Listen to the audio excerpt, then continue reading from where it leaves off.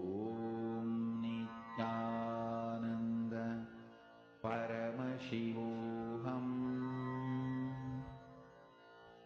Om Nithyananda Paramashivoham. Om Nithyananda Paramashivoham. Om Nithyananda Paramashivoham. Om Nithyananda Paramashivoham. Om Nithyananda Paramashivoham.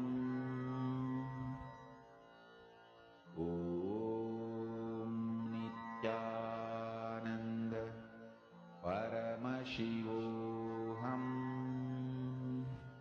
Om Nithyananda Paramashivoham.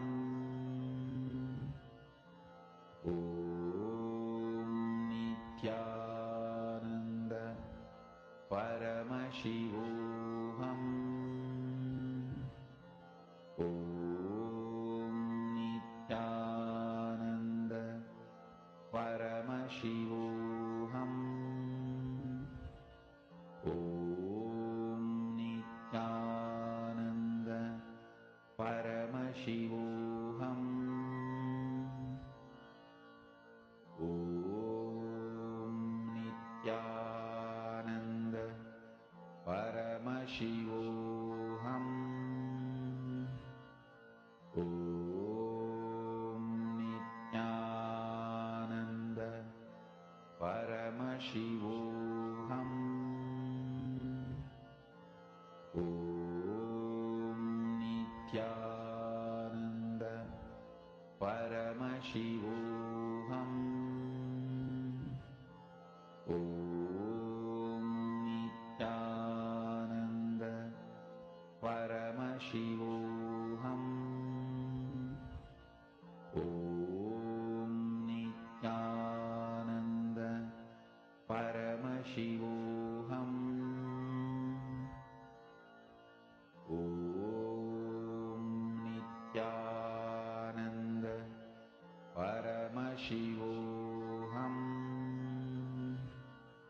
Slowly relax. Om Nithyananda Paramashivoham. You can open your eyes, you can check.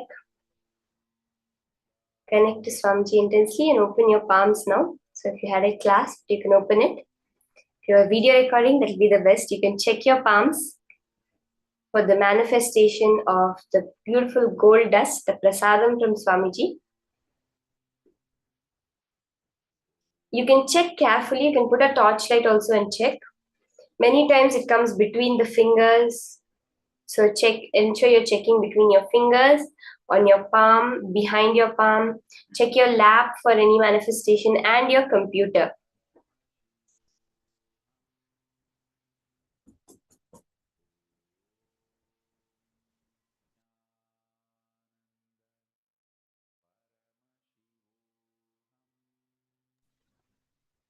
Verify it and post how Paramashiva has manifested. Many times you'll start off by feeling the intense heat in your palms. So you can check back on you can verify you felt that vibration or the heat in your palm means the materialization started. Throughout today, we'll be manifesting more and more of this power. So get ready for more of it. And now in the next session, we are going to be really delving deep and understanding this whole science of unclutching, which is the source for everything that you want in your life to happen. Let's now listen to these powerful cognitions from Swamiji on the science of unclutching.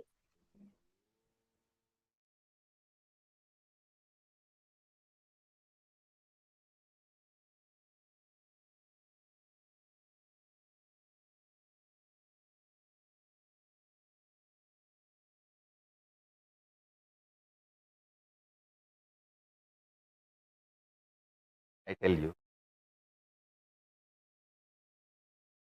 Each of my gurus, they poured their life on me. The clarity with which I can grasp all the great spiritual principles and explain. That is because of my ability to unclutch, which is the pure gift from Annamalai Swamigal. It is just a simple gift from him. My ability to operate in Sagaja Samadhi, space of Paramashiva, gift from Isaki Swamigal.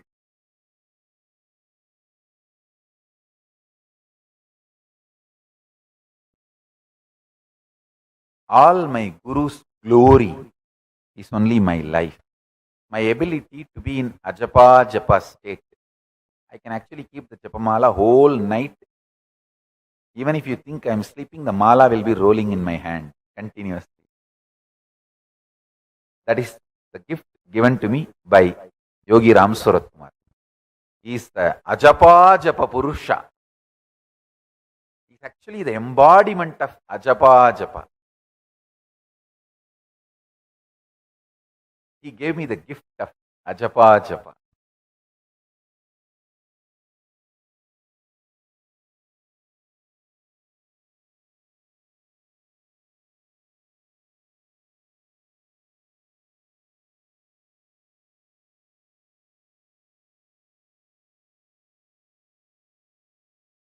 Peace alters the very DNA structure, genetic structure, the core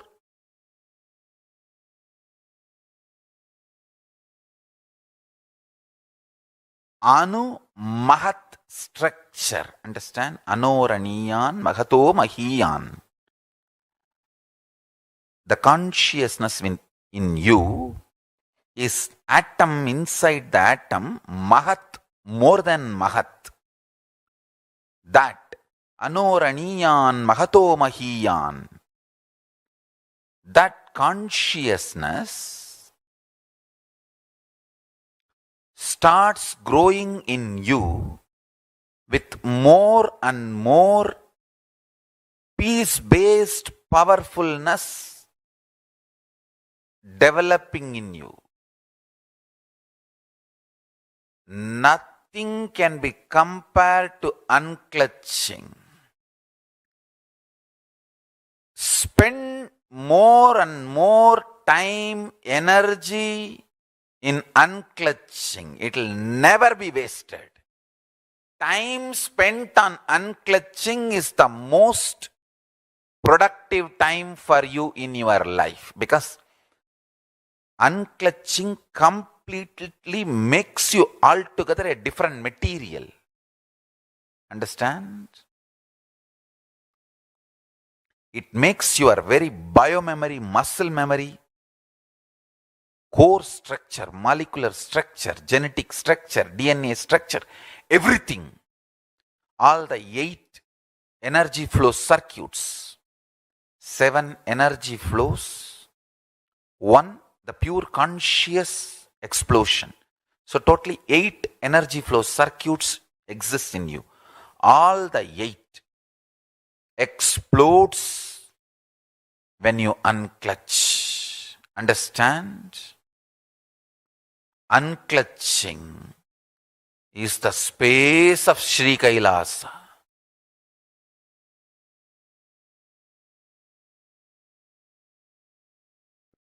Listen carefully. Categorization, generalization, judging. All this is taught to you as a science of life. But all this leads more and more delusion. Listen carefully. I wanted to put this on record clearly, generalizing,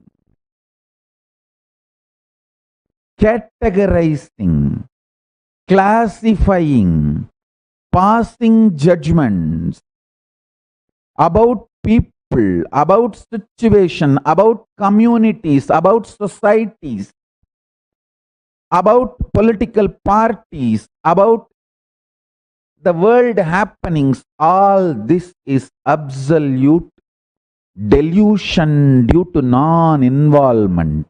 Delusion-based decisions are bound to lead to suffering and more ignorance.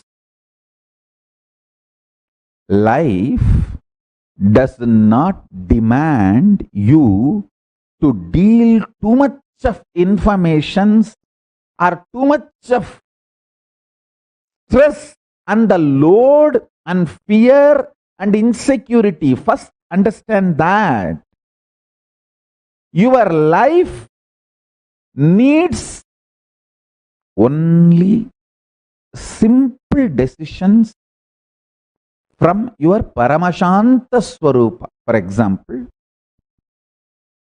when you are thirsty, water bottle is there in front of you, just pick up the bottle and drink. If the water bottle is not there, get up, go to kitchen and get water and drink. That's all. Instead, you are being taught, oh, when you are weak, when you are feeling tired, when you are thirsty, you may be dehydrated, you will not have the enough strength in your biceps and muscles to pick up a glass and pick up the water and drink. Please start working out now. Take this protein powder, take this non-veg, take this, drink that blood, this muscles, this flesh, and build your body. So when you are thirsty, you can just get up and without any dehydration, difficulty, you can start drinking water. And to substantiate the statement we are making, we have thousands of studies, researches done on people.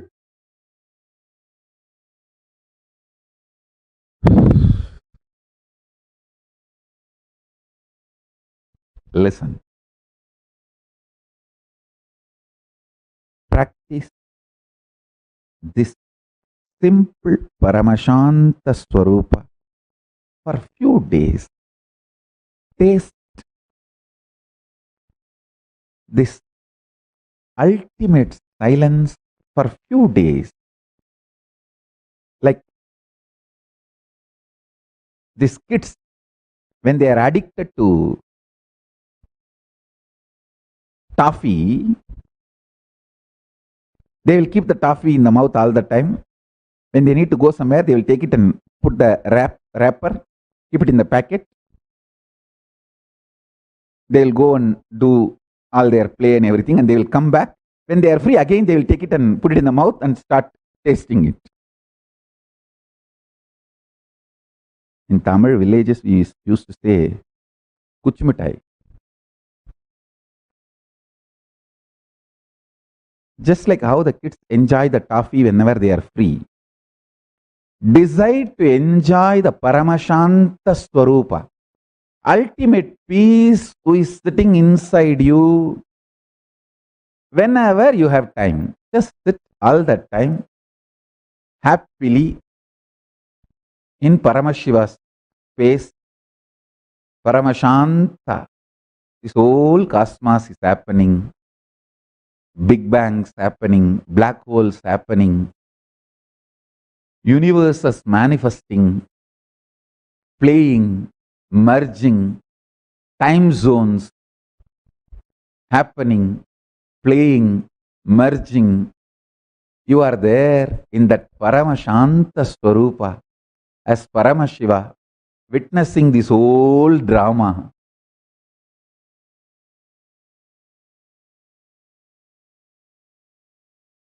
If you just bring the oneness to your intellectual understanding and your inner cognition, apply that in every aspect of your life, relationships, health. Even if you have a simple headache, apply oneness as the first solution. You may ask how to apply oneness on headache. I'll give you very simple understanding. Just see where the pain is and see. Me, oneness within me, cannot be uncomfortable within me. If something is uncomfortable within me, then that me is not in oneness with me. Let me see where me is not in oneness with me. Just start searching for that. You will see me becomes one with me and headache disappears. If there is a headache, me is not in oneness with me. Let me see which part of me is not in oneness with me. Just start searching. I tell you, simply headache will disappear. And please listen. I'm not giving you false ideas. Just take little sacred ash. Tell Paramashiva, "Oh Mahadeva, Paramashiva, I know oneness is an energy which can be mixed with any object, and that object will manifest and radiate that electromagnetic energy of oneness. So let this sacred ash be mixed with that electromagnetic energy of your oneness. Let your oneness be invoked in this sacred ash and apply that on your forehead with the Mahavagya, Nithyananda Paramashivoham. It is equivalent to applying oneness on your forehead, and you will see headache disappears. I am not giving you some method like a placebo, fluke, click. No. Understand? What I am talking is far beyond placebo. It is oneness effect, not placebo effect. The electromagnetic force, maybe I can use a new word, cosmomagnetic force of oneness can be infused into any object. You can infuse that within you and without you, both. Within you and without you, both. When I lived my Parivrajika life, means body was moving around without will, devoid of will, just with the flow of Paramashiva, Prakriti and Purusha, Paramashiva and Parashakti. The sacred ash is the only medicine. That is the mosquito repellent. That is the blanket. That is everything. Cold, apply sacred ash. Mosquitoes, apply sacred ash. Animals are in the forest and they may attack you, apply sacred ash. For anything, applying sacred ash was the solution. I'll take the sacred ash, invoke the powerful oneness cognition into it, the electromagnetic energy of oneness. Infuse that into that sacred ash and apply all over the body. That's it.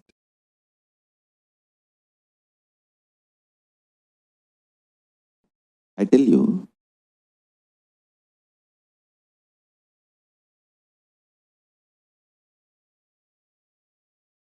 this is one of the powerful Mahavagya I received from Annamalai Swamigal. This is, I should say, that from the Ramana Sampradaya, the tradition, ecosystem of Bhagavan Sri Ramana Maharshi. Very casually, he put this in me. Deham naham, koham soham. Like how in the schools you learn Baba, black sheep. See, the rhymes you learn plays a major role in your thinking. Don't think rhymes are just funny. This is the most beautiful rhyme for enlightenment I learned. Deham naham, koham soham. Deham means body, naham, I am not. Then koham, who am I? Soham, Paramashiva is me. I can say that I just can build full-fledged temple for Annamalai Swamigal, just putting this one rhyme inside my head. Even while I walk to the restroom, the schools, they will give an interval break, 10 minutes. You have to run to the restroom and come back. Even while running to the restroom, I will sing this only. Deham naham koham soham.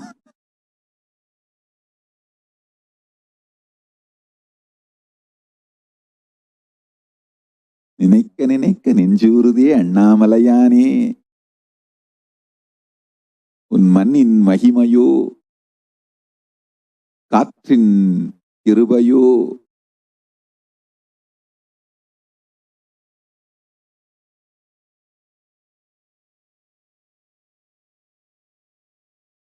Listen, the rhymes you cherish inside you matters. The words you cherish inside you matters. The words you cherish inside you for 6 months will become reality within a year. At least it will become like a echo chamber for you. ECHO. Echo chamber for you, around you.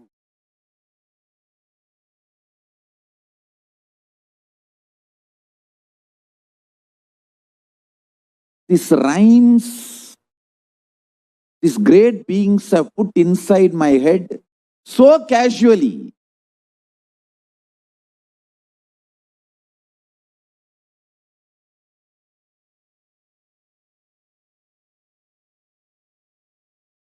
I started going to Annamalai Swamigal because he will give that candy and all that for the kids. Whoever brings to have his darshan, candy and other sweet, he will give it to all those kids.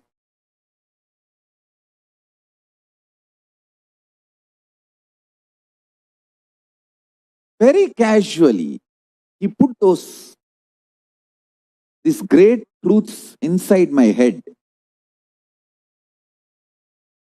If you know little Sanskrit, you will understand this 4 word is the essence of whole Hinduism. Deham means body. Naham, not my core, me. Me. Deham is mine, but not me.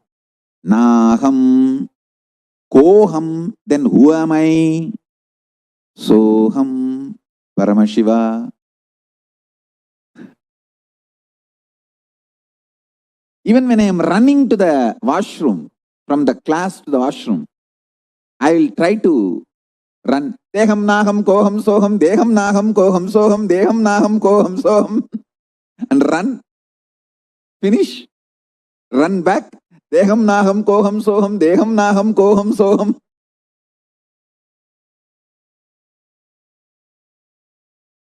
This constantly going on with this created a kind of an echo chamber around me.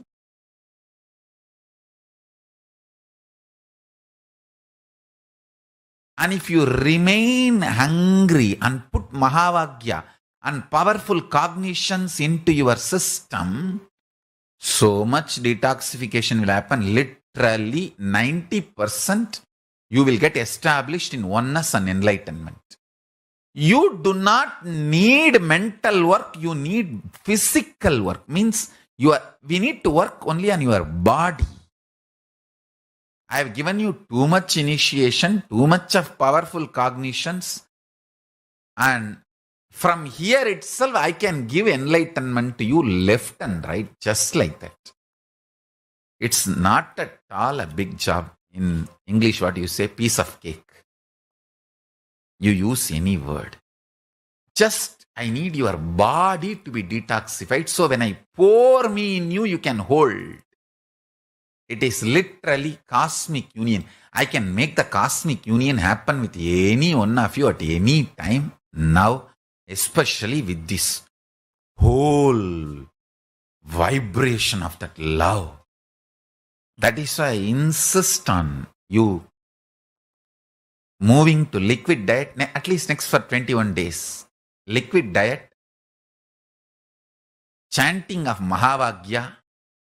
Vibrate yourself with the Mahavagya, Om Nithyananda Paramashivoham, and spend as much time as possible with oneness capsules and satsangs, these powerful cognitions. And I tell you, these powerful cognitions will get rooted in your biomemory.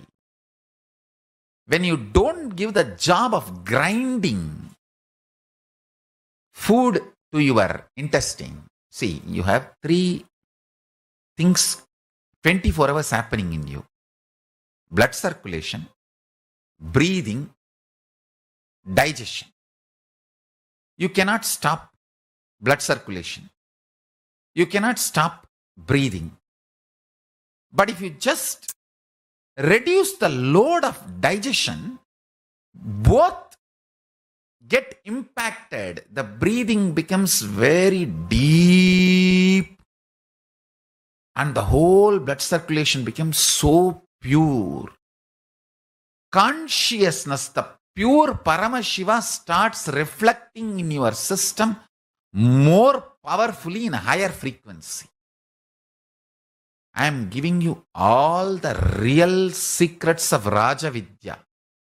I am giving you all the original secrets revealed by Paramashiva to Devi, Devi to Vishnu, Vishnu to Brahma, Brahma to Surya, Surya to that whole Surya Vamsa.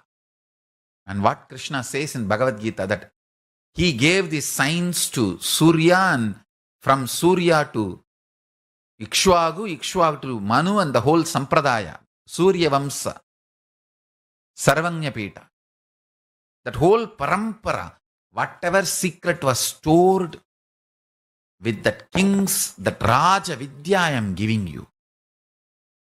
Work on body. Only middle class people work on mind. Kings, elite people work on body.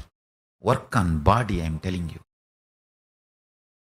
Middle class people eat and waste their life. Royal elite people don't eat. Just drink, build the body. Strong nervous system to hold the highest version of Paramashiva's love. The highest version of Paramashiva's love I tasted in my life, Arunagiri Yogi Ishvara, my Guru. The love was so much. Never I felt insecure that will I be able to execute all his instructions, all his command, all his words. I just know I have to make his words into reality. I have to strategize whatever he wants. I have to strategize and make it happen. That's all.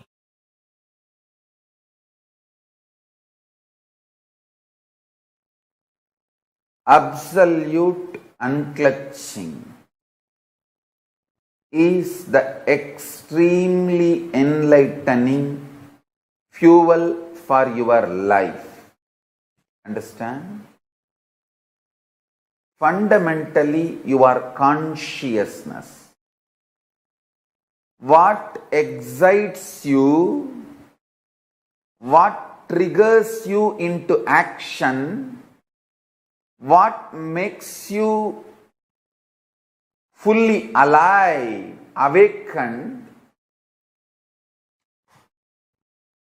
that is your resource, your fuel. Listen. Your fuel.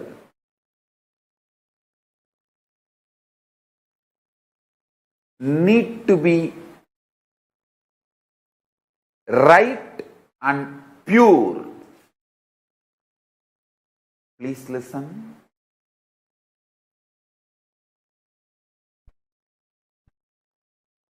If you use the right fuel, right resource to excite you, inspire you, energize you, you will have respect for yourself.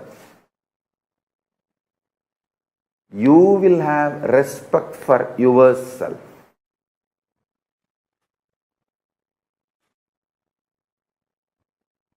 I tell you.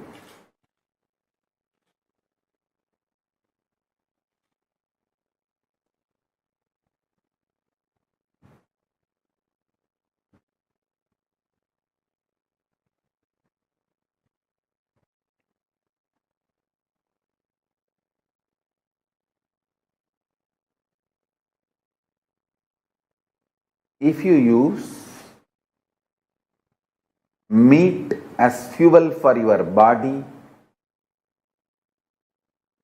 slowly but very definitely,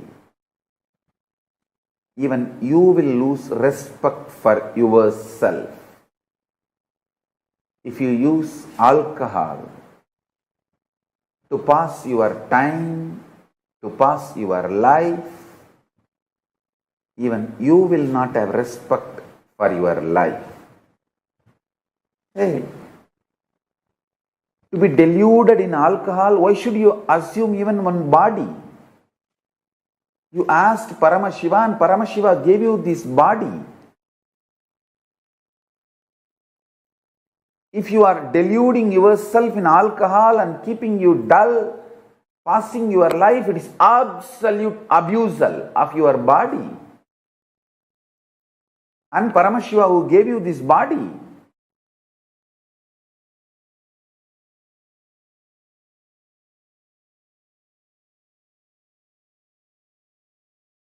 Understand?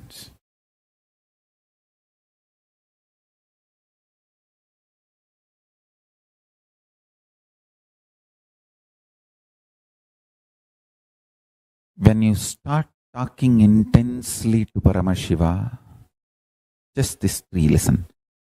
Forget about everything else. Paramashiva is real. And you start talking to him.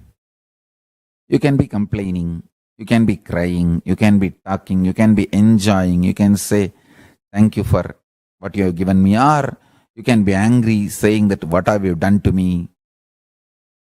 Why is Australia fire is not getting put off? Why the animals are dying in Australia? You can talk anything you want. He's as older than sun and fresher than your breath. He's new to you than your own breath. He's old to you than the sun. Older than the sun, newer than the fresh breath you are taking inside. So you can talk anything you want.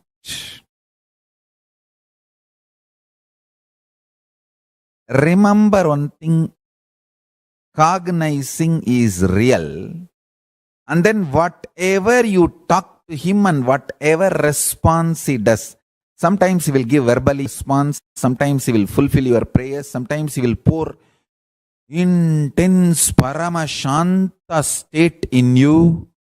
All is his response. Anything you do will only wake you up to the reality he is real and he is ultimate. That's it. I have given the essence of everything. State, space, powers, being, superconsciousness and Sri Kailasa of Paramashiva. All the 6 aspects I have given in this 1-3 line. Paramashiva is real. The ultimate is real. And start talking to him intensely. It can be sweet, friendly conversation. It can be fight. It can be demanding. It can be aggression. It can be surrender.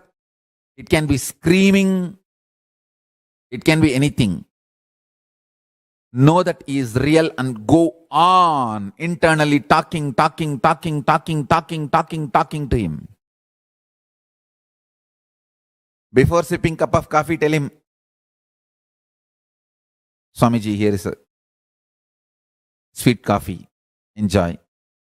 Before falling asleep, tell him, I am resting in you. Make my brain fall in tune so I manifest you. Go on and on and on. I tell you. Listen to this. Once you feel you are dreaming, and after that, even if you slip into dreams, all those dreams only leads you to waking up state. Only once you remember, I think I am dreaming and it's not all real. Even if you don't wake up and fall, you slip into the dream again.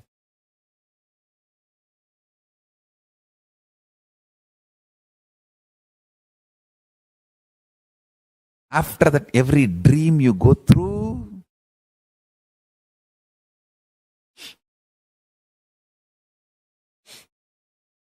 will only lead you to wake up. You will only wake up.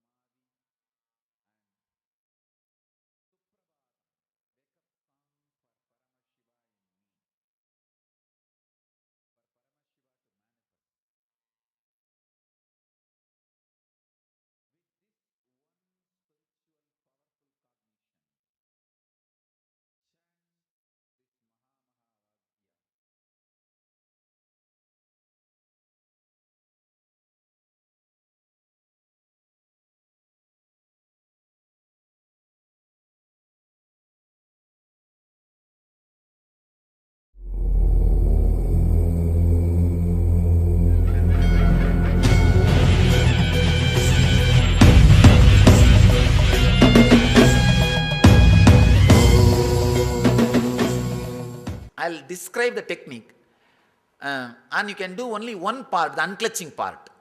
See, the technique is 5 steps. The first step, it's like a preparing you. The 3 steps are just preparation. 4th step is the unclutching, the exact meditation.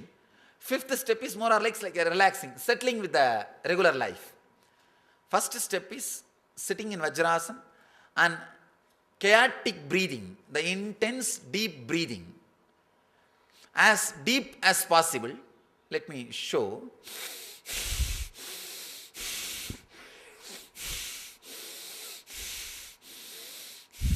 As deep as possible. First 7 minutes. This, as fast as possible. The second step, it's one kind of a pranayama. Second step, intense humming. Let me show.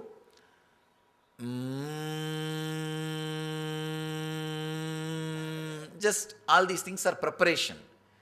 Preparation so that you will be able to unclutch intensely, deeply. The third step, putting your awareness on every energy center for 1 minute.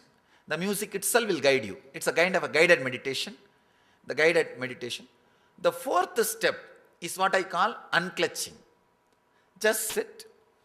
Because of these 3 steps, so many things should have been released in your system.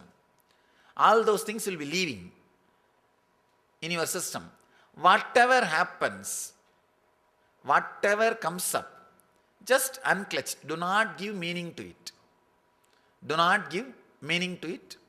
Just unclutch whatever happens, maybe for 7 to 8 minutes. You may think, is it enough? 7 to 8 minutes, and intense unclutching is more than enough to keep that energy whole day. Just intensely unclutch, and whole day you will have that remembrance. Let me unclutch. Let me unclutch. That's all we need. That's all we need. The 4th step is unclutching. The 5th step, just sit. There will be a simple music. There will be very silent music, very simple music, nothing related to mystic or any spiritual, just relaxing, settling with your body and preparing for your day-to-day routine. This is the 5th step. Now we can do just the 4th step. Now we can do just the 4th step. Maybe 10 minutes, try. You don't have to struggle. You don't have to have any difficulty. Just see the any thought rises in you, just unclutch. Just see the thoughts are unclutched. See the thoughts. The words are not given any meaning. You just see. The moment a thought comes, you unclutch. There will be small gap. Immediately your mind will say, no, I am having thought, or I am having silence. Unclutch from that thought to any thought comes up to your conscious radar.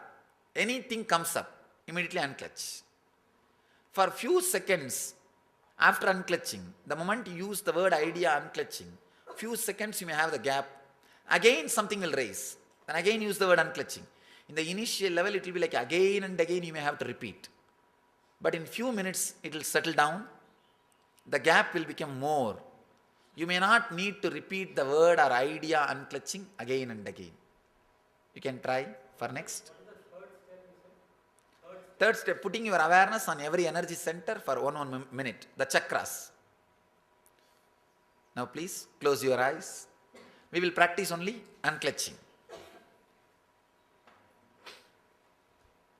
Just close your eyes and relax.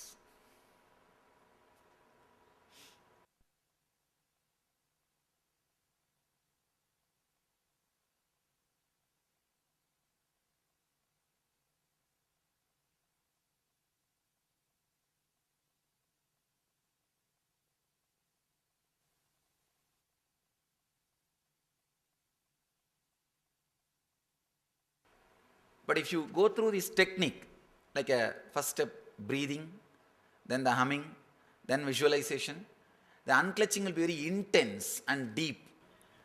Thank you. Thank you.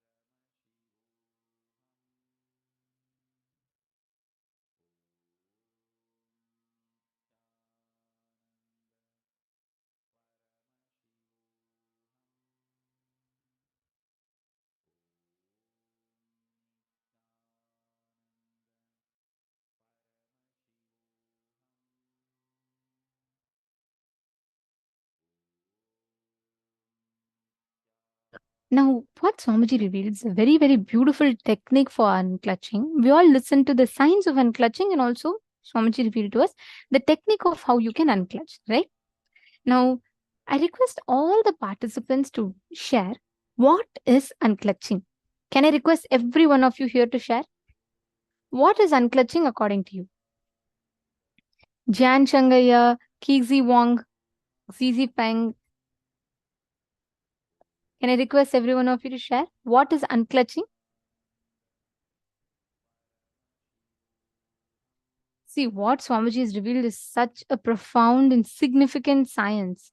If we just apply this science in our lives, we'll just have such extraordinary breakthroughs in whatever aspects, whatever we are doing. So come on, I request every one of you here to post what is unclutching according to you.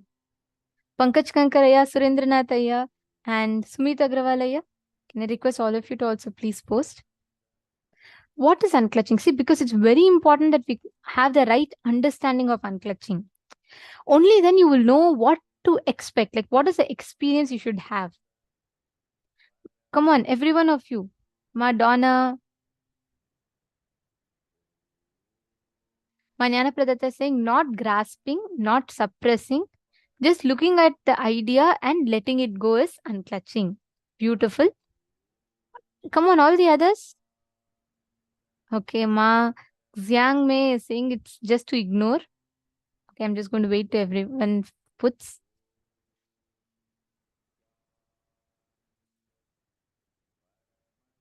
Come on, others, how about you all? Ma Wanjia.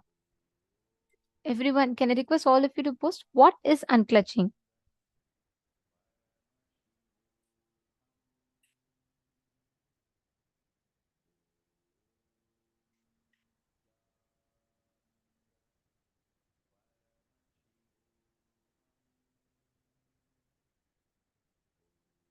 Okay, I have a lot of answers from this room. Unclutching is increasing the gap between thoughts. Ma Jayanti has posted. Nice. Ma Parameshwari has posted. Observe thoughts are coming and letting it go.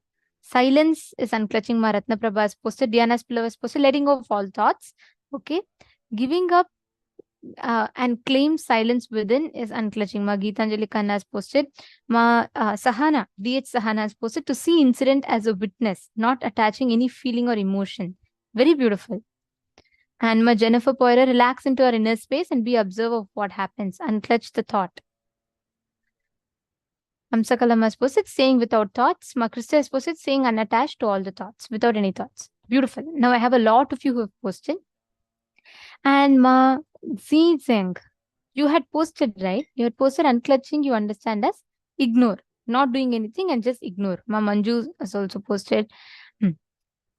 Now, many of you have posted the precise definition of what is unclutching, and that's right. And unclutching is you not having personal emotions or attachments to the thoughts.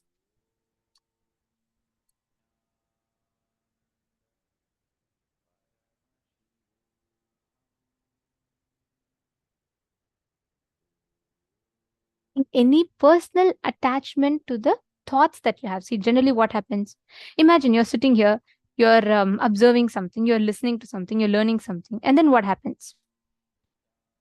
You start experiencing disturbance, interferences of your emotions. You're watching, let's say you're watching a movie, okay? Suddenly you see a scene like where someone is coming and telling something to the hero, and suddenly you remember what happened in your life, and then you start clutching, you create a shaft. Have you all experienced this? Whenever you are very depressed, right, you will remember suddenly like a shaft of one after the other, the series of all the painful moments of your life, correct? Even in between, if something great and big had happened, you will not even consider it as something big. You will only remember all the bad things that happened. Same thing whenever you're happy. Instantaneously, you will forget all the moments of sadness and wherever you had, you were at loss or something. You will forget all of them. you will just purely remember all the moments of happiness. Isn't it? See, that continuous stream of thoughts that happens in us, thoughts happen in us so fast that we almost think it is connected one after the other. I'll ask you all with an example. Have you seen how fan rotates? Have you all observed? When the fan rotates in a high speed, right, you will not see separation between one wing of the fan and the other wing. You will just see like it's a complete circle. It's continuously rotating. So you will not even know where is the gap. But in actuality, one wing is not connected to the other. There's a clear gap in between. Same way, like Swamiji calls it as the bubbles in the fish tank. The bubbles in the fish tank happen so continuously, one after the other, one after the other, one after the other. It'll almost seem like it's a chain. It's like connected, linked to each other. But in actuality, they are not. Inside of us, the thoughts we have are also exactly the same. It goes on so fast, so fast. It keeps moving so fast that we almost forget that they are not connected. The back pain you had 10 years ago, the back pain you had 5 years ago, the back pain you had 5 days ago, the back pain you had 5 months ago, the back pain you had 5 minutes ago, and the back pain you had 5 seconds ago are not connected. Each are individual, independent incidents. But inside us, we create a shaft, we create a huge chain of one after the other, one after the other, one after the other. And we just fall into the depression. We start feeling like, oh God, it's too much. All my life I've been like this. See, unclutching is not ignoring. See, Mark Xiang Mi.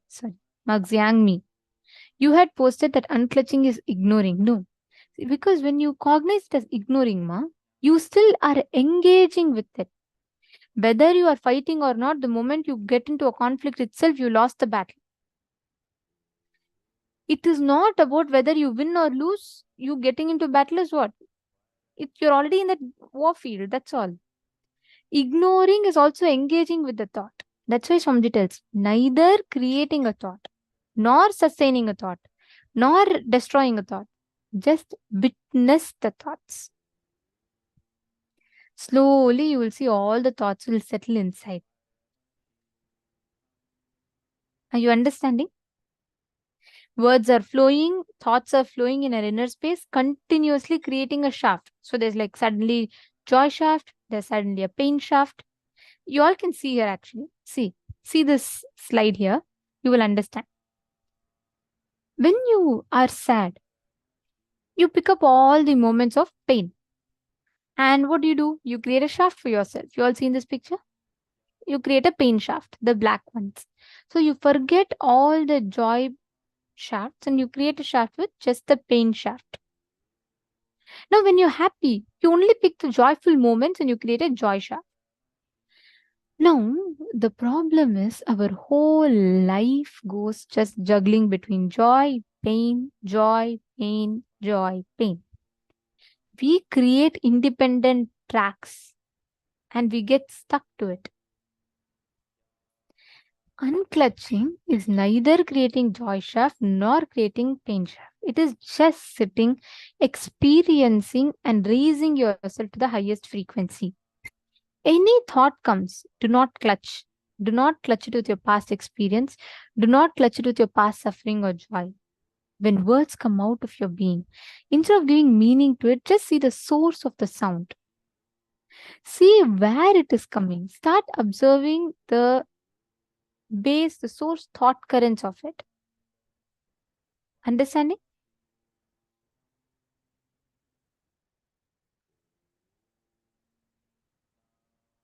Okay, now I request every one of you for a few minutes, just try to unclutch. Sit. Can all of you sit? Don't do it like a meditation process. Don't do it like, concentrating, focusing, meditating. Just close your eyes and unclutch. Just watch your thoughts. Don't try to stop. Don't say, hey, you know what? I don't want to think like this and all. Don't try to stop. Just watch your thoughts.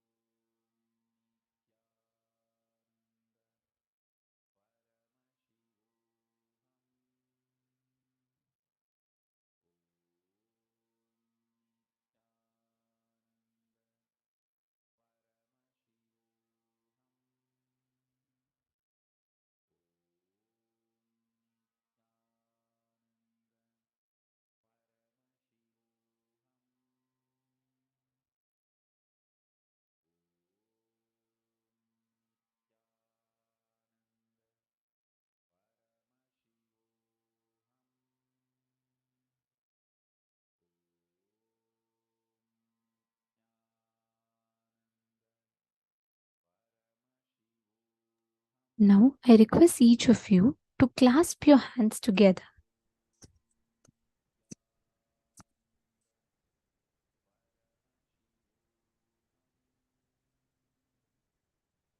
Please clasp your palms together. And in this unclutching itself, you can manifest the power.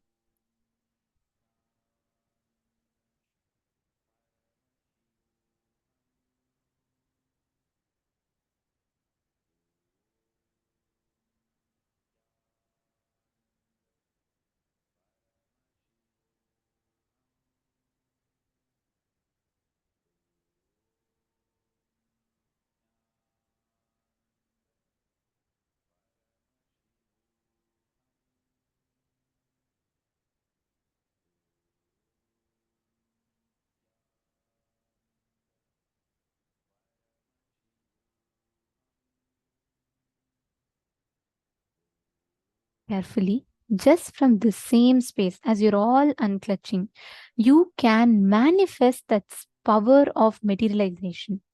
See, Swamiji tells, you know why we're all doing unclutching today? Only when you unclutch from your current identity, you move up, higher up, to manifest the higher planes of your existence. Only when you break through yourself from this space, you manifest the higher breakthroughs in life. You're understanding? So you all just sit now, put your hands together and chant the Mahavakya and intensely create. You're making from antimatter to matter. When you go to thoughtless space, when you are raising yourself high up to the thoughtless experience, you're actually generating antimatter to matter. All the antimatter, you're making that into matter, and you're converting matter into antimatter when you're teleporting. So you can just play with the nature of reality when you just unclutch. Ma Vonjia Lee is asking, can I understand it as not making a random, normally happening facts into a line of unbreakable karma. Just look at it as the way it is. Is that right? Okay, that's a very beautiful question, Ma. See, not just looking at it at the way it is, being disengaged with it. Like, for example, if you are walking by the road and you see a painting on the wall, like wall murals and all will be there, right? If you see it, what will you think? You will just see it. You will neither be something so attached to it, nor you will be you'll not hate it. You will just see it, correct? When you're passing by, when you watch all the trees in the road, do you have any engagement to it? No. You just witness, correct? Trees go on passing one after the other, one after the other, one after the other. Same way, witnessing your thoughts without getting emotionally triggered or emotionally attached by them. That is the space of unclutching. Are you understanding, Ma? See, when you watch a movie, or not even a movie, because even in movie we all tend to get emotionally attached. We all clutch onto it. So I'll not even give an example of movie. When you're watching something, when you are seeing, you're going on the road, you're seeing the trees, you're seeing the side of the road, you're not going to get attached to it. You're not going to get emotionally clutched to it. And at the same time, you're not going to hate it. You're just going to see it. You'll see, you'll just watch, observe. Same way, observe your thoughts. Don't hate it. Don't try to say, oh, this thought should not happen. It is wrong. It can't happen. No. At the same time, don't try to cling on to it. Don't try to say, oh God, don't try to engage with it. Don't try to create a thought with it. Just witness the whole thing. One after the other, they'll be passing in you. Yes, thank you, Mawanji Ali. Now, each of you sit. Please keep your palms together. With this understanding of the software, unclutch. And listen very carefully. Unclutch not with the expectation to gain something, that is also clutching. Unclutch just to experience thoughtless space. Just unclutch from that space inside of you.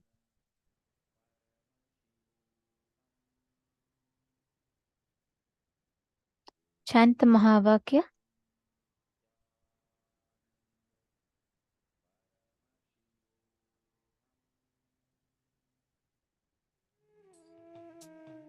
completely to the space of unclutching.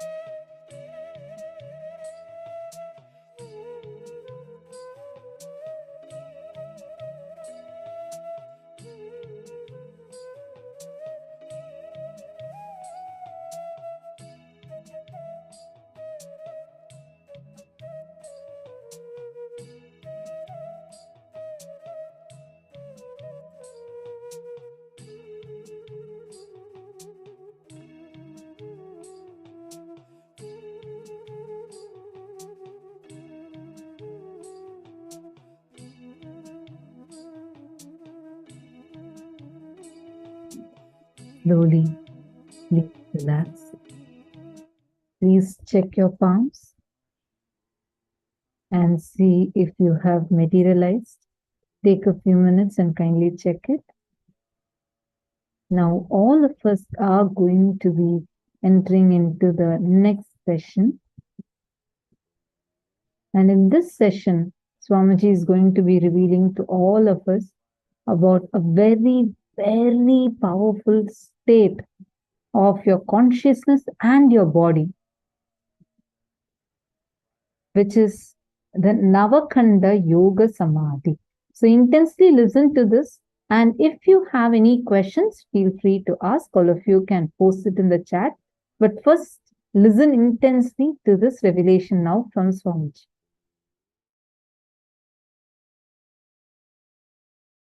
Today I'll explain something very important.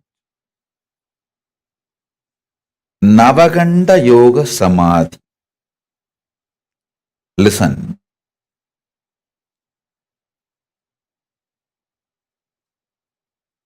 Listen to this word, Navakanda Yoga Samādhi.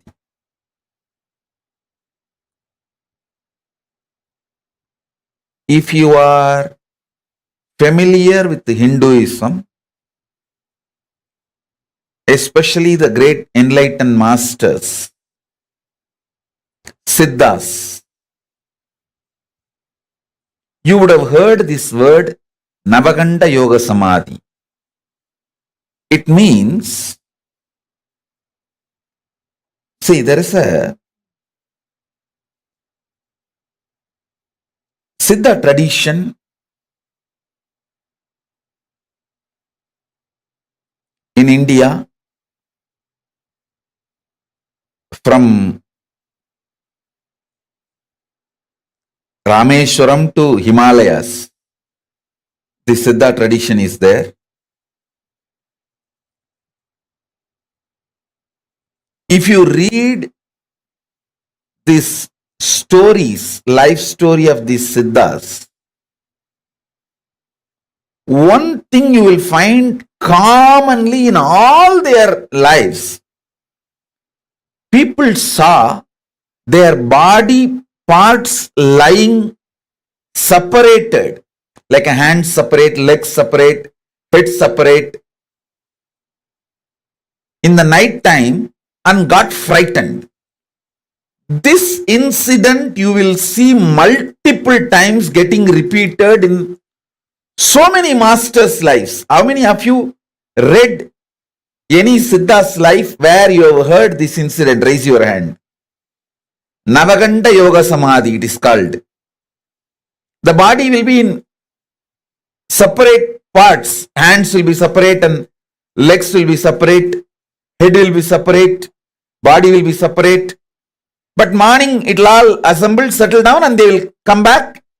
They will start doing all their activities. It is not just Shirdi Sai Baba. Thousands of Siddhas. I should say not just thousands, even lakhs. Comfortably I can say lakhs.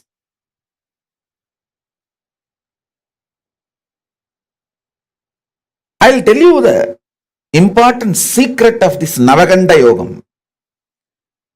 See, Navakanda Yoga does not mean they cut their bodies. Listen carefully. Kanda means cut. Akanda means uncut. Navakanda means 9 cut. Nava means 9. Kanda means pieces, cut. If you actually make a 9 cut on the body, it will be 10 pieces. 9 cut, 10 piece. This is called Navakanda Yoga. Listen. Navakanda Yoga does not mean actually the body is cut. I'll tell you what happens. This you need to be very, very intense. Listen to this. All of you listen. I'll explain about this Navakanda Yoga. See, your ears can hear only certain frequency. What is the decibel? Below the decibel you can't hear, above the decibel also you can't hear. Same way, your eyes cannot see below certain frequency light and above certain frequency light. See, light waves, below certain frequency your eyes cannot see. Above that certain frequency your eyes cannot see. How many of you understand this? Human beings can detect the sounds only the frequency of 20 Hz to 20 kHz.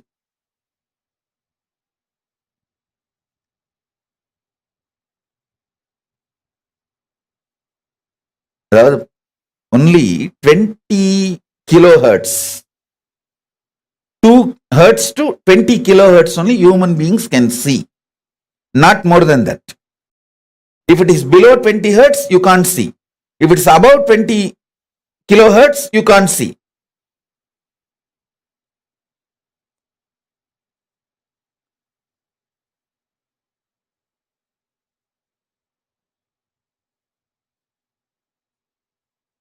I want all of you to understand this. Same way, only 400 nm to 700 nm eyes can see. Below 400 nm eyes cannot see. Above 700 nm eyes cannot see. Now all of you should know, when you intensely unclutch, first thing will happen, your body will get detoxed. Next thing, the body's light frequency will start increasing. So, it will start going above 700 nm. See, when the body goes above the 700 nm frequency, your eyes will not be able to see it. Your body has major chakras in the throat. Your body cannot see something below 400 nanometer. Your eyes cannot see anything which is below 400 nanometer. Same way, above 700 nanometer, you can't see. When you go into the deep unclutching, your body goes above the 700 nanometer light frequency.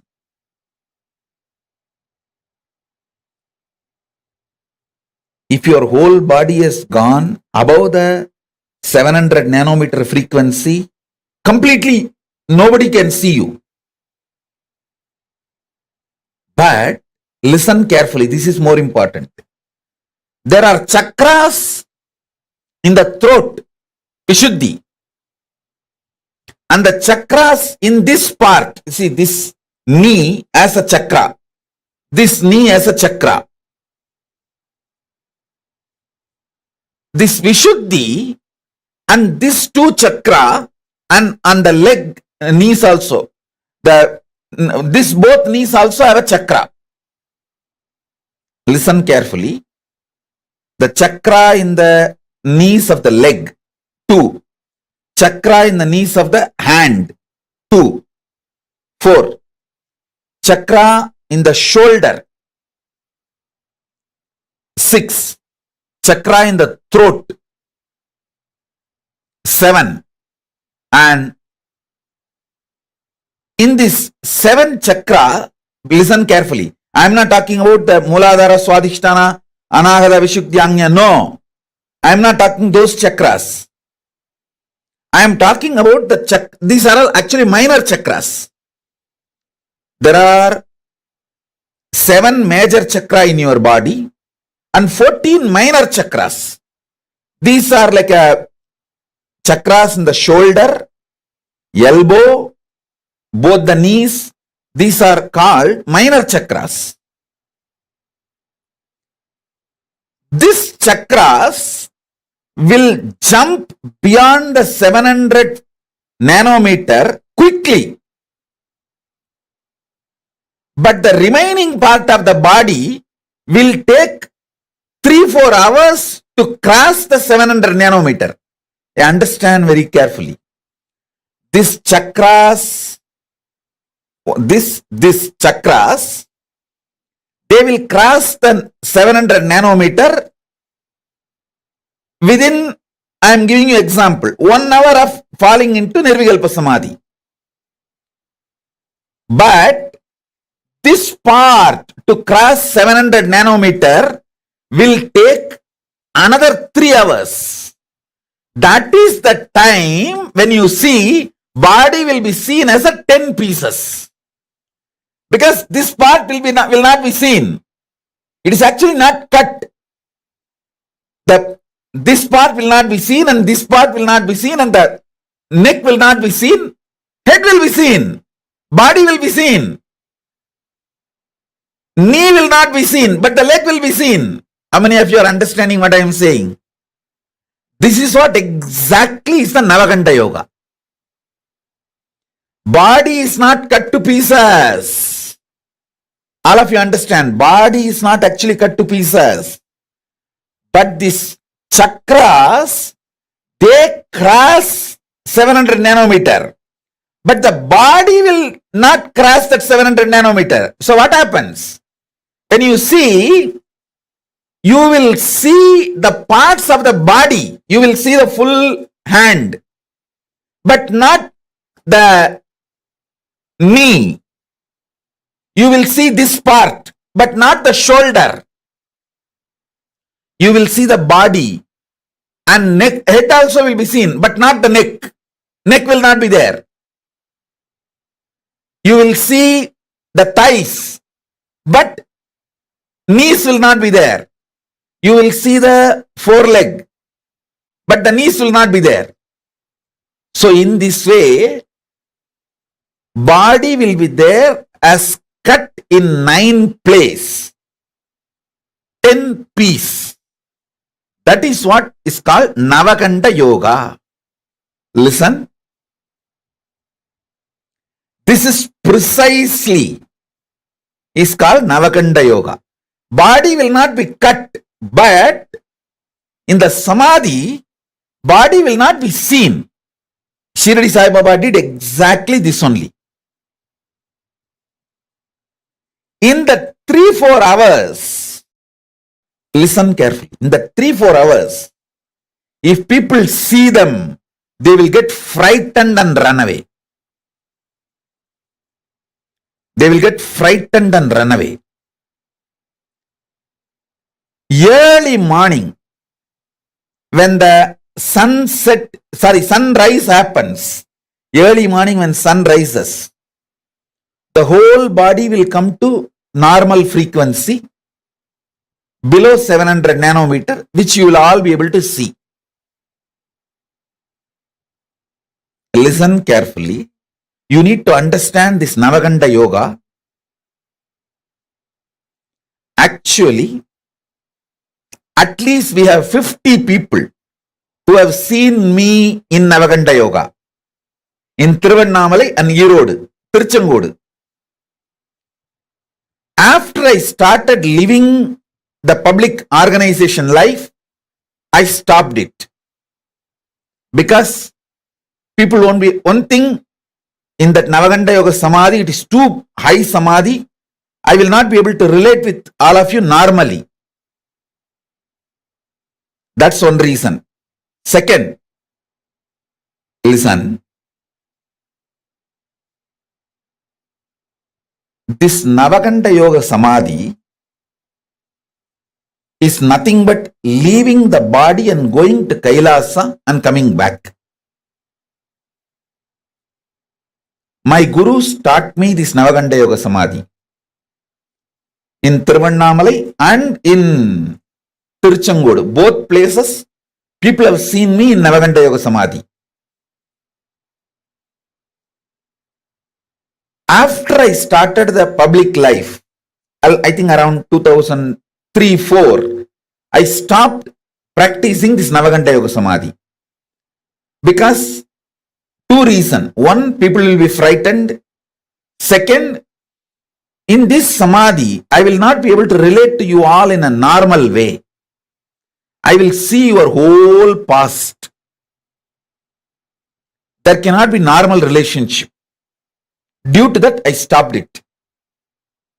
Now, because I am out of the human society, I have started doing and started downloading many things from Kailasa through this Navakanda Yoga Samādhi. Today, I am going to give you the glimpse of this Navakanda Yoga Samādhi and what I bring from Kailasa through this Navakanda Yoga Samādhi.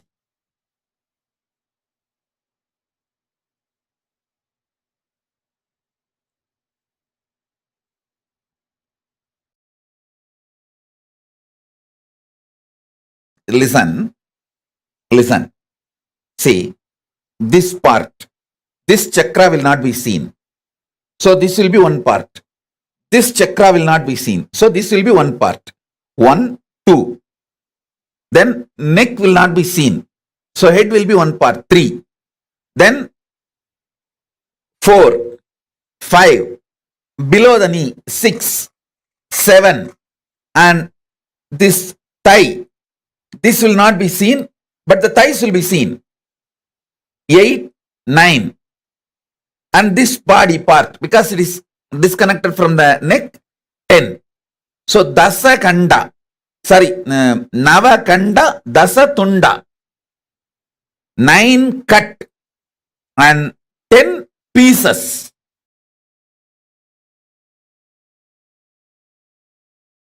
What is being played here is not music, it's a mantra. The great Siddhas, enlightened beings from whom this Navakanda Yoga Samādhi science is taken, their verses in native language, this is called Prakrita, senior to Tamil, senior to Sanskrit, there is a language called Prakrita. These verses are from that Prakrit.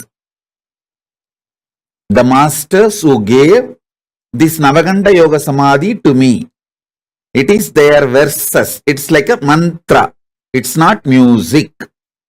So please sit with this vibration. This mantras will infuse unclutching into you and take you to the higher level. This line drawing, Paramashiva is wearing the tortoise shell on his neck and the tiger nail. This line drawing is unique, described in Agama. Especially the form of Paramashiva.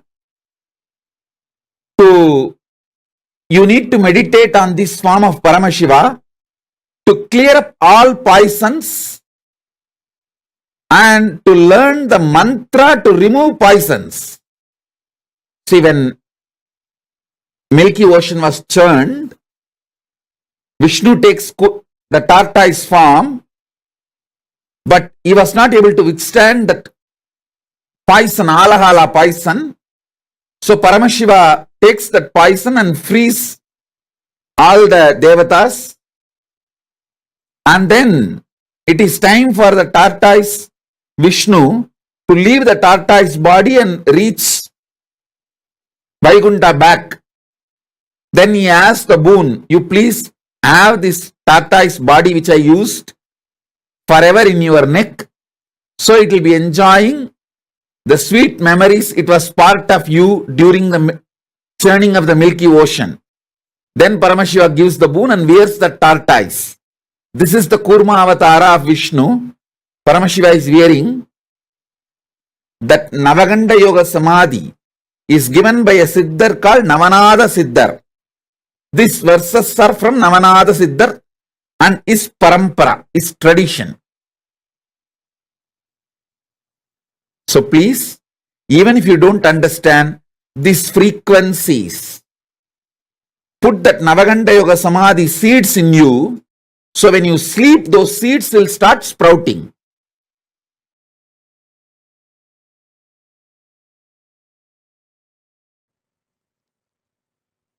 Will persistence is the only qualification you need for Navakanda Yoga Samādhi. Listen. Will persistence. Understand? I was just sitting and meditating. Why some people get only Nirvikalpa Samadhi? Why some people get Navakanda Yoga Samadhi?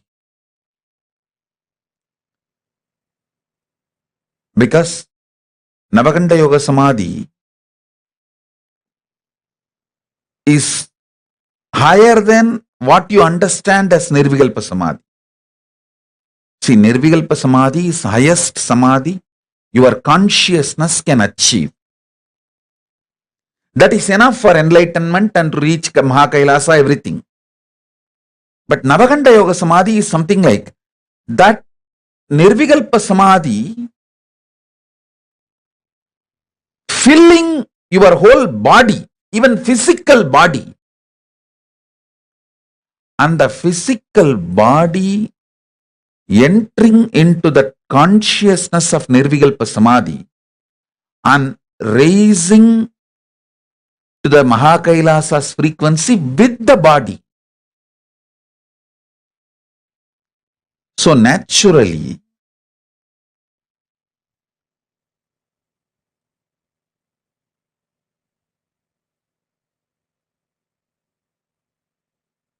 I should say that Navakanda Yoga Samadhi is like a going more than Nirvikalpa Samadhi. Listen. Many people achieve Nirvikalpa Samadhi and be satisfied with it. That is like tamarind fruit. The inside that fruit is ripe and it naturally gets detached from the shell.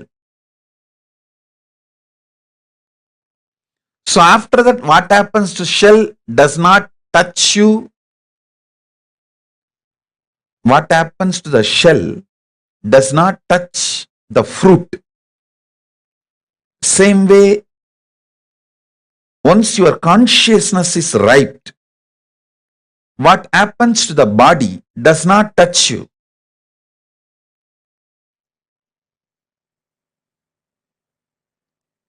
Many people come and tell me why great beings like Ramana Maharishi, Ramakrishna, Ram Surat Kumar all had cancer.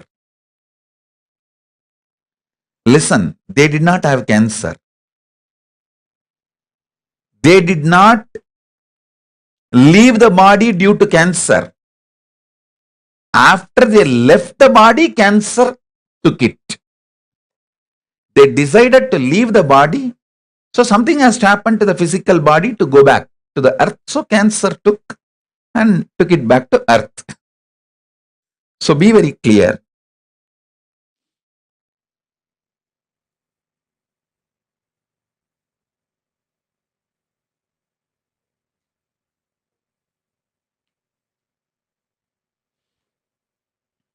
Listen.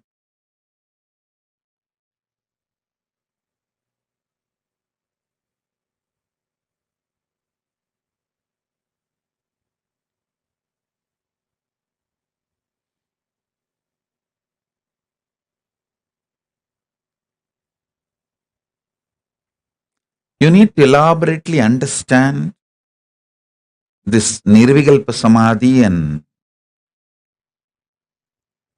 Navakanda Samadhi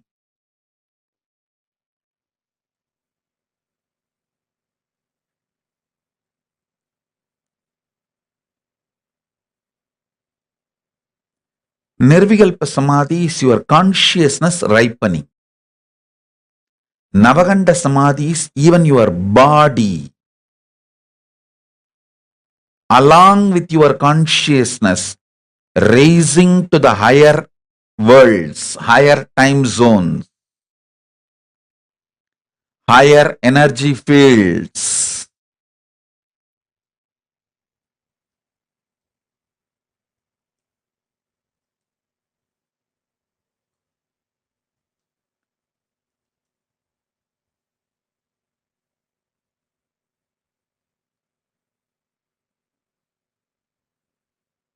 People who mastered Navakanda Samadhi only go to the higher worlds and bring the great gifts from the higher worlds and share it with us all, with the human level.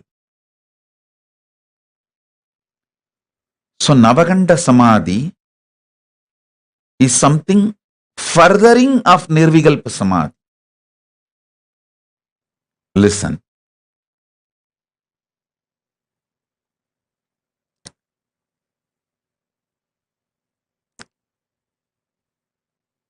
See, yesterday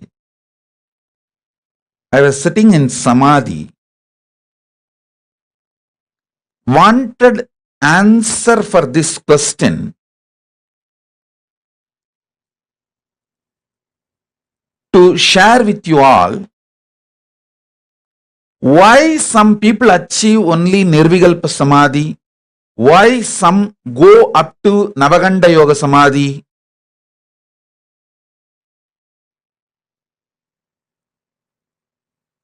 What is the ingredient, unique,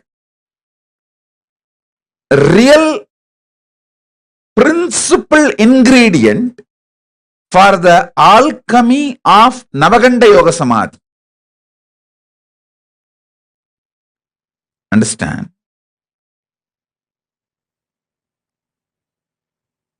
Unique, principal, primordial, or I should say that true, right, source reason for someone to travel to Navakanda Samadhi. How Paramashiva decides to give Navakanda Samadhi to some people? Why he gives Navakanda Samadhi to some people? I saw clearly, the Paramashiva revealed the reason clearly. It is sheer will persistence.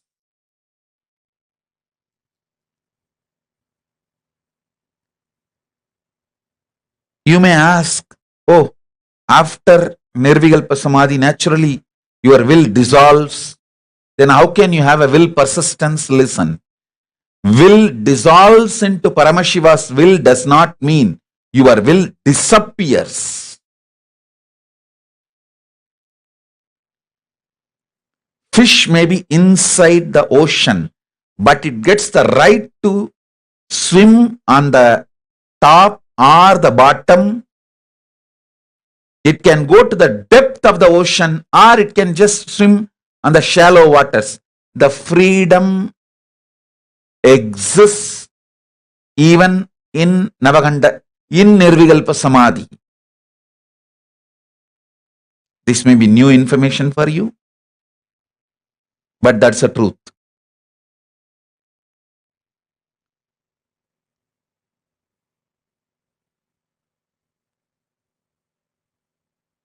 Decision who moves towards Navakanda Samadhi is basically done by Paramashiva based on the will persistence of the individual.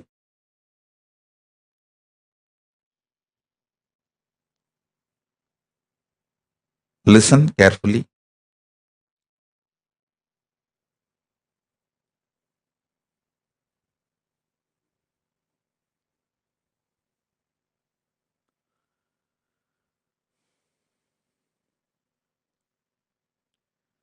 for any normal human being, Nirvikalpa Samadhi itself is enough. But if you want to be a teacher, guru, an incarnation, to bring great things from vertical time zone, higher worlds, and share it with the world, then you need Navakanda Samadhi.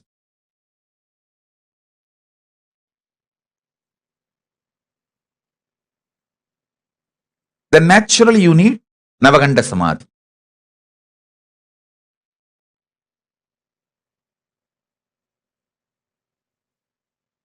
So understand,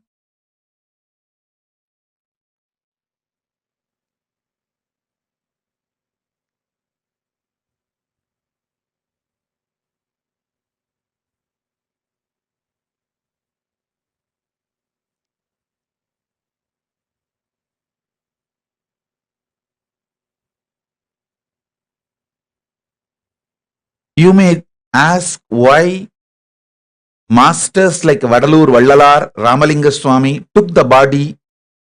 He just used the Navakanda Samadhi and made the Divya Sarira and left.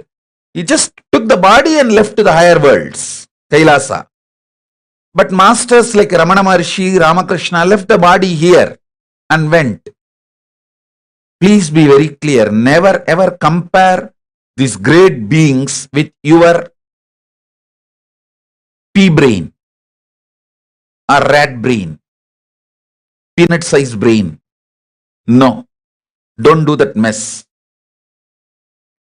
Maybe Ramana Maharshi thought leaving his body here in the planet Earth will continue to help millions of seekers. I tell you, just Ramana Maharshi's body alone is such a powerful Jnanagarbha. Such powerful Jnanagarbha. Unimaginable Jnanagarbha.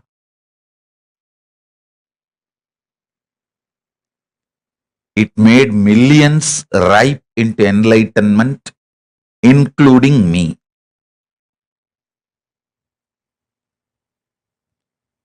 If Ramana Maharshi has taken his body, like Vadalur Ramalinga Swami, surely it would have been a great loss. So they have their own reason. Same way Ramakrishna. Ramakrishna, by leaving his body and especially making it burnt, he gave the asti which is installed now in hundreds of places all over the world.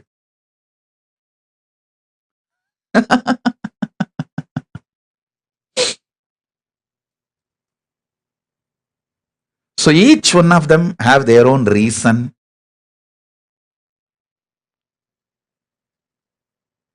You understand now the science of Navakanda Samadhi.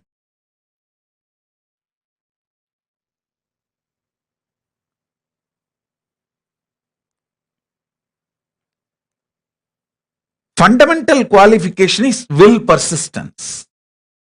Listen.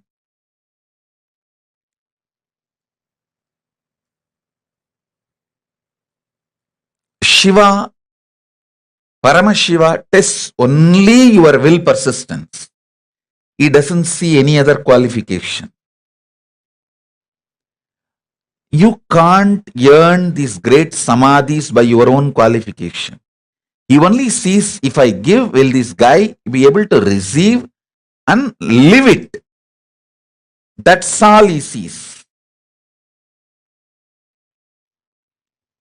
He doesn't see any other quality.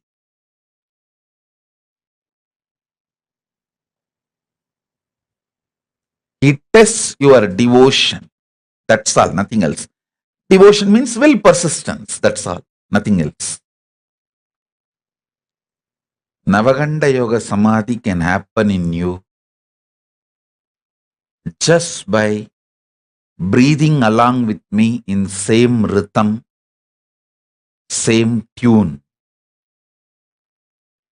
Nothing more is needed.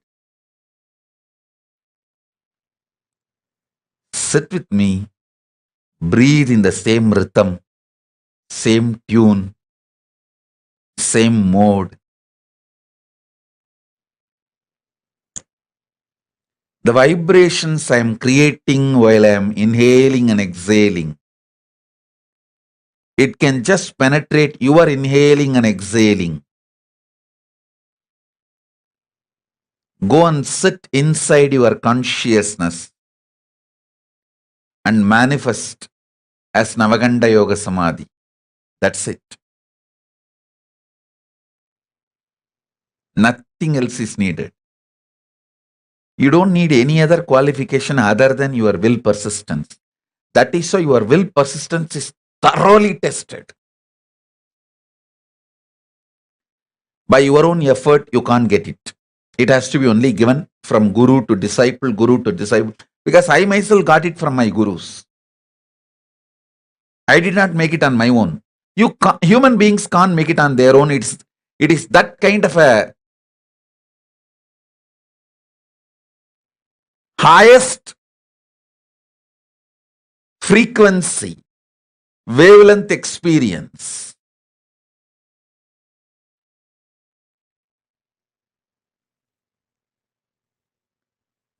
It can only be given from the higher dimensions. Means from guru to disciple, you can never make it on your own.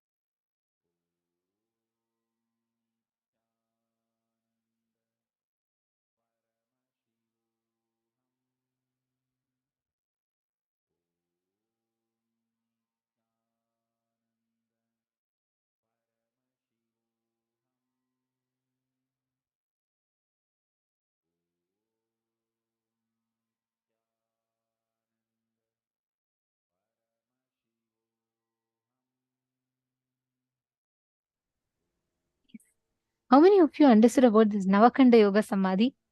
What did you all understand? Can I request each of you to share? This was just like mind blowing, right? It was just phenomenal. The way Swamiji described it, I have never heard it till Swamiji said it. Like about how the people, they all literally the enlightened masters, sorry, not people, the enlightened masters, they raise themselves to such high frequency that they are literally in that frequency where their whole body crosses at 700 nanometer wavelength.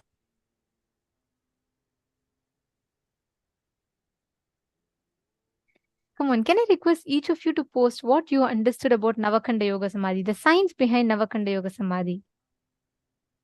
Navigilaya, Nithyanandam, Kion Limseya, Pankaj Kankaraya, Sunil Yadavji. Can I request all of you to post? What did you understand as Navakanda Yoga Samadhi? Actually, these are all such rare Siddha tradition teachings that we don't predominantly get to hear. These, even in the rare teachings of Hinduism, this is even more rare to understand about these type of samadhis, and you don't get much information on Google or anywhere. Swamiji is reviving these like ancient truths for us, giving it to us in a way that we can understand. Masunera was saying it takes will, persistence, and it needs to be initiated by a guru. That's right.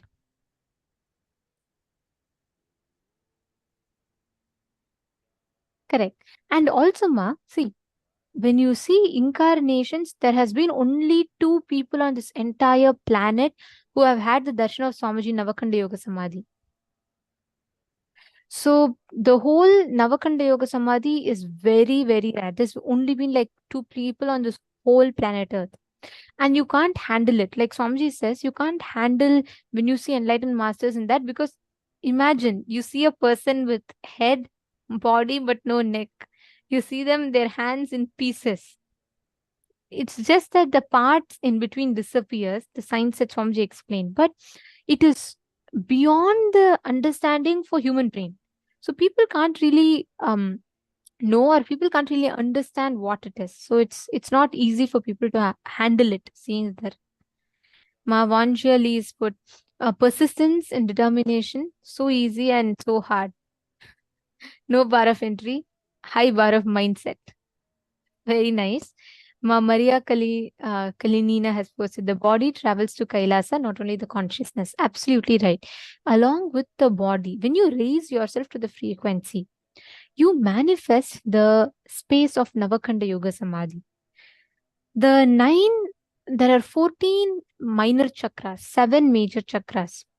So these minor chakras very easily tend to raise up in that frequency beyond the 700 nanometers, and that is what we all see as an experience. See, it is a very clear science, extremely advanced science, something that we all don't get to hear ever, right?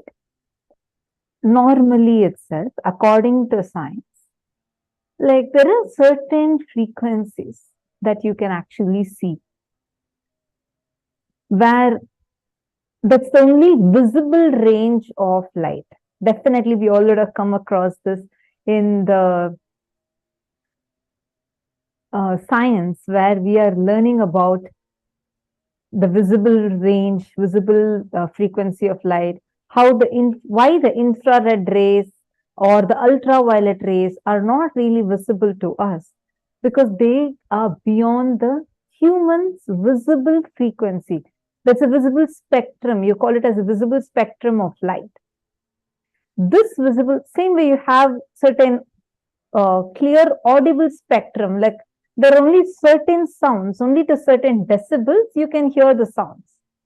Nothing beyond that decibels, nothing that is higher than that, meaning ultrasonic or infrasonic. The frequency or the decibels, when the decibels go below a certain frequency of sound, you don't hear it anymore.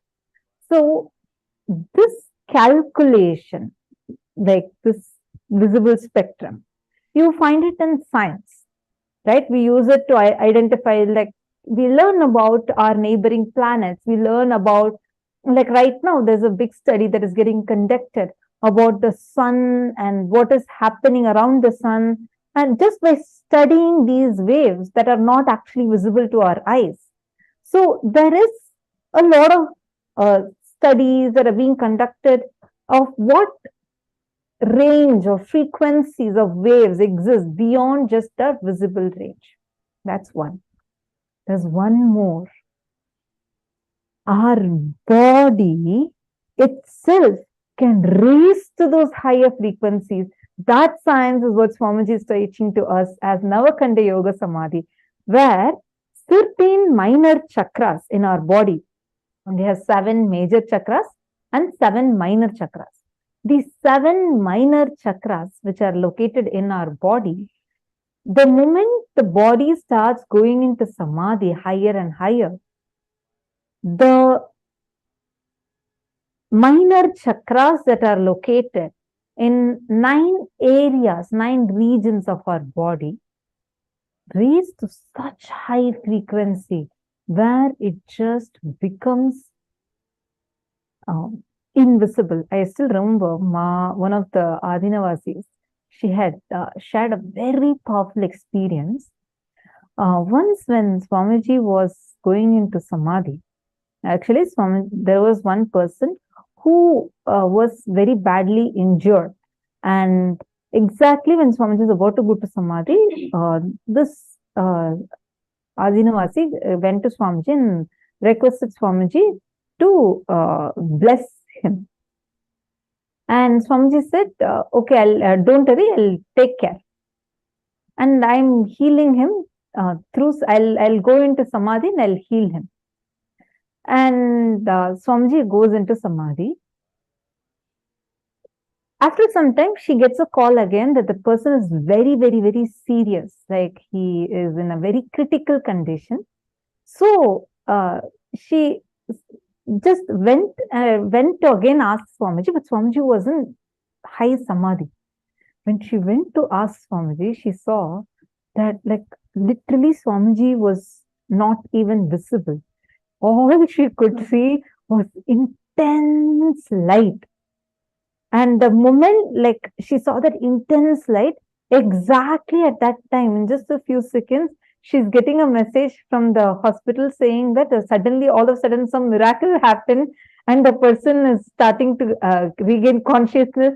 The person's life is now secure. And she saw Swamiji in that state. She said she actually got really scared and she ran out of the place. And after Swamiji settled down from Samadhi, she asked Swamiji. Swamiji laughed and said, that's why I tell you guys not to come when I'm in Samadhi. Because like when I'm in Samadhi, I'm actually connecting through the cosmic body and healing him. So it's not a joke. See, that science, that amazing sacred science, Swamiji is giving to us as Navakanda Yoga Samādhi. Nirvikalpa Samadhi, what we all learned first. When you go into that ultimate state of unclutching, and when that unclutching state becomes eternal in you, Sada Nirvikalpa Samadhi, the perpetual completion space and unclutching space starts manifesting through you. And when that unclutching space is manifesting, that's what you call it as Nirvikalpa Samadhi. So when your consciousness ripens, you achieve Nirvikalpa Samadhi. But only when your body is ready, you can experience Navakanda Yoga Samādhi. So Navakanda Yoga Samādhi is much more advanced because it not just involves your consciousness, but it also involves your body. Okay, I have a question. Michelle Chong was asking, when Paramashiva tests your will persistence, does he create obstacles for you? Okay, Michelle, one thing, first and foremost thing. First, Paramashiva empowers you. He makes you so strong, fills you with so much of will persistence. He makes sure you are ready for it. Then, when he tests you, he creates all kinds of leelas. But even at that time, when you say, Oh Prabhu, oh my Paramashiva, I know it is you who is testing my will persistence. After all, you have given me this will persistence, and I know that it is you who's doing it. Suddenly, you will see how he reveals himself to you and saves you out of it. He does test your will persistence. Even if you think, no, it will be too hard for me. At that point, look, so many obstacles will come, then I might fail. Even if you fall, where will you fall?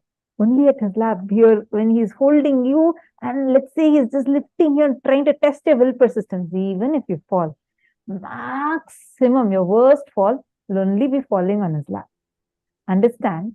So, testing will persistence, do not take it as how we normally understand as, oh God, if my will persistence gets tested, I don't even have so much will persistence. Even if I decide one thing in the morning, by evening my mood changes. What to do? I don't have. Why will Paramashiva test me? Relax. He will only empower you first. And only after he feels you are ready, he will test your will persistence. Don't worry. He will always empower you. Understand, even actually, how many of you have been to Kailasa, Toronto, in Canada? The temple in Kailasa in Toronto. How many?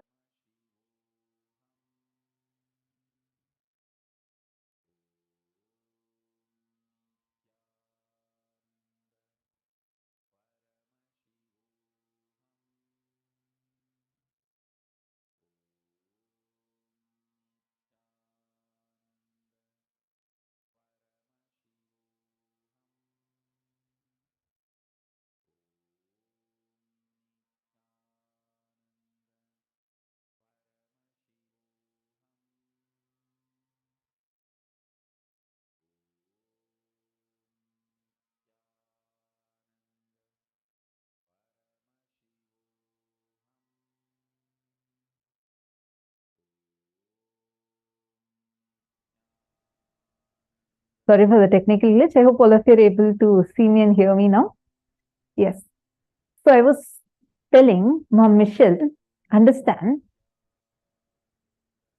he empowers you. Who all have been to this Kailasa, Toronto? Anyone who has been to this temple in Canada? Swamiji's temple in Canada? Why I'm asking is there's only temple outside of India where you'll see Swamiji has literally, it's called as Tirukailayam. Like literally the whole Kailasa is there. Very beautifully, Swamiji has installed deities. We have Paramashiva, Parashakti, Swamiji, and all the entire family of Kailasa. Along with that, that's only temple where you will find the 64 Nayanmas, in 63 Nayanmas, all of them in that temple. Nayanmas are great devotees of Paramashiva. They are worshipped as deities itself. And all of them have temples in Tamil Nadu, in South India. You will be able to find their temples. And almost all the Shiva temples, they will definitely be there. You'll see their deities. But outside that, you wouldn't find them anywhere else except for this temple that Swamiji has established in Canada. If any of you are in Canada, make sure to go visit it. If you read the stories of each of these 9 months, all of them are very normal people, farmer, some temple priest, or a person who does dhobi, like a washerman. Like this, all these 63, 64 of them, all of them are normal people. But they're so greatly devoted to Paramashiva, and Paramashiva has given them the status of becoming his Nayanmar as the greatest devotees of Paramashiva, and they're worshipped till date. If you read all of their stories, Ma Michelle Chongo, I just want to tell you, all of them got this status and state only after Paramashiva tested their will persistence. I'll tell you one very nice story. This is this Pillai Kari Tin Lila. Like, so Sirutunda Nayanar was his name. Okay. And this man, he had a small child, and this child, his whole life he had dedicated to Paramashiva, and he ran so many charitable services, like he'll give free food to people, water to people, shelter to people, and established many shelters for all the devotees of Paramashiva. Like this, he did so many sevas to Paramashiva.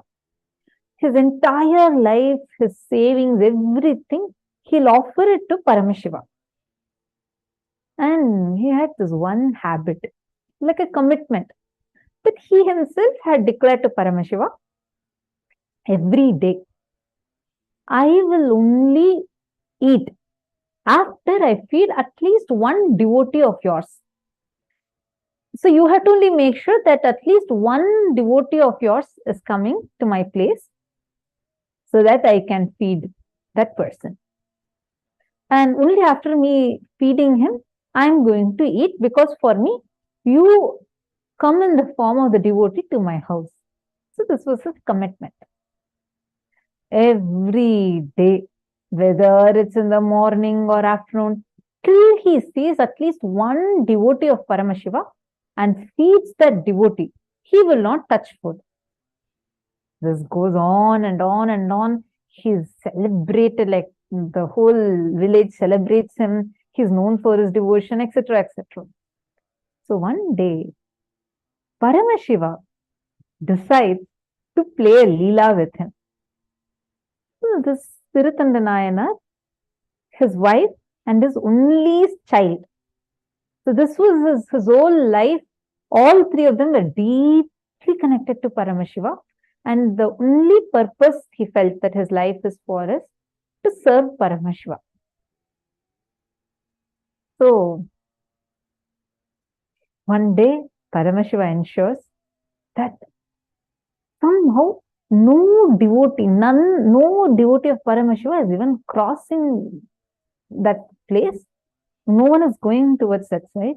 The Sirutunda Nayanar is waiting. It became afternoon. His wife is coming and asking, why did anyone come? No one is coming. He has a commitment. He has taken up a commitment. Only after feeding at least one devotee of Paramashiva, he is going to eat. Becomes late.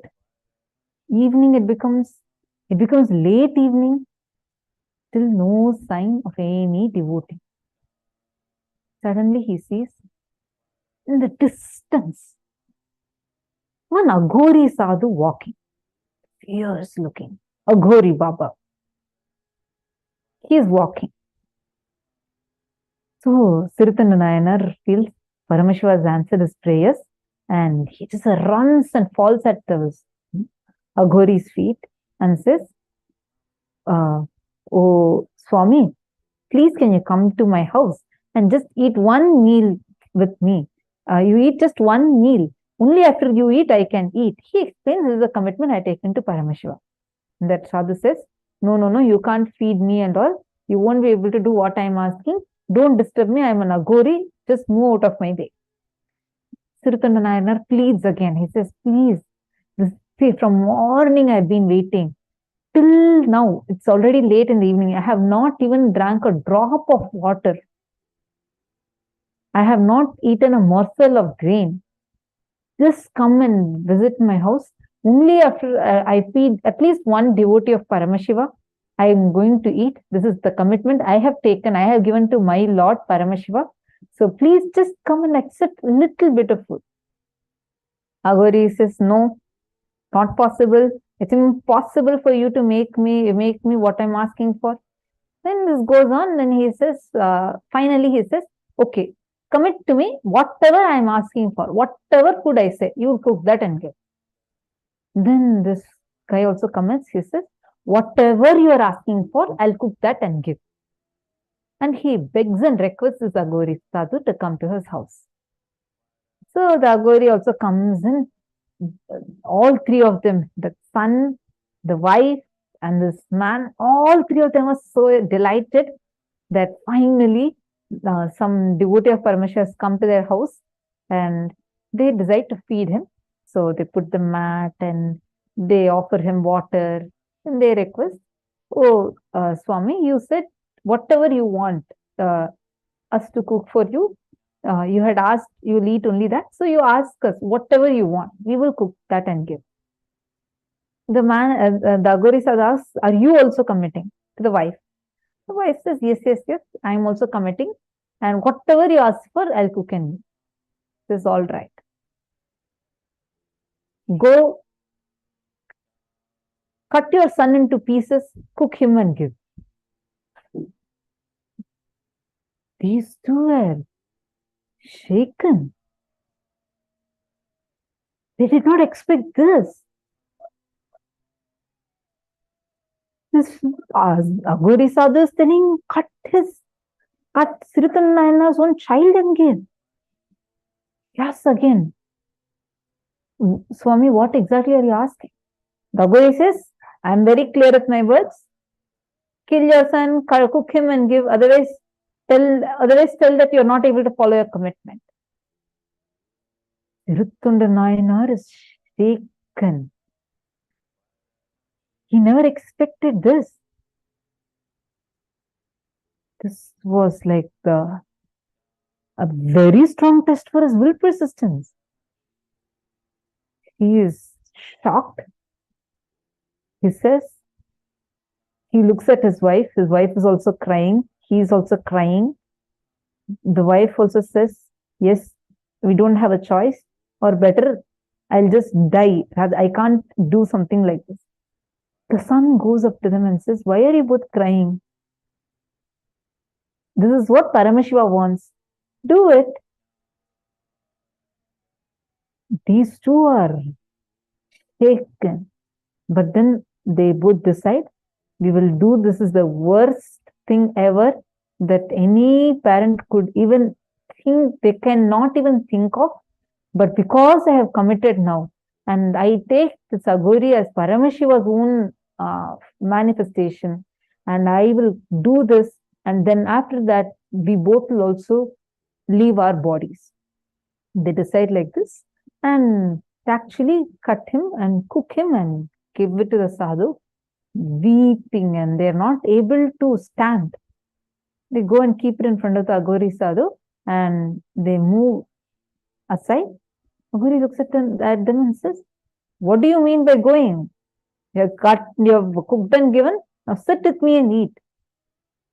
They both plead, saying, please don't test us any further. I don't want to live after this.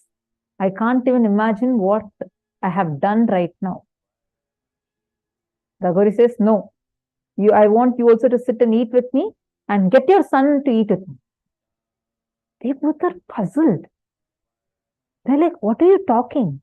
You just made us cook him into food and give it to you. And now you're asking to get my dead son back to life? What do you mean? The Aghori says, get him and make him sit next to me. Call him. They both don't understand. But because they have committed to give whatever Aghori is asking for, they just surrender again to Paramashiva. They pray to Paramashiva and call out their son's name. All of a sudden, their son runs and comes into the house. They both are shocked. Just few minutes ago, they had cooked. Now they're seeing that their son is alive. He just comes and hugs both of them.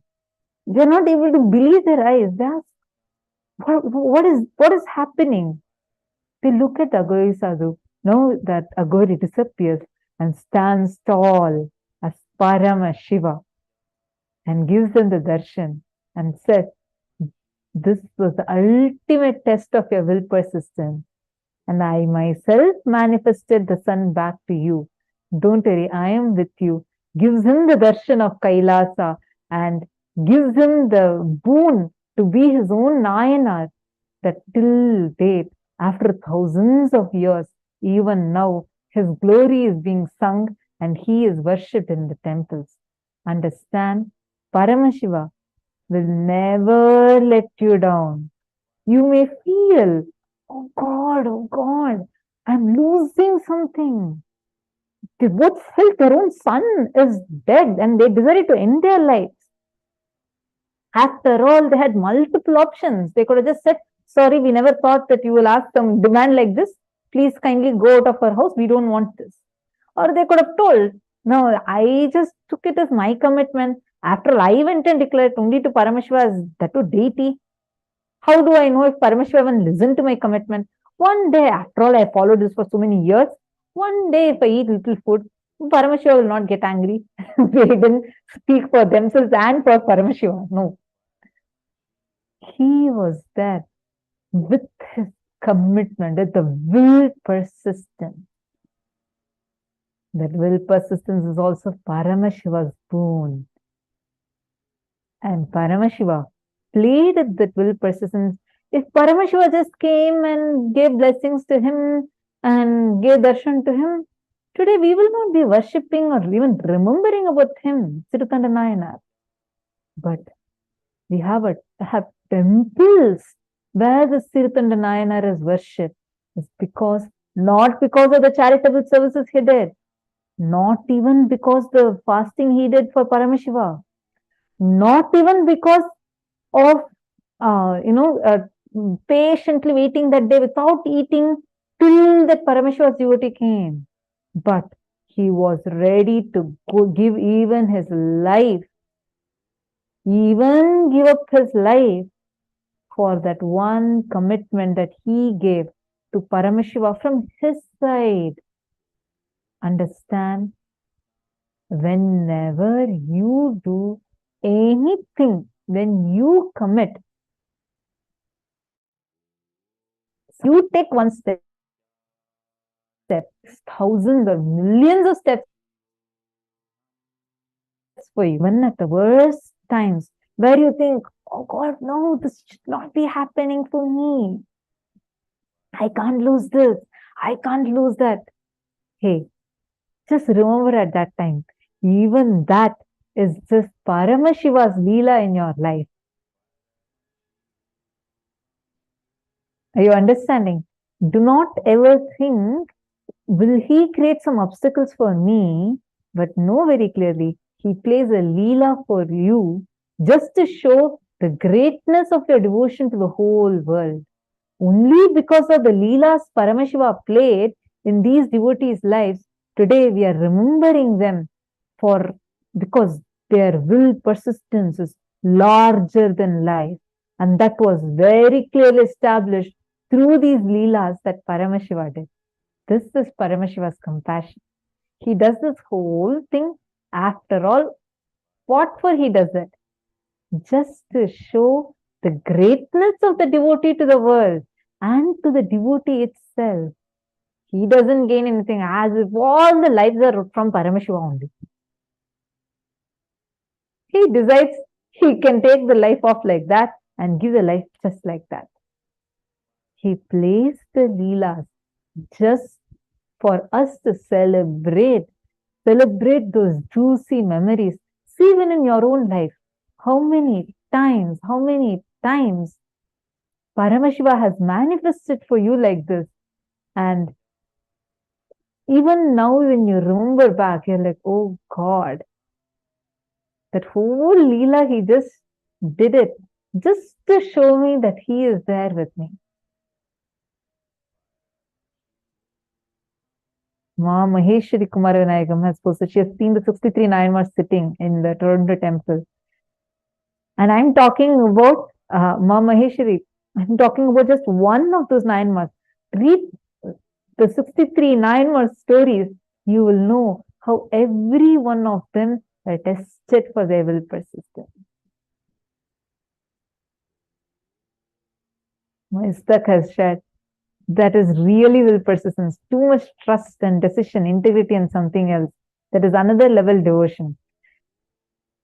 My Istak, Swamiji would give us, bestow us with that devotion, and he will play with us.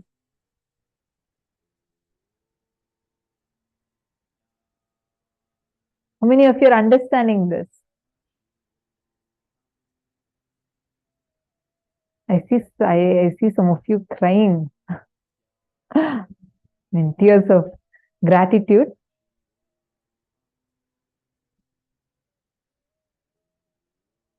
Ma Wanja Liu. I see her clapping and so excited. I saw throughout the whole thing, she was just tearing up, and enjoying. Thank you, Ma Michelle. Happy that you understood. Thank you for bringing up that question.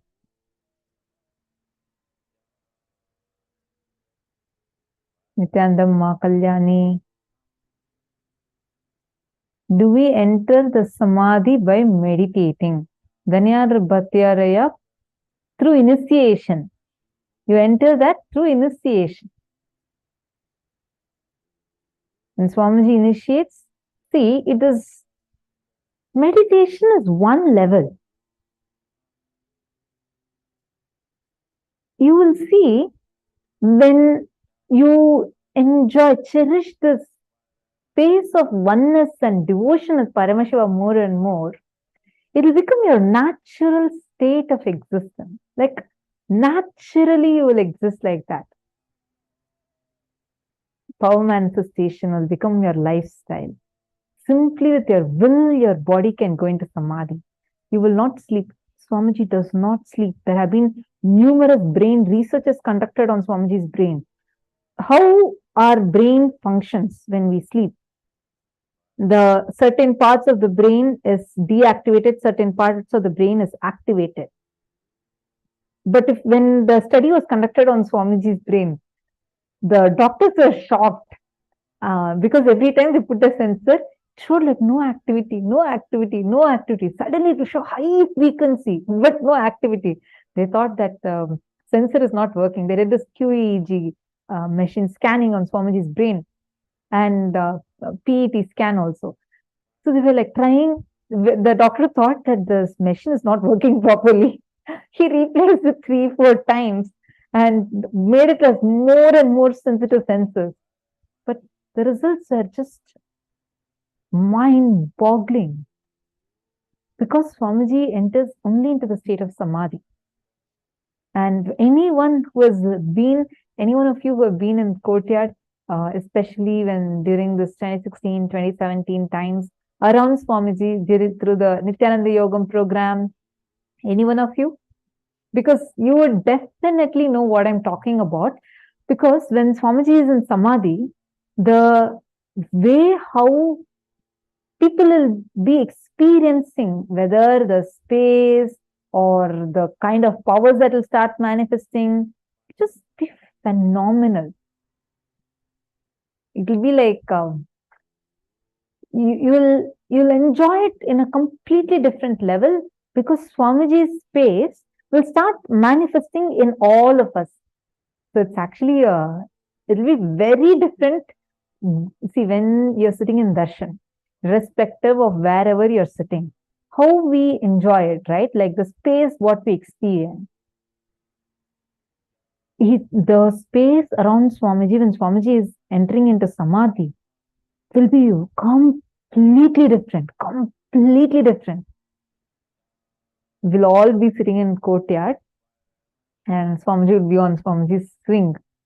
All the Balasans will be sitting and Nithyananda Yogam program participants will be sitting. Swamiji would have just initiated all of us into power manifestation and Swamiji will just enter into Samadhi. The whole space will just, the very space will be so vibrant and powerful. Suddenly we'll see everywhere the power manifestation will be happening, like left, right and center. Everyone will be clapping and saying, Swamiji, I manifested. Swamiji will be in Samadhi with that white smile. So it'll be an altogether different way of, you'll enjoy it in different level. Your whole being will cherish and relish it. So Samadhi, more and more you connect with Swamiji, simply you will enter into that space. You can do this unclutching meditation. Definitely it will help you. It will raise you to this Nirvikalpa Samadhi. But enjoy more and more, cherish more and more your sweet space, that oneness space with Swamiji. That will be the best way you can directly start manifesting the state of Samadhi, because it can only be gifted to you. It can never be achieved by you. It's not through sadhana. It comes as a prasada for us. Are all of you understanding? Pankaj Kankaraya is saying, there is a similar story of King Morar Dhwaj, tested by Lord Krishna. Oh, wow. I think definitely there are many stories like this, Ayya. In Hinduism, let's say Hinduism is like whatever spiritual path you choose in Hinduism, you will always have these references in multiple levels. And that's what Swamiji calls as Apta Pramanas. So definitely do share what story it is. Everyone would like to enjoy it. So you can post it in the chat. I've heard many stories like this, like how Paramashiva tests their will persistence. When we read all the Nayanma stories, Swamiji actually teaches us the Nayanma stories. We learn the Thiruvilayadal Puranam. We learn all these things as a part of our Gurukul curriculum. In Gurukul, we learn international GCC syllabus. It's like the best syllabus we have. In education, like you learn the normal subjects, physics, chemistry, math, all of that. Plus, you learn so much about Hinduism, chanting, etc. Reminds me of story of Kannappa gave both sides, Navigilaya. There you go. We can find tons of references like this. Great. So wonderful. Happy to see so many of you understanding this. Now, we are going to be entering into power manifestation. Let's all do a quick round of power manifestation. Are all of you ready? Again, we are going to be doing this power manifestation just through will persistence. Have this one decision to have will persistence. And through will persistence, you're going to be manifesting the powers. Ready?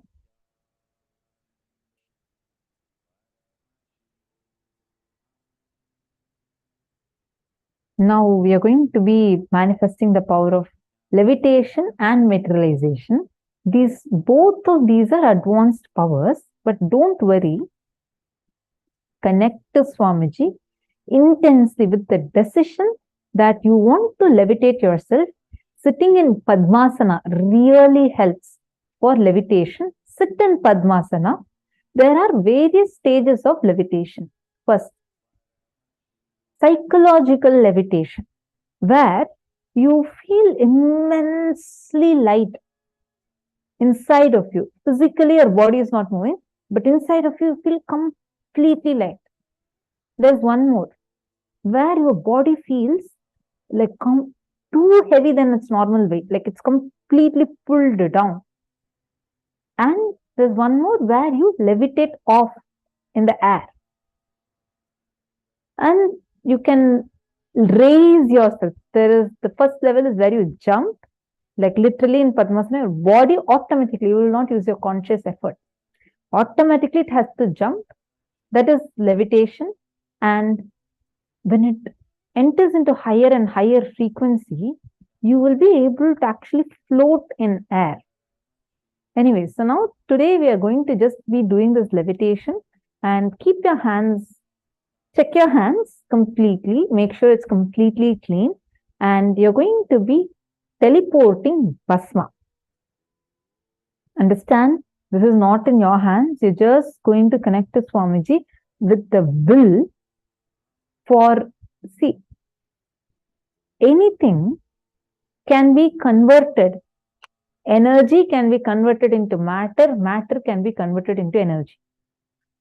Teleportation is where the matter is converted into energy, and that energy comes back in your palms or hands, wherever you choose, and it materializes itself. It turns back into matter, into that shape. So that's how the teleportation happens. There are tons of times Swamiji has demonstrated this power and shown to us. And many disciples of Swamiji is initiated to manifest this power of materialization. Here all of you can see, this is a picture of a conch that was teleported by Swamiji's guru, Yogiraj Yogananda Puri, from his home, the yoga guru of Swamiji. And in front of Swamiji was just a very small kid. In front of everyone's eyes, Raghupati Yogi had materialized. Raghupati Yogi's son said, "Father, that conch is missing from the puja items." And he replied, "I told you it has reached where it needs to reach." Actually, this is even there in the son's interview as an eyewitness testimonial. It is there. Now, we all are going to be manifesting this very power. We are going to play the Mahavakya, do intense unclutching. First, choose what exactly you want to do. Pray to Swamiji, where you are wanting to levitate, as well as you are going to be materializing Bhasma in your palms. Going to materialize Vibhuti, Bhasma on your palms. Just keep that as a will inside of you first. Chant Mahavakya, pray to Swamiji for it. Then sit as much as possible, sit in Padmasana. Lock your palms like this. And when we'll start playing Mahavakya, just close your eyes and do intense unclutching, where you're not going to create a thought. Do not sustain a thought. Do not destroy a thought. Just unclutch from it. Witness it. Don't get attached to any thought. Do not react to any thought. Do not cherish any thought. Whether it's a good thought, bad thought, don't even judge. Don't even entertain anything with it. You're just going to unclutch and you will see how the materialization starts happening. Now please start.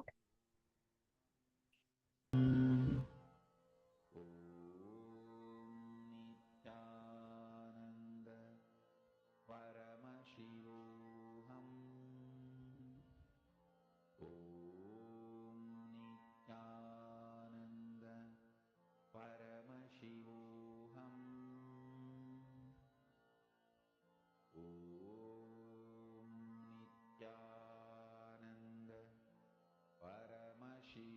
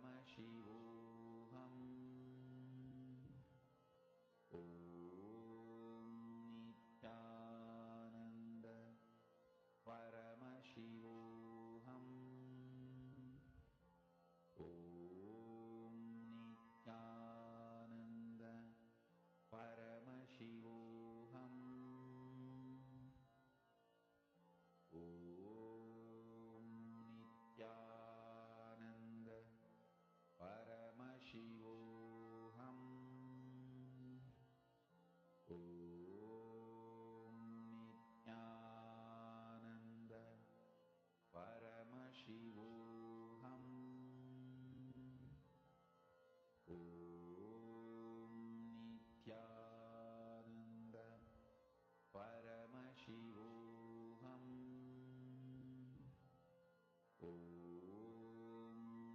Nithyananda Paramashivoham. Om Nithyananda Paramashivoham. Om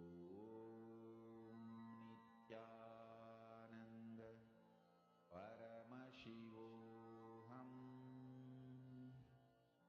Om Nithyananda Paramashivoham. Om Nithyananda Paramashivoham. Om Nithyananda Paramashivoham. Om Nithyananda Paramashivoham. Om Nithyananda Paramashivoham. Om Nithyananda Paramashivoham. Om Nithyananda Paramashivoham.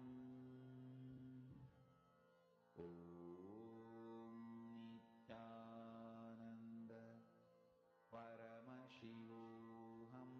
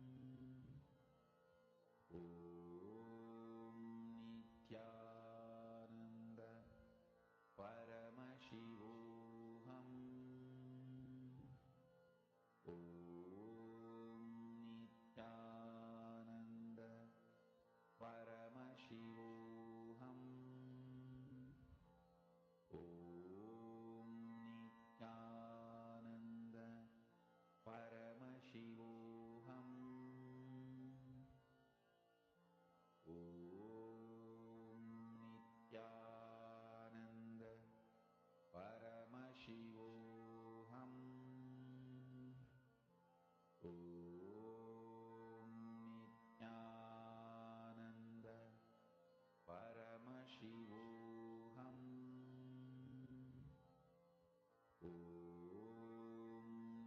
Nithyananda Paramashivoham. Om Nithyananda Paramashivoham. Om Nithyananda Paramashivoham. Om Nithyananda Paramashivoham. Om Nithyananda Paramashivoham.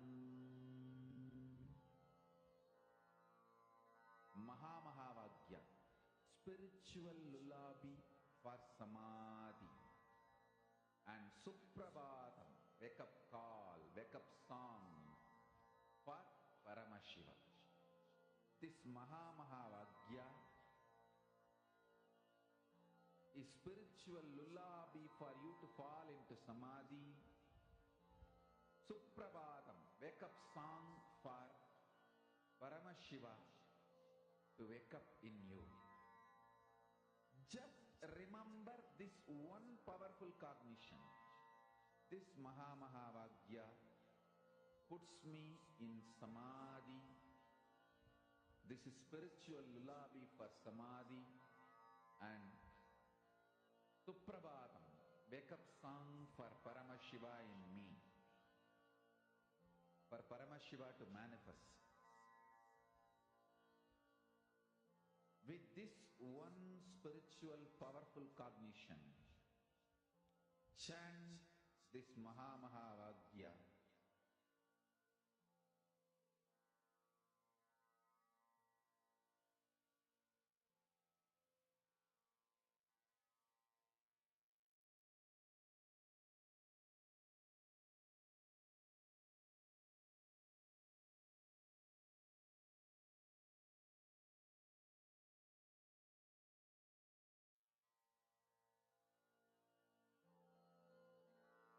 Mahamahāvagya, spiritual lullaby for Samadhi, and Suprabhatam, wake up call, wake up song for Paramashiva, for Paramashiva to manifest. With this one spiritual powerful cognition, chant this Mahamahāvagya. Om Nithyananda Paramashivoham. Om Nithyananda Paramashivoham. Om Nithyananda Paramashivoham. Om Nithyananda Paramashivoham. Om Nithyananda Paramashivoham. Om Nithyananda Paramashivoham. Om Nithyananda Paramashivoham. Om Nithyananda Paramashivoham. Om Nithyananda Paramashivoham.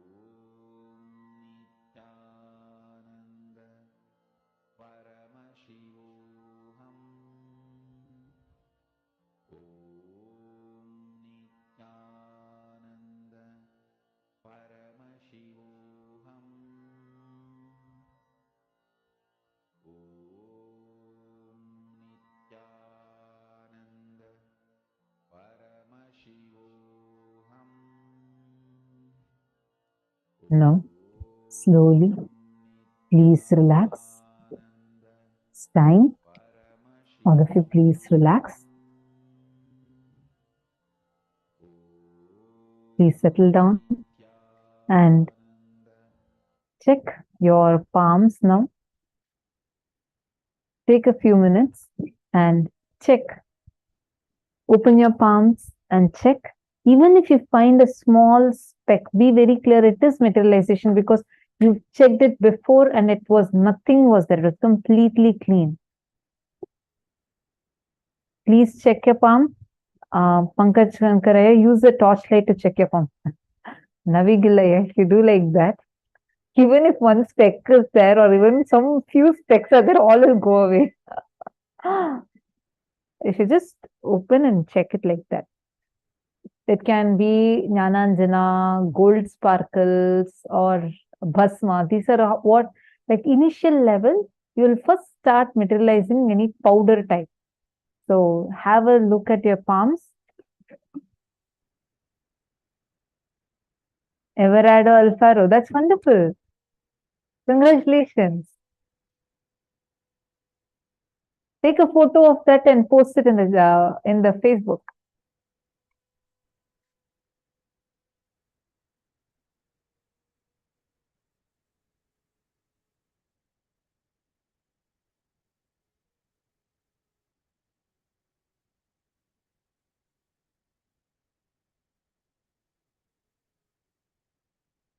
Okay, wonderful. Now, you all were trying to levitate, right? We all were sitting and trying to manifest this power of levitation. What is the science behind this? How many of you know? Actually, one of the most powerful power that all of us carry. You have, I have, every one of us have. Which is unique for human beings especially to be able to harness this power. But unfortunately, we all have been brainwashed to believe that we can't do this, we can't do that, and we have not been utilizing it. It's sleeping inside all of us. What is it? Come on, take power or Shakti in all of us.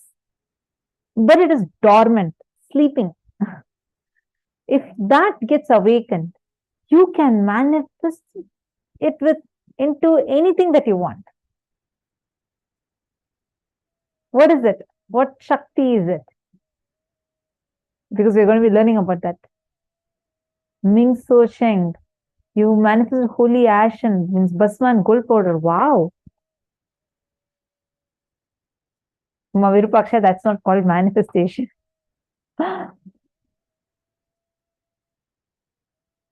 See, you can actually sit.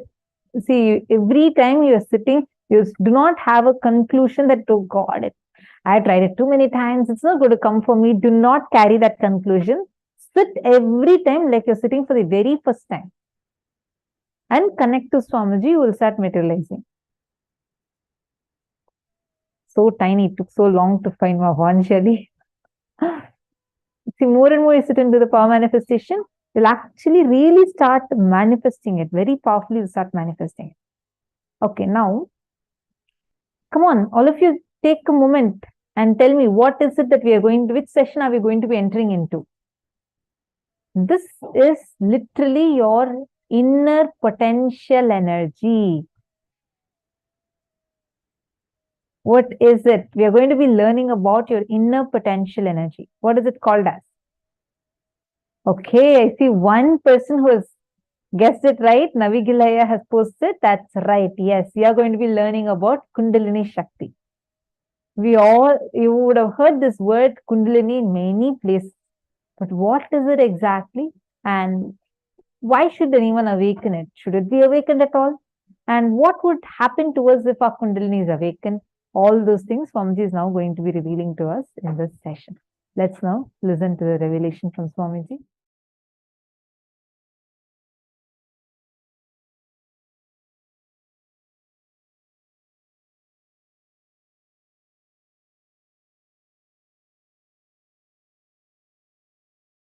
Shiva is the source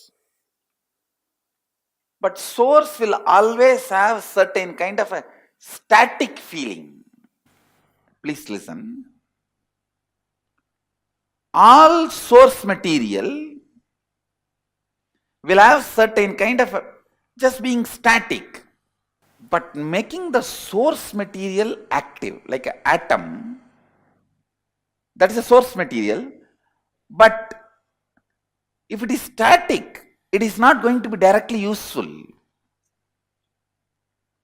Either it has to break and become active, or join with another one atom and become active. All of you understand what I am saying? See, atom just by being is not going to be directly useful. Either it has to join with another one atom and become active, or it has to break and become active.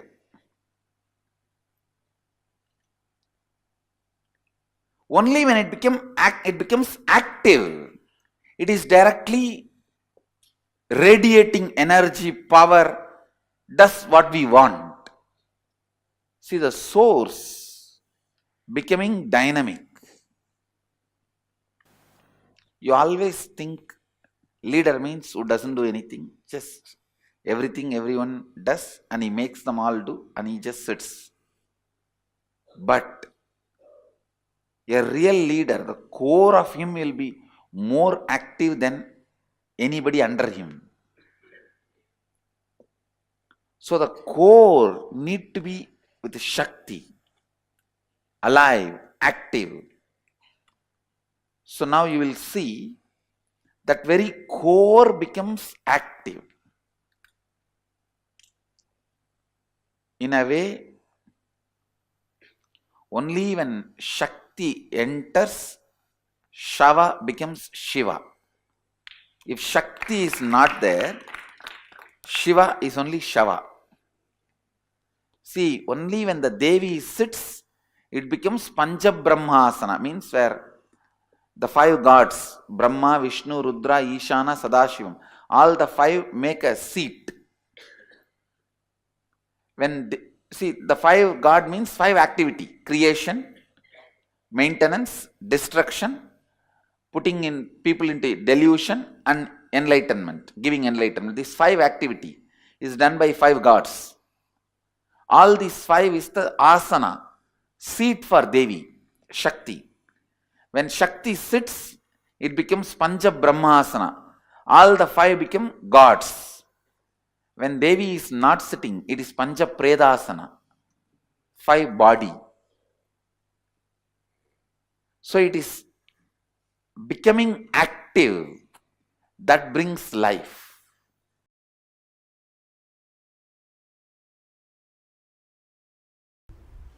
The excitement created by verbalization, excitement infused by visualization, excitement infused by the Kundalini awakening, your consciousness waking up. These are the 3 levels of Shaktipada you go through. Every day in your life, these 3 Shaktipada, any one you go through, or all 3. But always in these 3 something will be happening. If all the 3 are not happening, you will not be alive. You will be in depression. Literally dead, waiting for the breathing to stop. Waiting for the breathing to stop. These 3 fuels. Verbalization instigated excitement. Visualization instigated excitement. Kundalini instigated power. In these 3, any one Shaktipada will be always happening in your life. Without all these 3, you can't be alive. If all these 3 are not there, that's what I call depression or depression. To make it more raw. Stuck.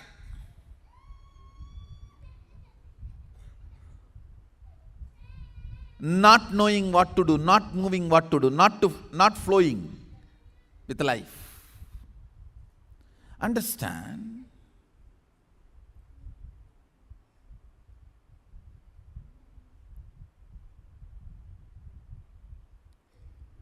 More and more getting comfortable with the Kundalini based excitement and functioning is Ishwaratva. Listen. Verbal inspiration, if it makes you functional, you will be a very logical person. Doing all the logical work, you will be so excited and you will be almost like a settled, you are in your best. I have seen few people. All they need is just a microphone. You don't even need to put volume. And they don't need people in front. Just a microphone and imagination that they can talk and people are there in the front. Enough. They are in their best. They don't care whether the people in the front are sleeping, sitting, listening. No, nothing matters.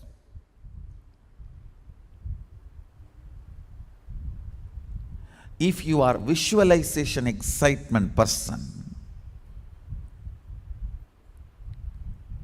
you will forget even your food by painting or dancing or carving. I still remember there was a period in my life just decorating deities. I'll forget day and night. I tell you, decorating deities physically and taking care of the cows physically is one of the best vatavarana for your muscle memory and biomemory. Anybody feels stuck in your life, feeling confused, stuck, confused, don't know what to do, no inspiration. Understand, when you don't have inspiration and you want to hold on to your outer identity, you want to continue to keep up your makeup and arrogance, you become worst cunning. Now, you have to make up for all your failures by lying.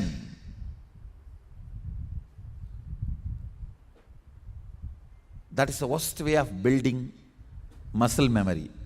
But I tell you, the best way of building muscle memory and biomemory, when you take care of the cows, you see, please understand, cow is not something I am talking about because I am born in Hindu tradition. Please understand, the very biomemory, muscle memory, DNA of the cow awakens certain energy in you, joy, peace, completion, sacrifice. No wrong fuel is possible. Fuel has to be right. Constantly having the Kundalini Shakti and spiritual strength as fuel, and that fuel moving you. And when that fuel moves you, every small action you do will be power manifestation. If you make a call, it will be a boon for him who is receiving. If you answer a question, it will be a solution for that fellow.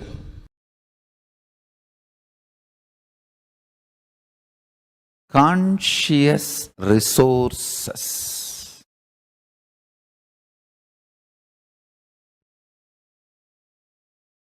Awakening intense, pure,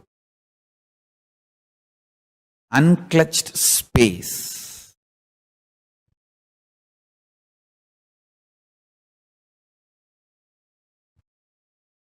Listen to these two words, conscious resources, awakening pure, unclutched space. These two supports one another. If you start manifesting power, conscious resource, that inspires you to unclutch. Unclutching makes you experience more conscious resources. More conscious resources makes you more unclutched. Like a Nirahara Samyama is one of the conscious resource. Ability to deal when your stomach is throwing tantrum. I need food, I need pizza, I need burger. Ability to handle your stomach when it throws tantrum is a conscious resource. And that inspires you to unclutch. And unclutching makes you manifest more conscious resources and makes you manifest powers.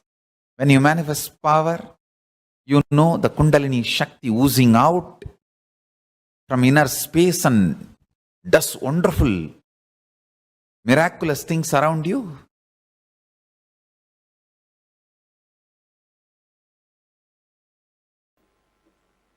Please understand, the essence is basically awaken your Kundalini Shakti. Awaken your Kundalini and raise it to the highest peak frequency. When the Kundalini moves inside the system, at different areas it experiences different frequency.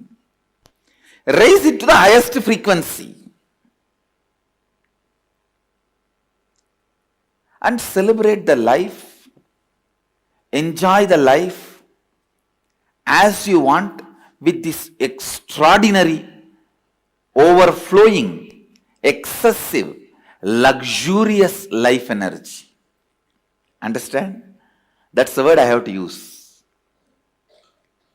Only when you are, please understand what I am saying now, even medically verified statement, only if you have an excessive energy, these muscles even expand in smiling.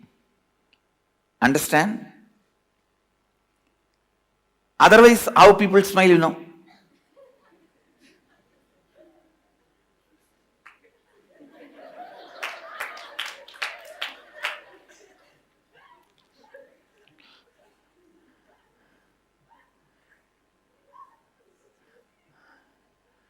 Now I am telling you, life should be lived with luxury of energy. I am telling you, if you think the car you drive, the chair you sit, and the house you live, that only demonstrates your luxury. That is the symbol of your luxury. You are cheated. You are just cheated. It is the luxurious energy you carried in your stomach, in your heart, in your throat, in your face, in your crown. That is luxury. That is the best luxury. I tell you, when you wake up in the morning, the energy you carry in your stomach is, are you carrying a cramp? Or are you carrying the gas? Or are you carrying an uncomfortable acidity feeling? What are you carrying in the stomach when you wake up? And by the time you get ready for your everyday routine, you remember your everyday, what is the energy you are carrying in your heart? The moment you remember, you have to go to your office, you have to meet your family, you have to meet your team, You have to meet your team, you have to meet your boss, you have to do your everyday actions. What is the experience you carry when you remember your everyday routine in your heart? What's the energy you feel near your chest? That decides whether you are living luxuriously or not.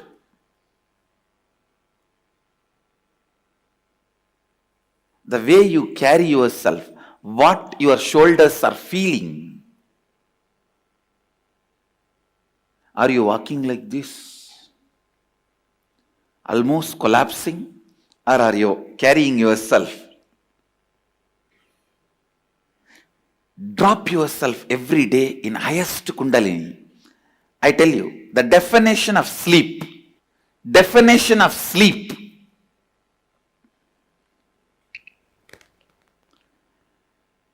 definition of sleep, you should never feel tired, bored when you close your eyes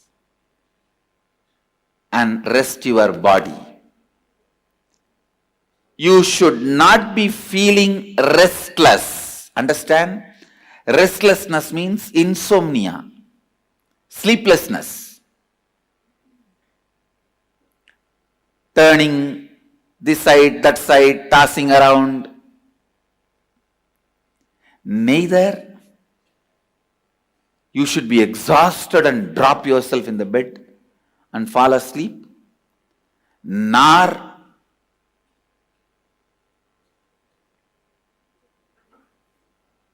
you should be restless without getting sleep. It should be just entering into the energy space. And it is possible. I am not giving you any great theories. No. Just remember, last 10 or 12 hours, the wax with which you made this world, the circus tent with which you opened and running your circus, now wind up the whole thing, melt down the whole wax and drop it into the source and relax.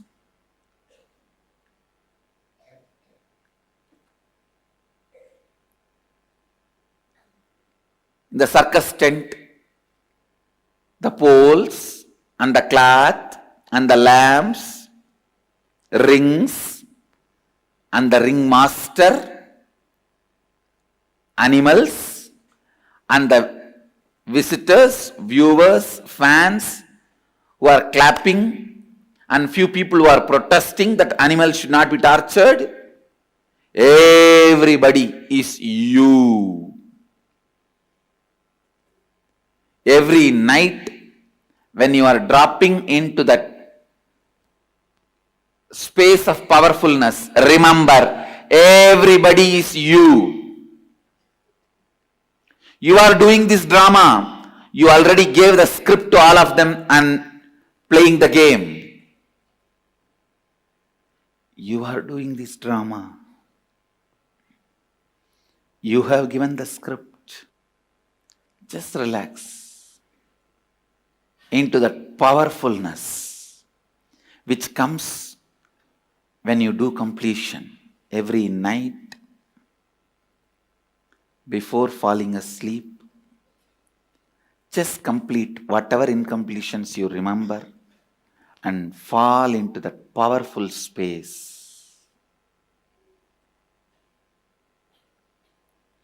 Fall into that powerful space.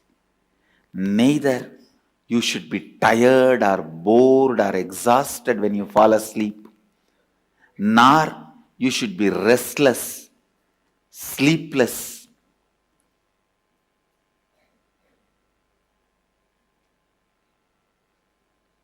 Feeling insomnia. Understand, insomnia and tiredness both are same. Don't ever imagine if you are tired you will fall asleep. No. It is not true. It is not true. You should never fall asleep if your body is aching, body is having any pain.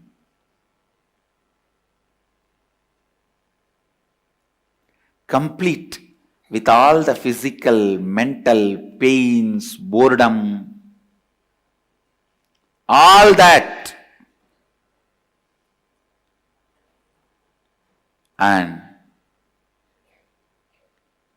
just drop. Complete. When you fall asleep in the space of completion every night, your Kundalini will be raised to its peak. Because awakening the Kundalini and keeping it in its peak is more easy in the night time while you fall asleep than in the daytime. Because in the daytime, there are so many distractions. Even if you raise your Kundalini up, the moment you see your spouse, it comes down, tatak. And then you remember Anandagandha, this, that, completion, and bring it up. The moment you see your boss, tatak. And then you do something and tak, tak, tak, tak, tak, bring it up. The moment you see somebody who gave you the loan, thumb, down. It just goes up and down like a roller coaster. But in the night time, if you just relax into the space of completion and soak yourself, drop yourself in the Kundalini energy, listen, then you will just have the luxury of life energy, Kundalini. Luxury of the Kundalini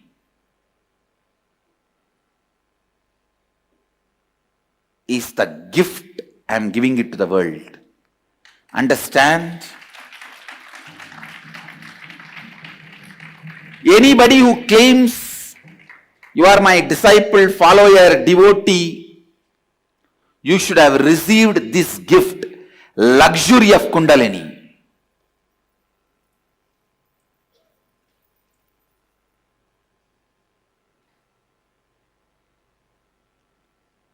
Luxury of Kundalini. That's the right word I'll use.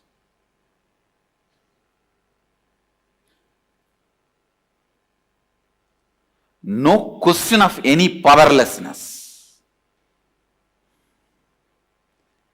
The way you carry you, the way you walk, talk, sit, see, people should know you are carrying a VIP inside you.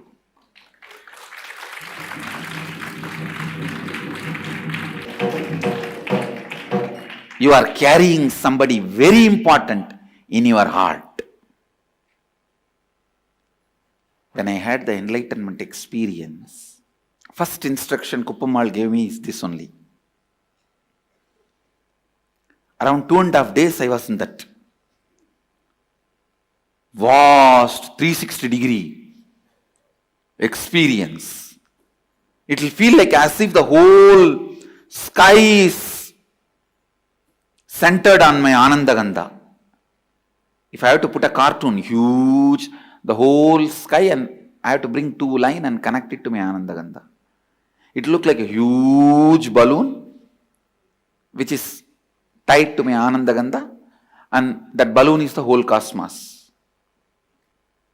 She used to cook and feed me, and she also used to give a lot of uncooked herbs to prepare my body and keep my body stable. The first instruction she gave after 2.5 days, remember, Brahmaivaham.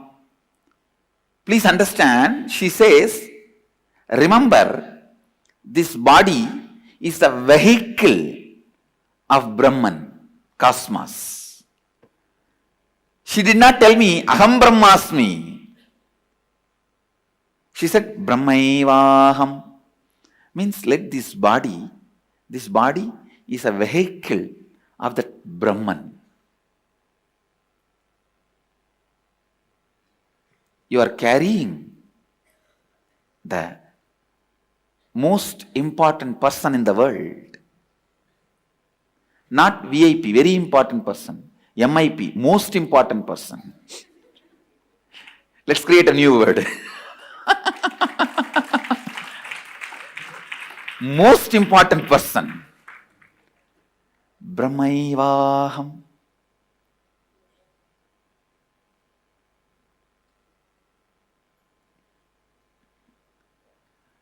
Luxury of the Kundalini. Again and again I want to repeat that word. Luxury of Kundalini. Veda Shastra Guru Tattva Swayam Ananta Lakshanam. As per the Vedas, Shastras and teachings of the Guru, myself is the pure bliss. When you come to this experience, that's what I call luxury of Kundalini.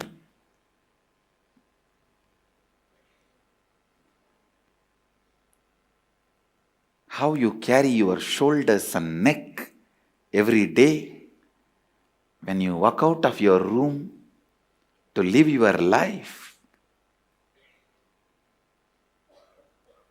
What you carry in your eyes to share with the world. Understand, whatever you carry in your eyes, nose, face, mouth, it gets shared with the world without even you pressing the share button.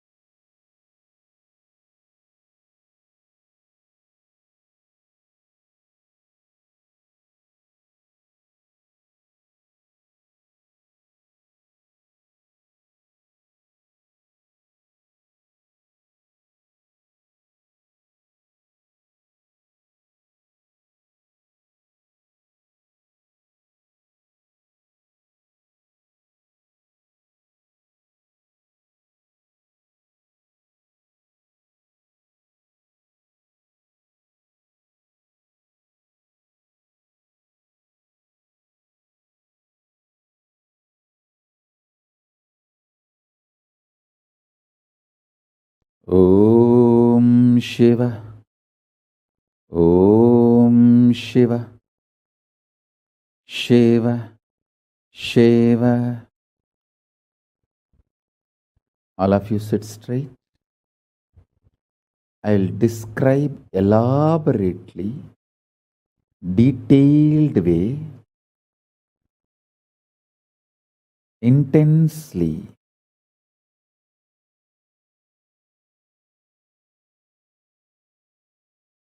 and manifest Paramashiva in everyone. Paramashiva Kundalini Shakti will now manifest in everyone.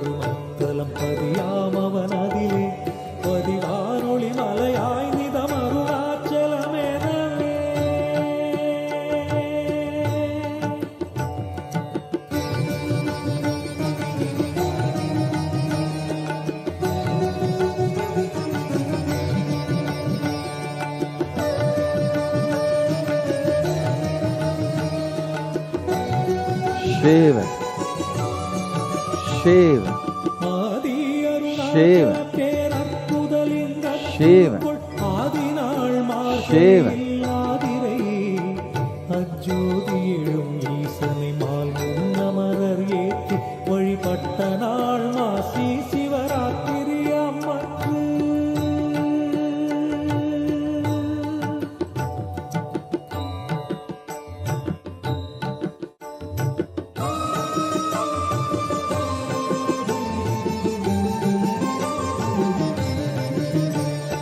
அங்கி உருவாயும் மொழி மங்குகிரியாக தங்களருளால் உலகம் தாங்குவதற்கன்றி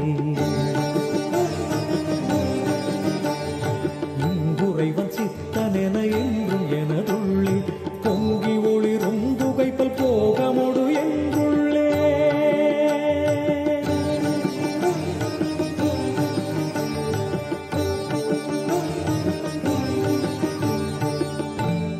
Shiva, Shiva,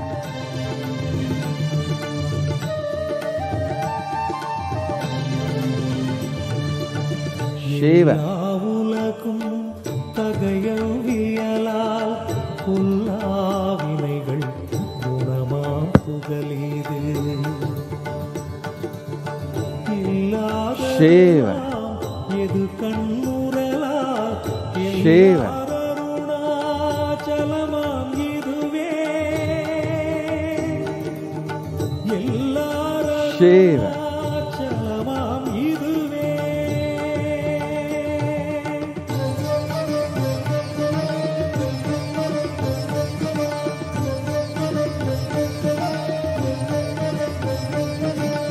ஒரு தெரியல்லை உற்று கண்ணுற்றால் கருத்தினால் தூர கருதினால் உண்மை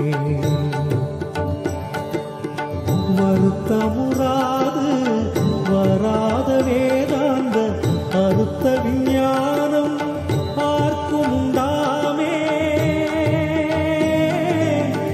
அறுத்த விஞ்ஞானம் ஆர்க்கும் உண்டாமே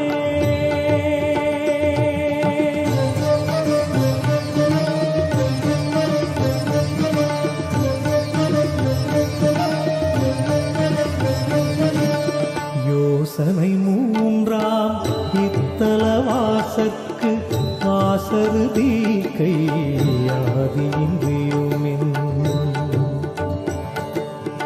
பாசமில் சாயுச்சியம் பயக்குமே ஈசனாம் என்றன் ஆணையினானே ஈசனாம் என்றன் ஆணையினானே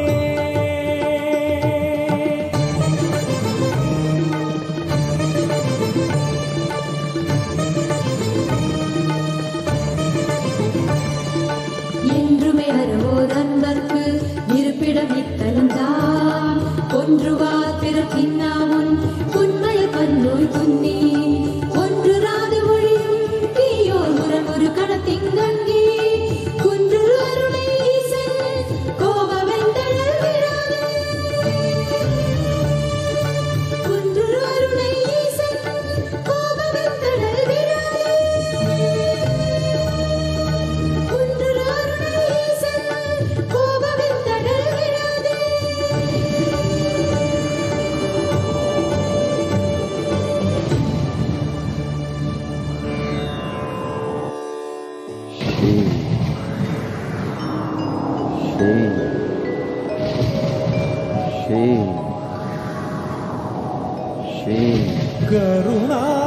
கருணார்ணவமாய் கருதக்கதினல் அருணாச்சல சிவமீரா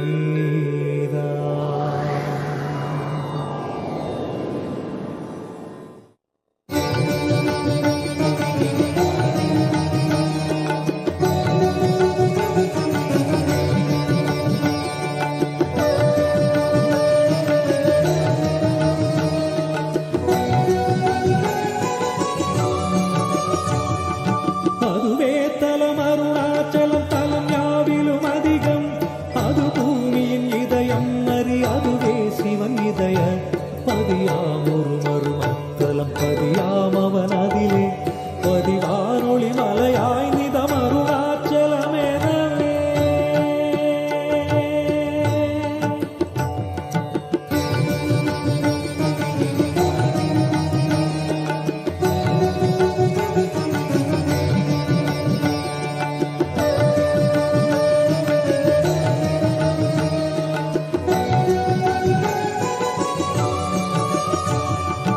ஆதி அருணாச்சல பேரற்புதலிங்கத்துருக்குள் ஆதிநாள் மார்கழியில் ஆதிரை அஜோதி எழும் ஈசனை மால் முன்னமரர் ஏற்றி வழிபட்ட நாள் மாசி Shivaratri அம்மற்று.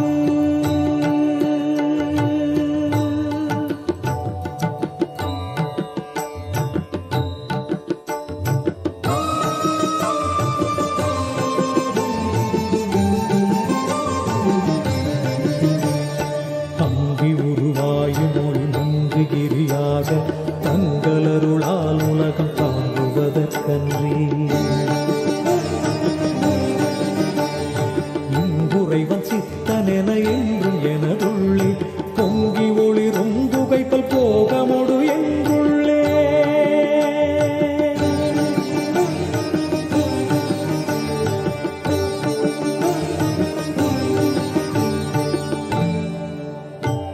Let the sthiti, maintenance, sustenance dimension of Paramashiva manifest in everyone. எல்லா உலகும் Let samhara, rejuvenation dimension of Paramashiva manifest in everyone. Let prabhava, pulling out of delusion dimension manifest in everyone. Let anugraha, liberation dimension of Paramashiva manifest in everyone. Om Paramashivoham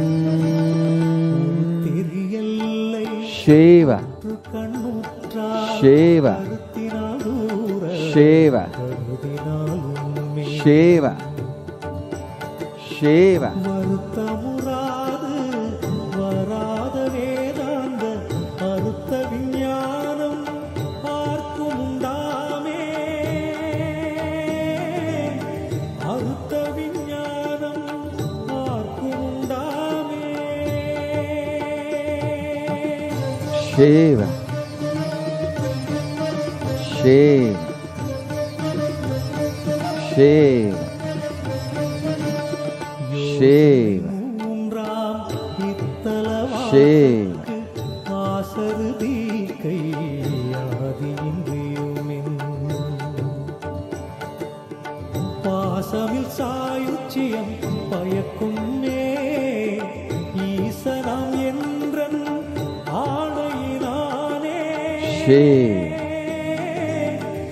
ஈசனாம் என்றன் ஆணையினானே.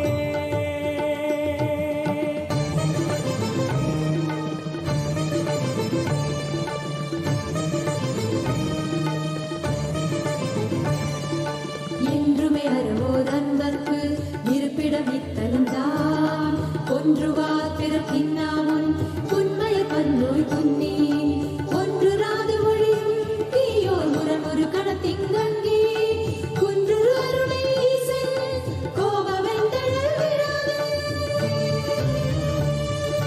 குன்று அருளை ஈசன் கோபவெந்தழல் விடாது குன்று அருளை ஈசன் கோபவெந்தழல் விடாது.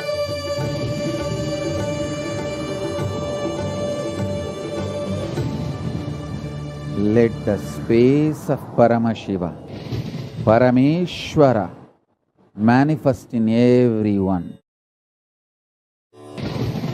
Let the powers of Paramashiva, Parashakti, manifest in everyone. Let the being of Paramashiva, manifest in everyone. Let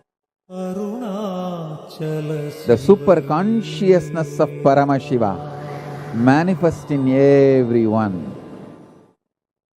Let the Kailasa of Paramashiva manifest in everyone. Shiva, Shiva, Shiva, Shiva, Shiva, Shiva. Let the Paramashiva Kundalini wake up in everyone.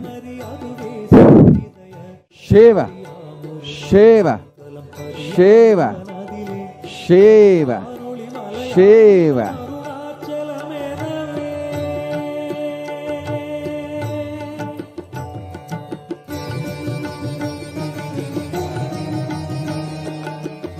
Shiva, Shiva, Shiva, Shiva, Shiva.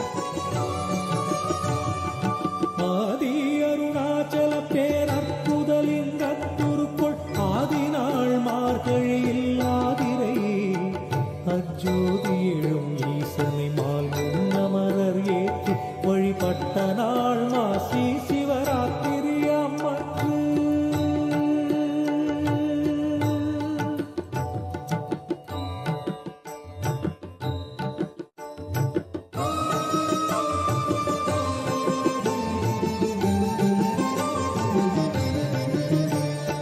அங்கி உருவாயும் மொழி நங்குகிரியாக தங்களருளால் உலகம் தாங்குவதற்கன்றி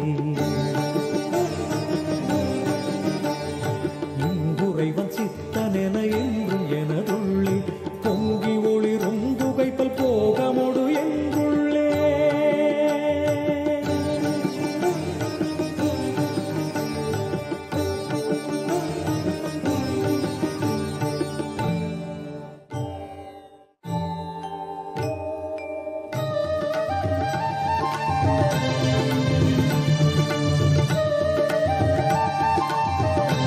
Shiva, Shiva, Shiva, Shiva, Shiva. இல்லாததுவாம் எது கண்ணுறலா எல்லாரருணாச்சலமாம் இதுவே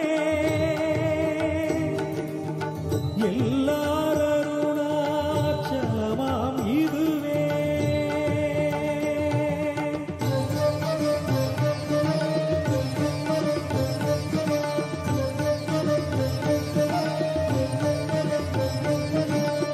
ஒரு தெரியல்லை Shiva, Shiva, Shiva, Shiva, Shiva, Shiva, Shiva.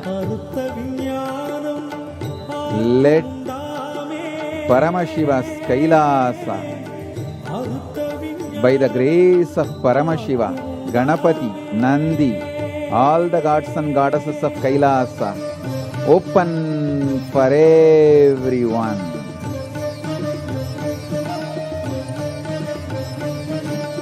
யோசனை மூன்றாம் இத்தலவாச Shiva, Shiva, Shiva, Shiva, Shiva, Shiva, Shiva, Shiva, Shiva. ஈசனாம் என்றன் ஆணையினானே.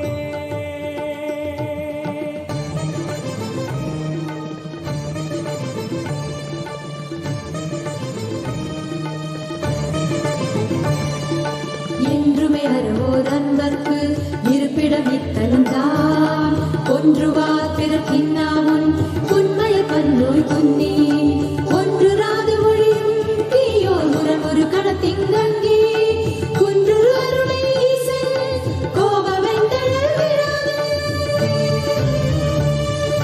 குன்று அருணை ஈசன்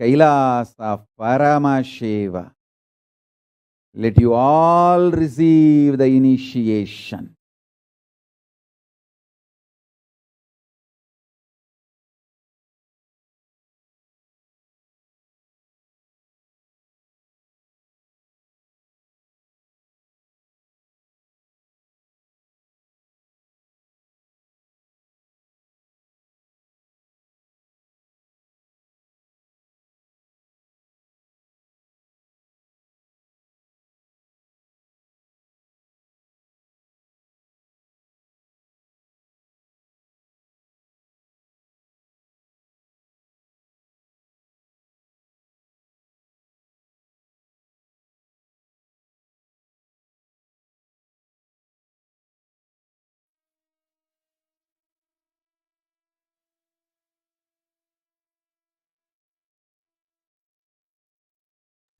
Please relax.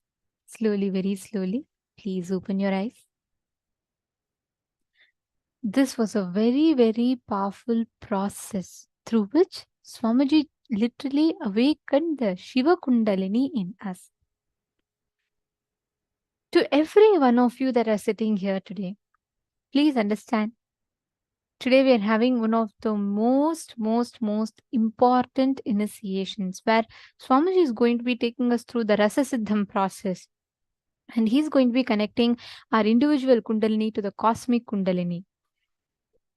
Now, understand, this process has literally awakened each of you to a different frequency. How was the experience for all of you? How are you all experiencing this process? Can I request you all to share? How was the process for each of you? How was the experience when you did this meditation process, when Swamiji was taking us through the process?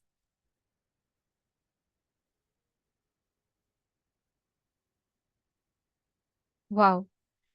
So many of you have put this one thing. How it was intense. The Kundalini was so intense in your inner space. Actually, understand, Ma Michelle Chongo, that means you have literally, Swamiji said, whenever you sit with Kundalini process and all, you will suddenly feel as if you were so hungry, you want to eat more. You know why? Because without moving itself, your body will burn all the carbs. And you will suddenly feel that intense this thing to eat. I think I really need to say this. Like once in Cambodia in 2014, Swamiji had actually told all the participants, the whole day, we will just be sitting around Swamiji. We won't even have these exercises to do, nothing, just enjoying the time with Swamiji. And like thousands of participants from across the globe who had come to that particular program. And it was a big celebration. Whoever attended, it was in 2014, I definitely know, like, all of us had such an amazing experience. And in that, one of the highlights also was the food that was there. Like in every physical program that Swamiji has conducted, you will always hear from participants that food is just too amazing. So during that, we had like a multi-cuisine. Like we had a lot of different varieties of foods that are sattvic and very, very tasty. So we had like you'll see South Indian, North Indian, even some Chinese foods were kept, like different varieties were kept. So one of the participants asked Swamiji, the food is just too good. And will I become more fat if I keep, if I eat this, if I keep eating this? Because there's just so many that are there. And what will happen if I keep eating this? Swamiji laughed and said, all of you, just eat left, right, and center, like enjoy. Don't even worry. I'll take care. You all will suddenly see towards the end of the program, all of you would have lost weight. Actually, see, we do yoga early in the morning. That's one yoga we do. Apart from that, and that time it was just 1 hour yoga. Apart from that, entire day, we would just be sitting around Swamiji, just sitting, right? Like there's no much movement at all. But by end of the program, all of us, everyone experienced a huge physical transformation too. Apart from all the amazing processes, like I had lost almost 6 kgs of weight doing nothing, just sitting around Swamiji, just sitting in the process. It was just so powerful. Swamiji had, by the Shivoham process, Swamiji had literally melted all the unnecessary fat, because your body's energy is reached so high without doing any workout, without doing anything. Your whole body will just pleasantly experience the transformation. How many of you, even during this Paramashivoham program, are experiencing where you feel like, I'm just sitting here around like for 16 hours, I'm just sitting in the sessions, but suddenly I'm seeing even physically my body is transforming.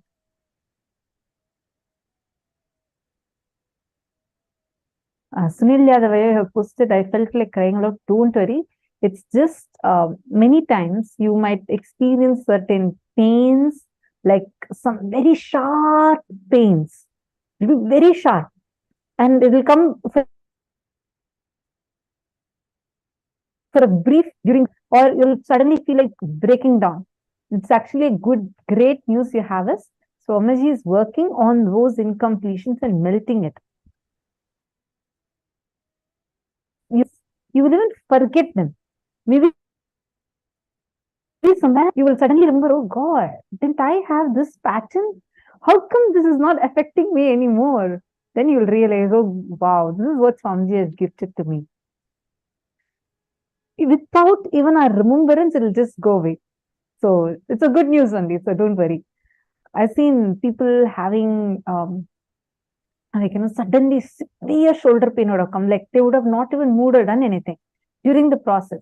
Then Swamiji has explained multiple times in different processes I have seen. Swamiji will explain how a particular pattern, like if it's on the shoulder, it's the burden, the responsibility as a burden that's leaving them. Or if it's in their Swadhisthana, the intense fear is leaving. Like there are specific patterns. I mean, Swamiji will see and tell, but it's usually these patterns that are leaving us, which is why you feel like that, because Swamiji is awakening your Kundalini intensely. When the Kundalini is getting awakened, it just gushes through your system and purifies your system. So it's a great news you have that your Kundalini is awakened, which is why you experience this. See, during darshan, if you see, your eyes automatically get wide the moment you see Swamiji, and uncontrollably are so blissful. It's your Kundalini. It's your Kundalini actively flowing towards that direction. Actually, Kundalini is like a biocurrent in us. It's like the potent energy inside of us, which becomes the kinetic energy just by getting transmitted. Right? So when Swamiji initiates us, Swamiji is working on awakening that Kundalini energy inside of us. You're all understanding? Now, we are going to be manifesting a very amazing power using this circuit through the third eye. This circuit for the power manifestation works from where the Kundalini flows to the third eye, and you're going to be learning how to convert matter to energy, energy to matter. And understand, it is very, very easily possible. When you sit in the presence of an avatar, you can simply manifest teleportation and materialization. It is simply possible to happen. See, today's whole day is focused on raising your frequency, right? That is why we are manifesting these powers, because these powers directly enhance your experience of raising yourself to the highest frequency. So let's all enter now into the power manifestation.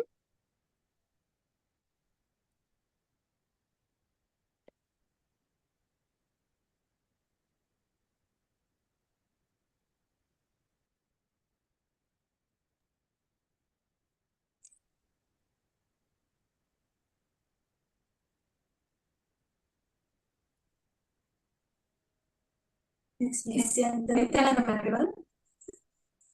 So now we are going to be entering into the power manifestation.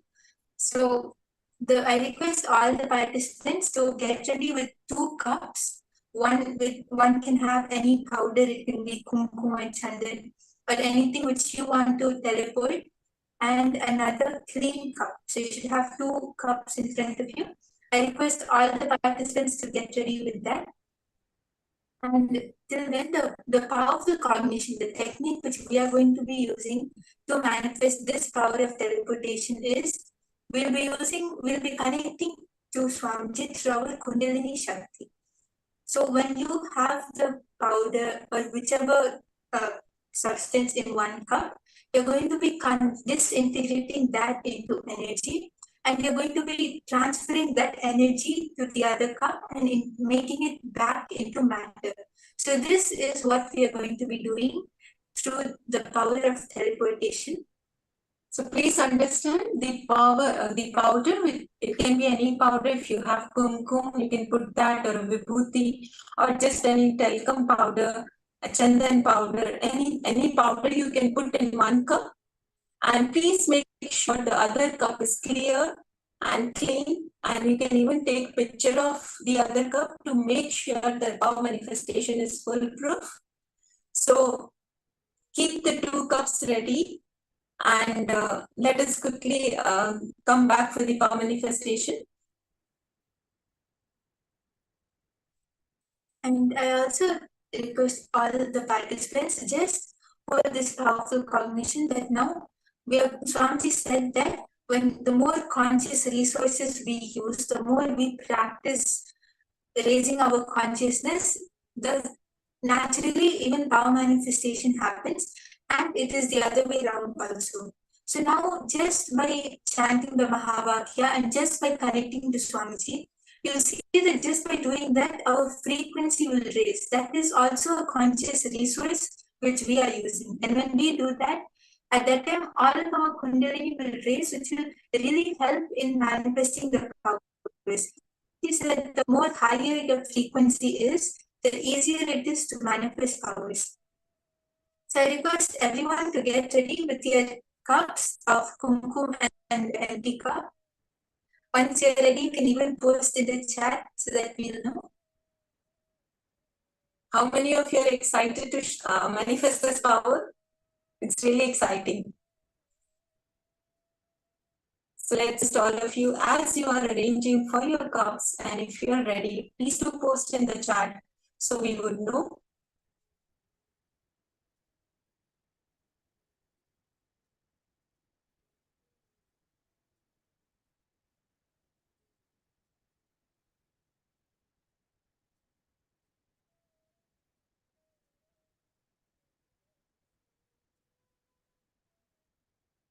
Okay, so Ma Parameshwari is ready, Ma Heidi is ready.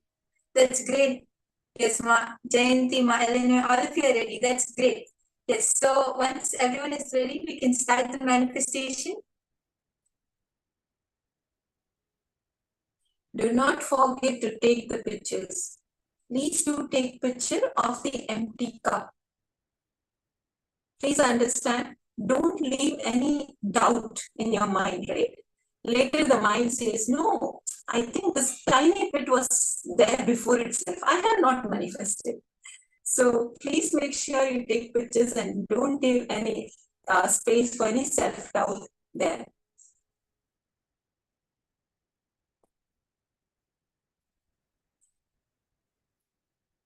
Yes, so is everyone ready? Ma Diana, Ma.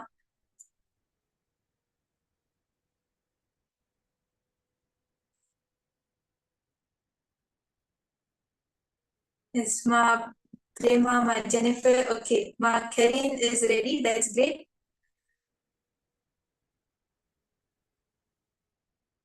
Okay, Ma Diana, you're also ready. That's great. Ma Weeping, are you ready for the manifestation?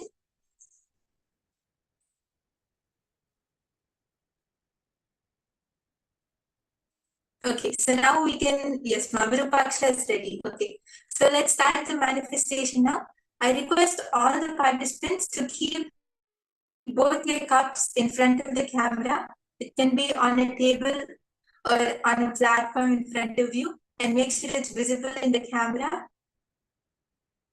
And just Connect to Swamiji, sit straight and chant the Mahavakya. Connect to Swamiji and unclutch from all the thoughts which are happening in you right now. When you unclutch, that is when powers also manifest. And I request all the participants to sit straight. When you sit straight, you'll see how your Kundalini Shakti just shoots up to your third eye and you're able to manifest. I request everyone to sit straight and connect to Swamiji.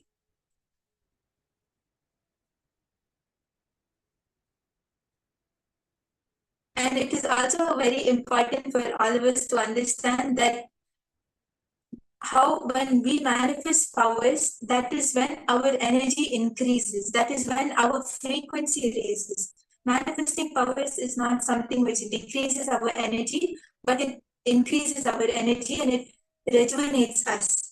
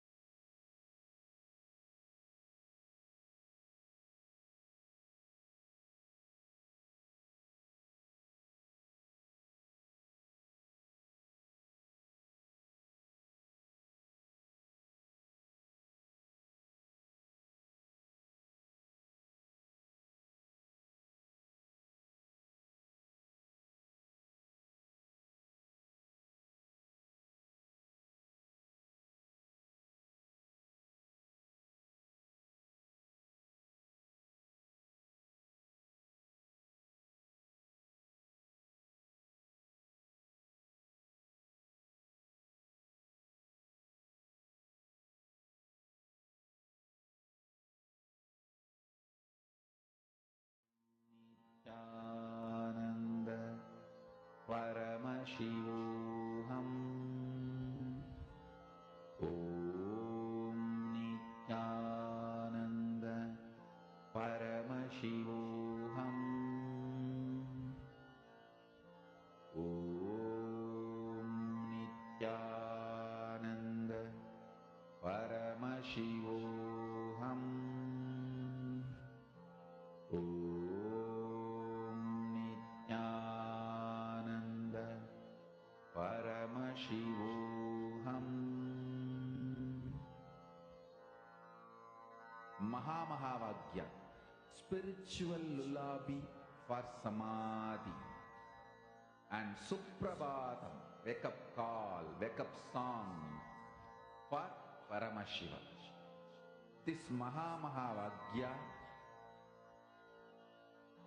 is spiritual lullaby for you to fall into Samadhi.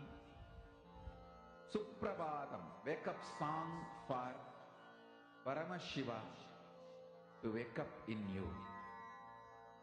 Just remember this one powerful cognition. This Mahā puts me in Samadhi. This is spiritual lullaby for Samadhi, and Suprabhatam, wake up song for Paramashiva in me. For Paramashiva to manifest. With this one spiritual powerful cognition, chant this Mahā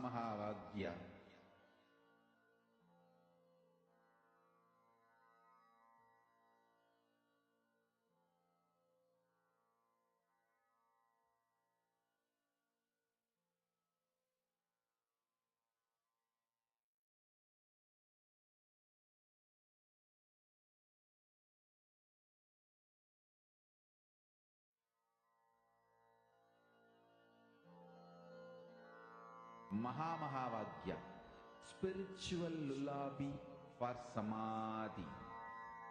And Suprabhatam, wake up call, wake up song for Paramashiva. For Paramashiva to manifest.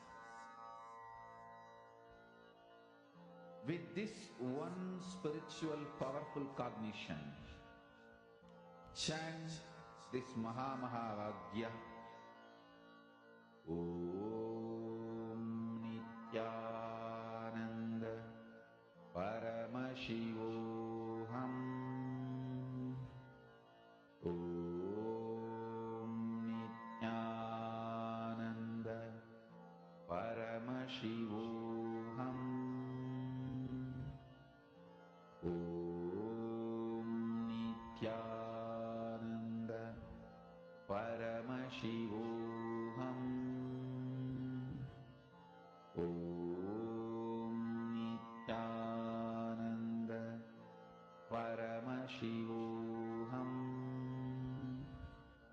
Om Nithyananda Paramashivoham. Om Nithyananda Paramashivoham. Om Nithyananda Paramashivoham. Om Nithyananda Paramashivoham. Om Nithyananda Paramashivoham. Om Nithyananda Paramashivoham. Om Nithyananda. Yes, I request all the participants to continue manifesting. Just connect to Swamiji and chant the Mahavakya. Don't think about anything which is happening around you, or don't let your mind come in between. Just continue to manifest. I can see so many of you are intensely manifesting, which is great. And if any of you have any doubts or any difficulties, you can even post that on the chat. It's really nice to see so many participants manifesting. So I just request all of you intensely connect to Swamiji. This is a real science. So you'll see that it will actually manifest. So the moment you understand and you cognize the science, you'll see how it just manifests through you. So Mark Krista, you have a few specks in your clean cup. That's amazing. Yes. So you were manifesting with kumkum, or which powder you were using? You can even take a picture of the specks. It would be really nice to see and keep that. You can post it on Facebook also. It's really nice. Ma Krista, you were able to manifest. Okay, Sacred Ash, Basma, that's great. Wow, that's amazing. And if any of you were able to manifest, also you can start posting. Ma Krista has manifested, that's great. If anyone has any doubts or any difficulties, you can post that also. And so far, Swamiji has already started manifesting through us. Let us all be in that space of manifestation. We will see simply we will be able to mirror each other's neurons and the manifestation will simply happen.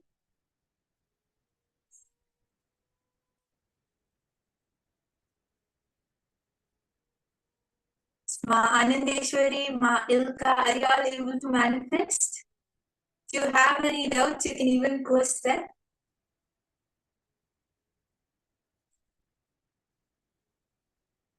Please check your cups thoroughly and let's continue manifesting.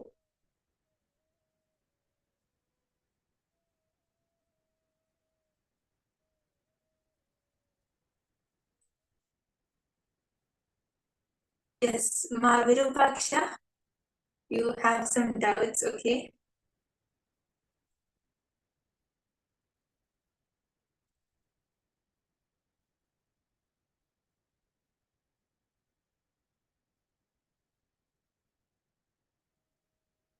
Yes. So if you feel that you're not intense enough, just drop that cognition, right? Because as Swamiji says, it is not because of any of us, or not because of us that we are chosen and we're here, but it is because of Swamiji. Swamiji is every single one of us who have had an initiation and darshan from Swamiji. Swamiji's grace is always there on us, and it is not biased or it is not unequal. It is Swamiji just showers his grace and compassion on us. So when we accept it, when you just accept it, you'll see how Swamiji's intensity will flow through you. Swamiji says that when you are integrated to me, when you are integrated to Swamiji, that Swamiji's level, Swamiji, he will put everything at his level, whether it is intensity, integrity, power manifestation, everything will be at Swamiji's scale. So you just connect to Swamiji and decide to drop this cognition. Ma Virupaksha, you just have to drop this cognition that you are not intense enough. Just connect to Swamiji, and it is only Swamiji who's going to flow through you. It is Swamiji's intensity which is going to flow through you. So the moment you drop this cognition that you are not intense and you're not able to manifest, you'll see that you will be able to manifest.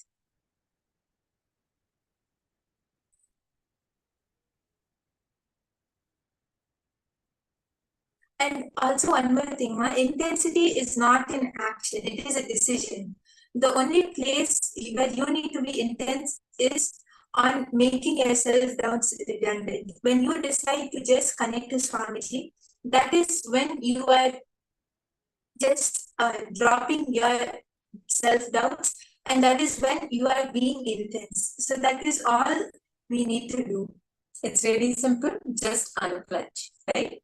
So when we unclutch, we will see all the self-doubt will drop, and we have the powerful conscious resource of initiation by Bhagavan, and we will simply manifest. It's for all of us. So Ma Virupaksha, are you able to understand? You can even sit right now and decide to manifest. You'll see that in a matter of minutes, you'll be able to manifest. And I can even see that so many participants are intensely manifesting. Or if you can check your cups or vessels, if anything has teleported, you can even post that.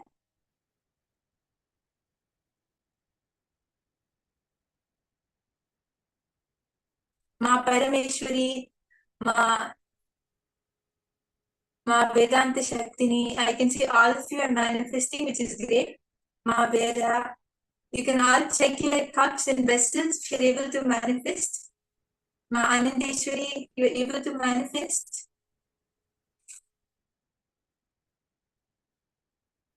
Is Ma Krista, were you able to manifest anything?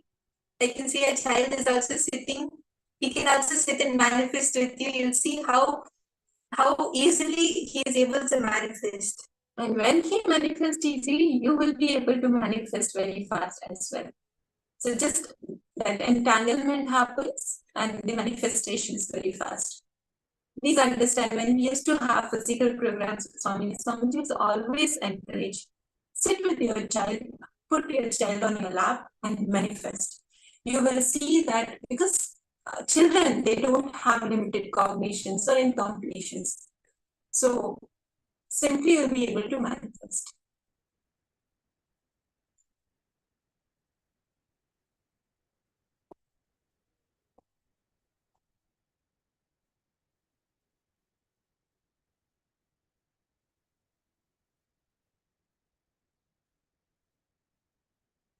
Is Manada Yoga, Ma Elena, were you all able to manifest? The moment anyone is able to manifest, you can post it on the chat, and all of us can continue manifesting. Yes. Nithyananda, Makre Yogini, so nice to see intensely manifesting? Are you able to manifest anything? You can post it on the chat. Yes, Ma Parameshwari, you feel it's coming. That's great. Yes. So all the participants, you can continue manifesting.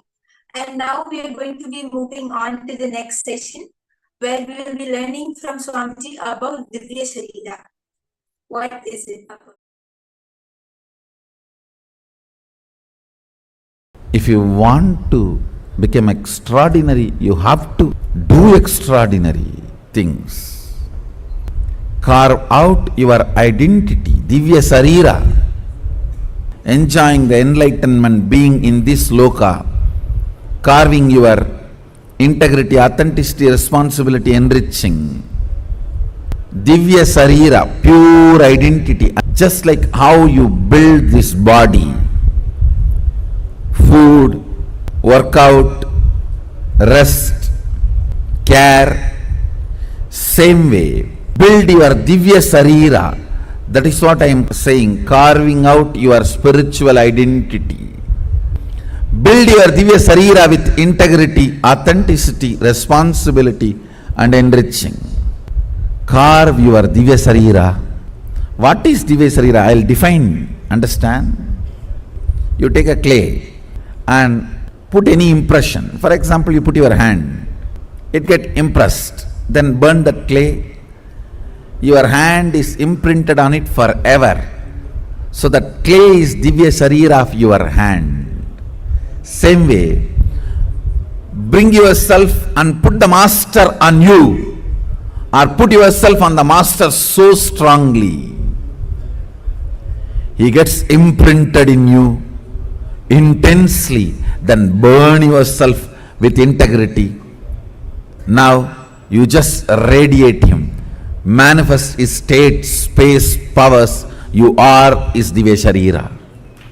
Thousands and thousands and thousands of years, Sanatana Hindu Dharma has kept this great science of producing Divya Sariris alive. All spiritual sampradayas will be relevant to planet Earth as long as they are able to produce Divya Sariris. If you are living the state, space and manifesting powers, your Divya Sarira has started getting built. It has started happening. Build your Divya Sarira intensely.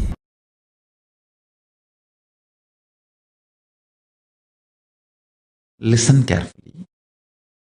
Too much of shadow of conscious decision gets embedded into your natural selection process, and you develop something called Divya Sarira, light body,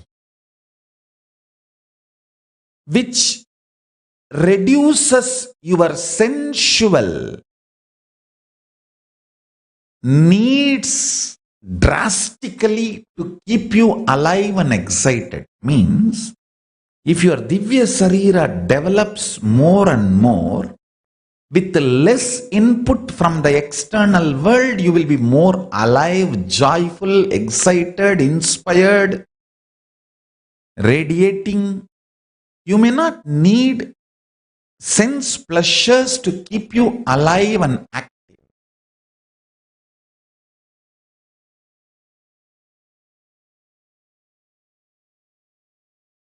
Listen intensely. Divya Sarira, the body, indestructible, effulgence, which is inside all of us. Please understand, this Divya Sarira is the core component of all of us. There is no person who does not have Divya Sarira. Everyone has a Divya Sarira.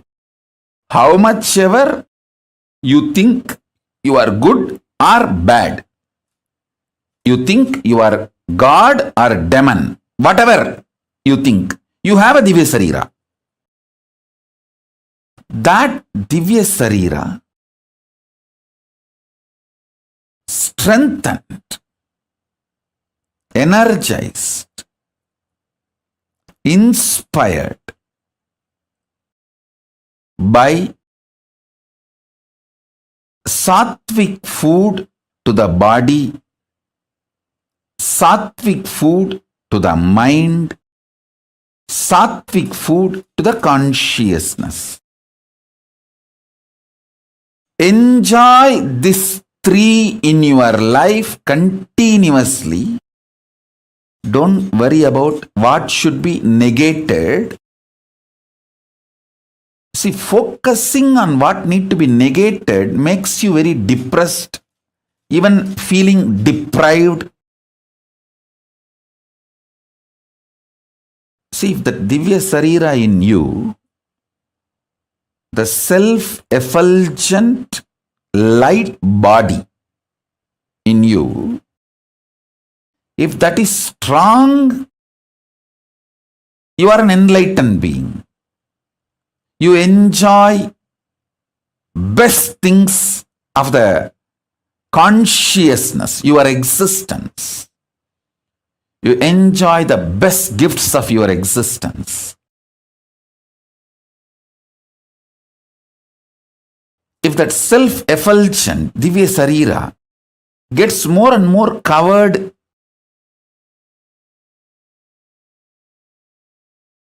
you get deluded, suffer with the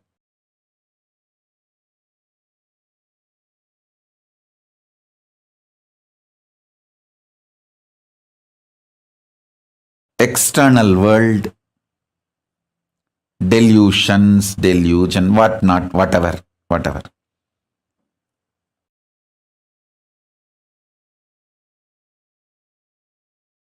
Now, I don't want to get into the negative side description. If you miss strengthening Divya Sarira, what happens? I don't want to waste time on that.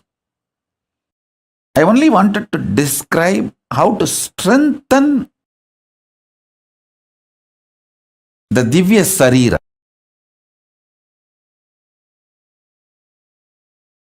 Self-effulgent,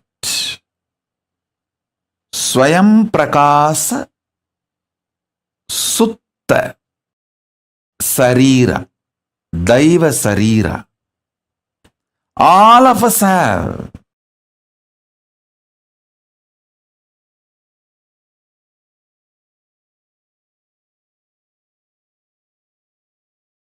The methodologies to strengthen the Divya Sarira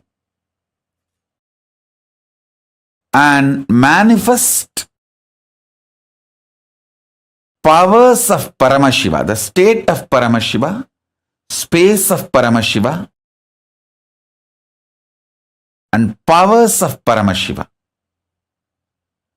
This truth is the message from Paramashiva directly to the whole humanity.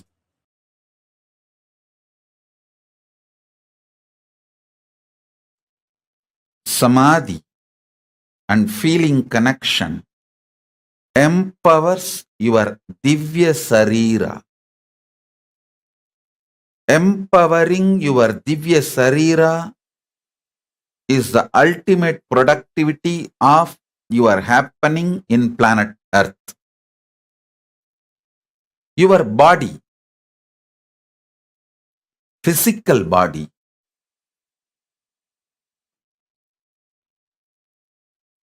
carries the consciousness. I use new word called Divya Sarira. Consciousness wearing this body is Divya Sarira. The consciousness getting more and more empowered When the consciousness gets empowered, you don't feel suffocated by physical body and its limitations. Listen.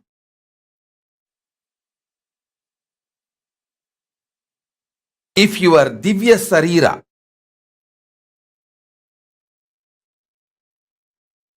the consciousness which is holding your body, if that is empowered, you don't feel suffocated, limited, reduced by your body. Please listen.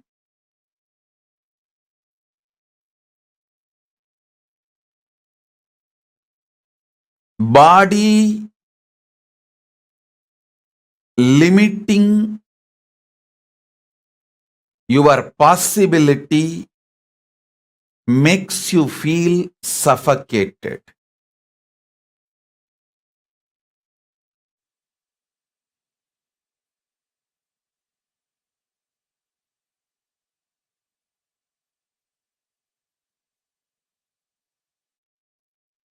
Not only the great powerful cognitions and understandings about the secrets of the cosmos,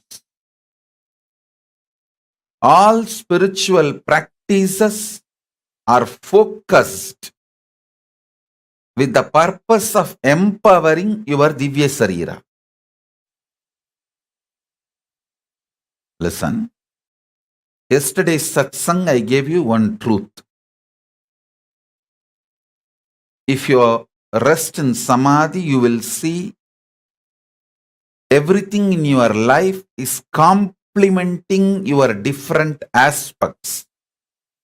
The wealth you earn, or the money you spend, the relationships getting added in your life, or people leaving from your life, comforts and wealth, artha getting added or leaving, the higher values, understandings getting added to you, and middle class values leaving you, everything, if you see, it just complements your expansion. If you get terrorized by your life, suffocated by your life without understanding, if you feel everything is chaos, everything is falling apart, due to your inner restlessness, you feel whole life is complication and incompletion. I tell you, nothing falls apart, everything falls in place. Nothing in life falls apart, everything in life falls in place.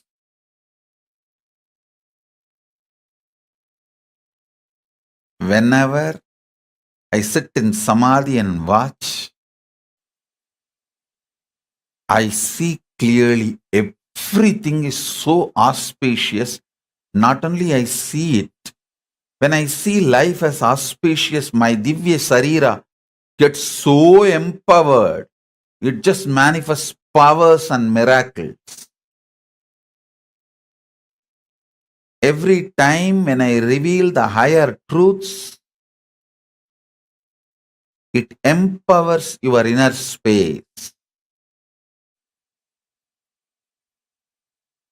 It empowers your very being. Empowering your Divya Sarira is the job I do day in and day out.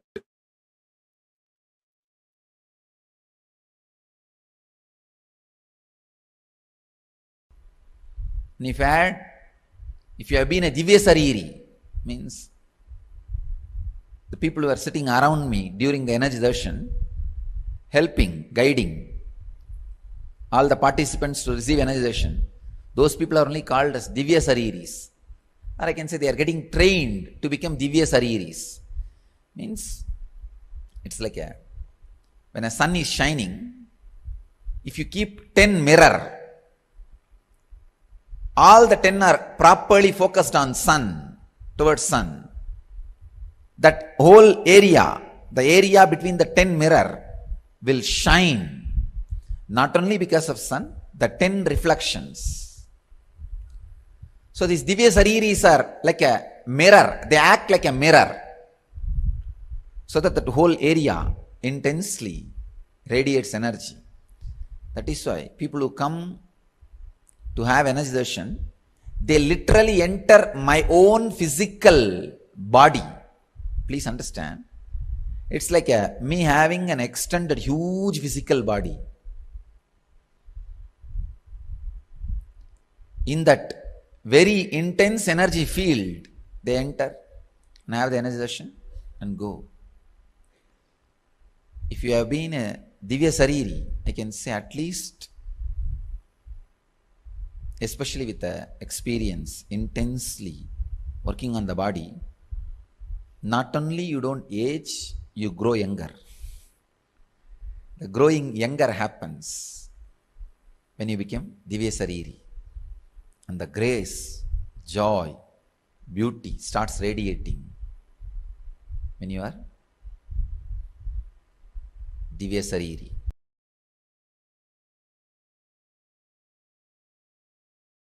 Listen. You have two major components in you. One, superconsciousness. Another one, body, matter. Means Chit and Jata. Matter and consciousness. Every particle of the matter which is manifested by the superconsciousness and still in alignment with the superconsciousness, that parts are called Divya Sarira in you. Every cell still continues to be in tune with Paramashiva. Every muscle, every part of your biology, internal organ or body, Jnanendriya or Karmendriya, still in tune with Paramashiva comfortably, with powerful cognitions, comfortably without any struggle, as a natural flow of life is Divya Sarira. Every cell which is ready to reverberate and radiate the powerful cognitions of Paramashiva is part of your Divya Sarira. Please understand. Whichever part of you comfortably manifests the powerful cognitions is your Divya Sarira. More and more powerful cognition manifestation means more and more you are becoming Divya Sarira. If your hands can manifest the highest powerful cognition, you are Paramashiva, your hands have become part of the Divya Sarira. Your eyes can manifest the truth, you are Paramashiva, your eyes have become part of Divya Sarira. Every cell in your body, if it can comfortably manifest powerful cognitions, it has become part of Divya Sarira. Pain does not exist is one of the powerful cognition because you are soul, you are consciousness, you are Paramashiva. If your hand is fractured and it does not have pain, means it is manifesting as a natural flow, the powerful cognition you are Paramashiva. Understand? You cannot act when there is a compound fracture. You can act as long as everything is well, not when there is a compound fracture. You can't be crying and telling, I'm okay. Understand? It's a natural flow. If powerful cognitions naturally flow in your system, you are Divya Sariri. You become Divya Sarira. Paramashiva beautifully says in Kriya, in Puja, there is a special ritual called making yourself Divya Sariri. You invoke every part with the sacred syllable of Paramashiva's name. Paramashiva sits on the throne made out of 54 mantra. Not 52, 54. 52 akshara, one spelled but doesn't have a script. Another one can neither be spelled nor written. So totally 54 akshara.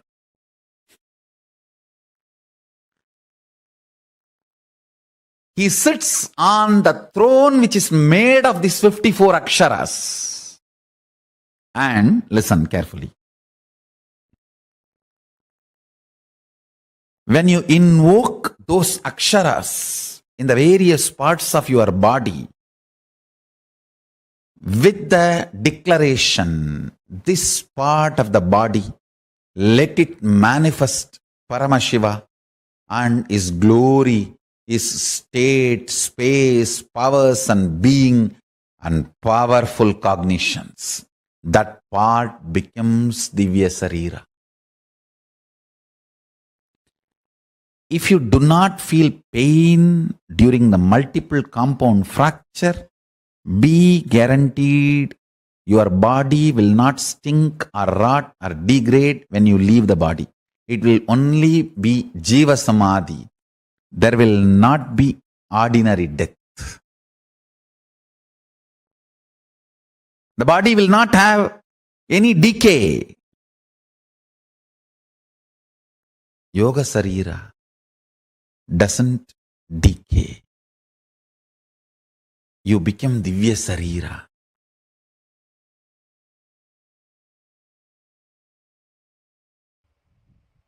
Understand the truth I am trying to convey.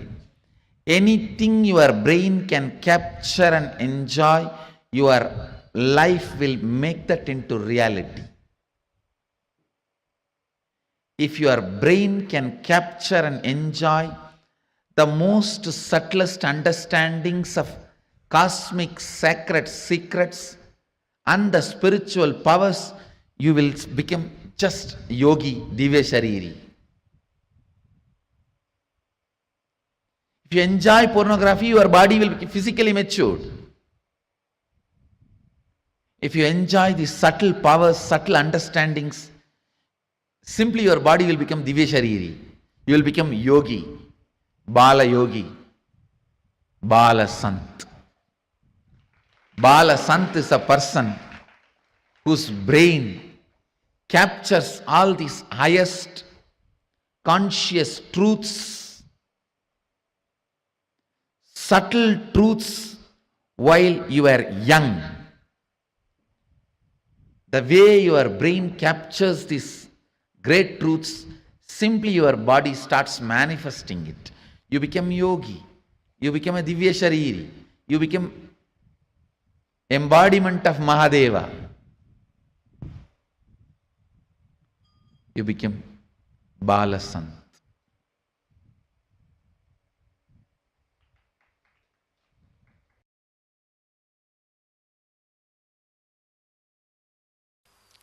Very strong lessons. You need complete attention. But the lessons will be really helpful. This technical knowledge will really be helpful, not only for enlightenment, for making your life more and more blissful and happy and joyful, becoming a new human being. Becoming a new human being. Understand? If you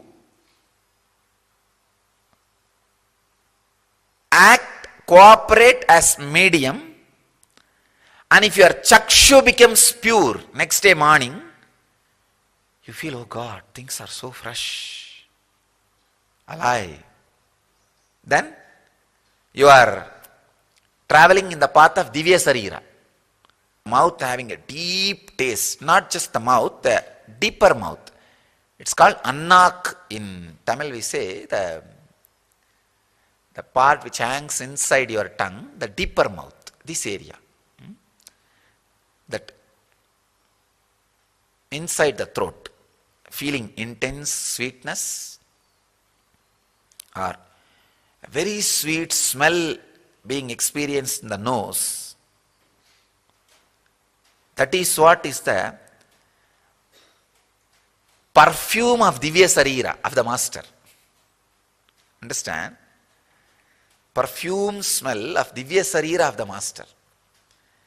Something will be happening in your nose, some sweet smell. And any sound, you will, even a small sound, you will be able to hear with a deep sensitivity. These are the scales. I am telling all the people who were mediums, during the healing initiation. I am telling all you guys, if you have any of this experience, you are traveling towards the path of Divya Sarira. Have courage, confidence, joy, jump into it and run. Flow with it.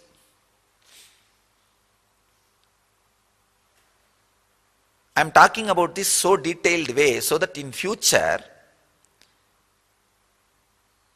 people who are trying to become medium for these ghosts, the dead people, pretas, pichas, all of them should understand difference between that medium and this medium. Medium word is loaded with a negative meaning.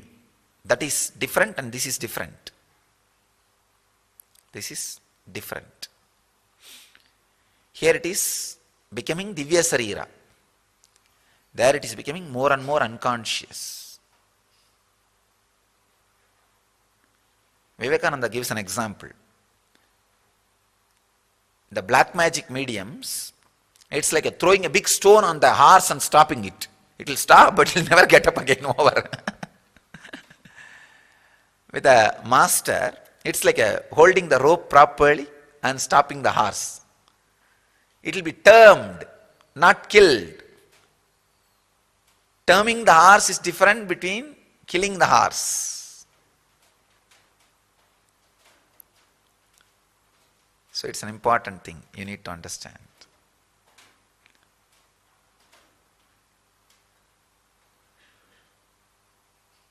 This is the second level, Paragaya Pravesha, astral travel. The third level, the Siddha who doesn't have body entering into a dead body.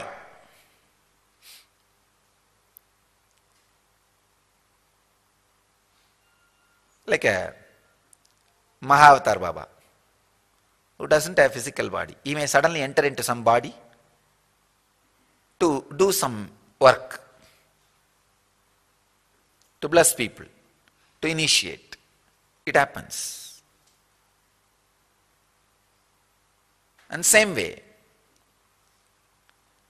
Siddhas who don't have body entering into, first thing, Siddhas who don't have body entering into a living body, Siddhas who don't have body entering into a dead body. These are the next categories. Understand?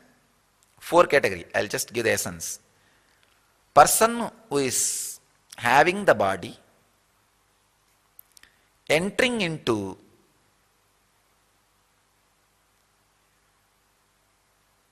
the dead body, person who is having the body entering into living body, person who does not have body entering into living body, person who does not have body entering into dead body. If you understand all these 4 things in different level, it will help you.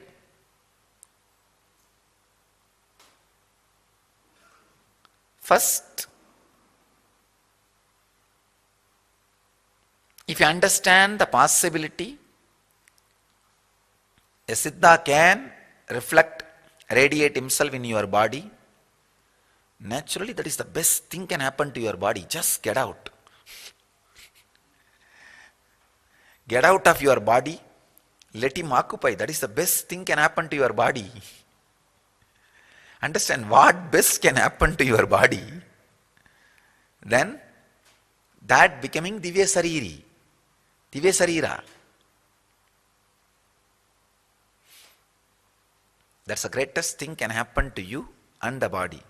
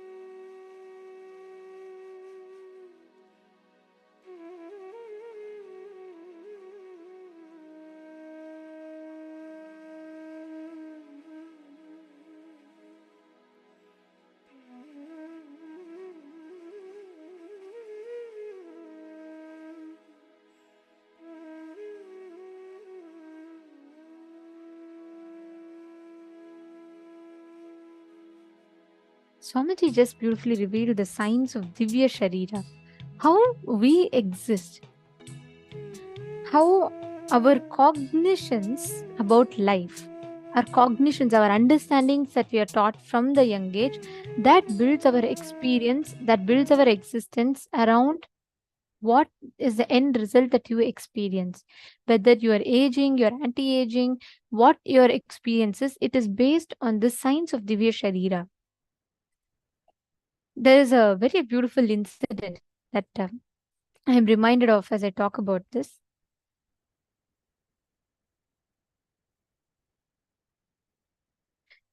So I'll share this very beautiful story happening from Swamiji's life, okay?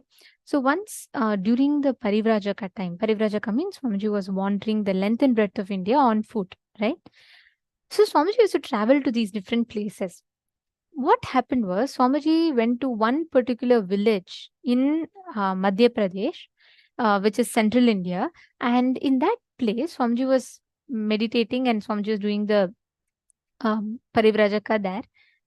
Swamiji saw one day that one pregnant woman, she walked into a tent. She was pregnant. She walked into a tent. 5 to 10 minutes passed. She walked out of the tent with a baby in her hand. No screaming, no crying, no shouting, no doctors rushing, nothing. She had a smile on her face as if she just went, like changing the clothes and coming back. So she just went in. Swamiji was meditating, and after some time when Swamiji saw, she walked out with a baby. Swamiji was shocked. Swamiji said he was surprised to see, like, how is this possible? So Swamiji didn't know, of course, Swamiji didn't know how to communicate with them in their language, Swamiji said. So they were all like some local tribes, okay, living there. I'll not say tribe, in indigenous Hindu tradition living there. Listen to what happens next. The same thing happens after a few days. Another lady also who's very, who's pregnant, she also walks in to the same hut, and she goes in, no screaming, no loud noise, nothing. In 5 minutes or 10 minutes, she walks out with a baby in her hand, smiling absolutely fine. Swamiji, this time he said like he couldn't understand why. And he went to the village's head, the priest, and he tried asking like, why, how is this possible? Then Swamiji beautifully told that village priest asked, pain? What pain? Because Swamiji asked, why is there no pain? There's no labor pain. I don't see anyone cry or any sound. That village priest was surprised. He said, what is pain? What are you talking about? Swamiji beautifully told that whole village was brought, their whole cognition, from the very young age, they're not even taught the concept of pain, because of which their body doesn't even cognize or respond to pain.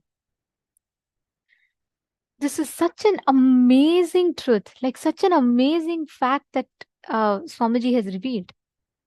Please understand, this is a very, very important thing. Same way Swamiji said, just sometime later, Swamiji was traveling upwards towards the Tibet and Himalaya side. And there was one remote village there, and Swamiji during his Parivrajaka, as he was just walking by, Swamiji went to that village, and Swamiji wanted to find out, like, what place it is and all that. So Swamiji saw a very elderly man. Like, actually, he was looking very, when we say elderly, I would say like our 40, 50 age, like that he looked, and he was doing the farming there. So Swamiji walks up to that man, and Swamiji says, Swamiji is trying to initiate a conversation, and Swamiji says, can I, he asked, during the conversation, the man who's farming, he says, how old are you? Like Swamiji asks his age. And he says, I'm just about 100 years old. Then Swamiji is shocked. Then Swamiji asks, how come? You're 100 years old? Swamiji is surprised. Then Swamiji is saying, I wanted to talk to an elder in the village. So only I came and I wanted to talk to you like that. Then so that man was shocked. He said, what elder? What do you mean I'm elder? I am just in my middle age. I'm just 100 years old. Go meet the elders who are about 250 years old who are living. Swamiji said he was so taken aback that Actually, they cognize from young age, they're taught the normal human lifespan is 300 years old. 300 years. Today, science teaches you from your birth that average human lifespan is only 70 years old. By the time you're 40, 50, you pack up to leave. Already, the science puts you into that cognition. Swamiji said that entire civilization that lived there was not in touch with the outer world. They were all taught that 300 years is the average lifespan. So everyone lived for 250 years easily. Swamiji said the moment this same civilization, sometime later when Swamiji went back, unfortunately, by then people had found out that the civilization exists. They wanted to study. They wanted to understand how these guys exist. So people from the regular world started going and living there to understand their psychology. Just in one generation, their average lifespan reduced from 300 years just to 100 years. Swamiji said he was so pained to see that the whole civilization that was so innocent, that was maintained so beautifully, lost the essence. See, why I'm sharing this is our body, right? It has the complete power, capability, and ability to listen to our thoughts, our cognitions, and it responds based on that. Please understand, this is a very, very powerful truth. If you constantly teach your body, unfortunately today, from the young age, you're taught sugar, BP. I still remember when I was young, as I was growing up, I was always taught by the time you become 40, your back will pain, you'll have so much of body pain, you can't be active. Already you're put into that kind of a cognition. By the time you become an adult, you already start carrying that cognition in your head. That is exactly what Swamiji is revealing in this session. Your body is Divya Sarira. It's a clay. It is malleable. It's completely what you want it to become like. It will take that form. If you feed in constantly thought currents that you can't exist for a long time, things will not work that way. Your average lifespan is only 40 to 70 years old. By the time already you are 70, you're just waiting for your exit ticket. That's all. Understand your body is built based on the biology of your cognitions. What your cognitions are, the biology of your belief. If you constantly build the cognition that you can't live long, you can't live for a long time period, then your body believes only that. And only that that becomes a reality or an experience. The whole, even if you see for Swamiji, right? There are so many times Swamiji has demonstrated this where Swamiji had absolutely no pain when Swamiji fell from the horse. Swamiji went through the whole surgery, one of the most complex of surgeries, without any anesthesia or anything. Swamiji had complete consciousness and Swamiji was smiling through the surgery and Swamiji said, I can feel this is what is happening in my system.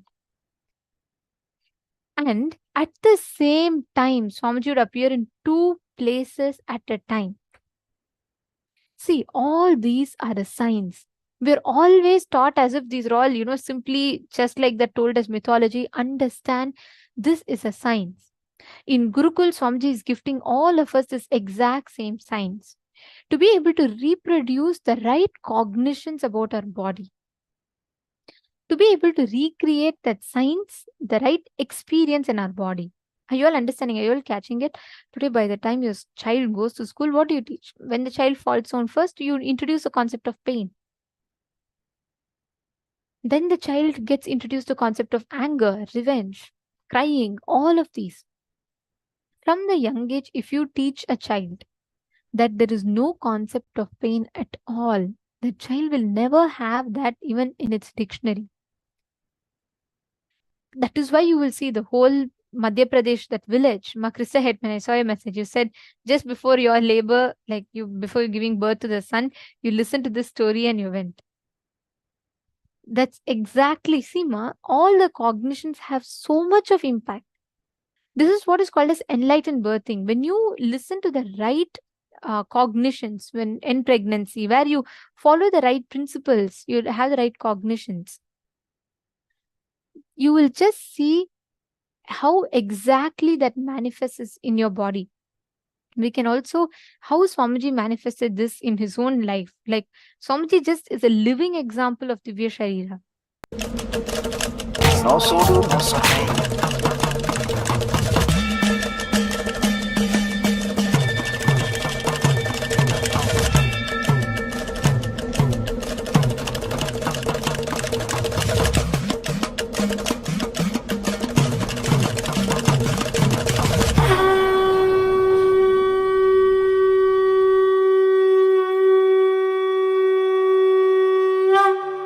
அண்ணாமலையம் அண்ணா போற்றி, கண்ணாரமுதக் கடலே போற்றி.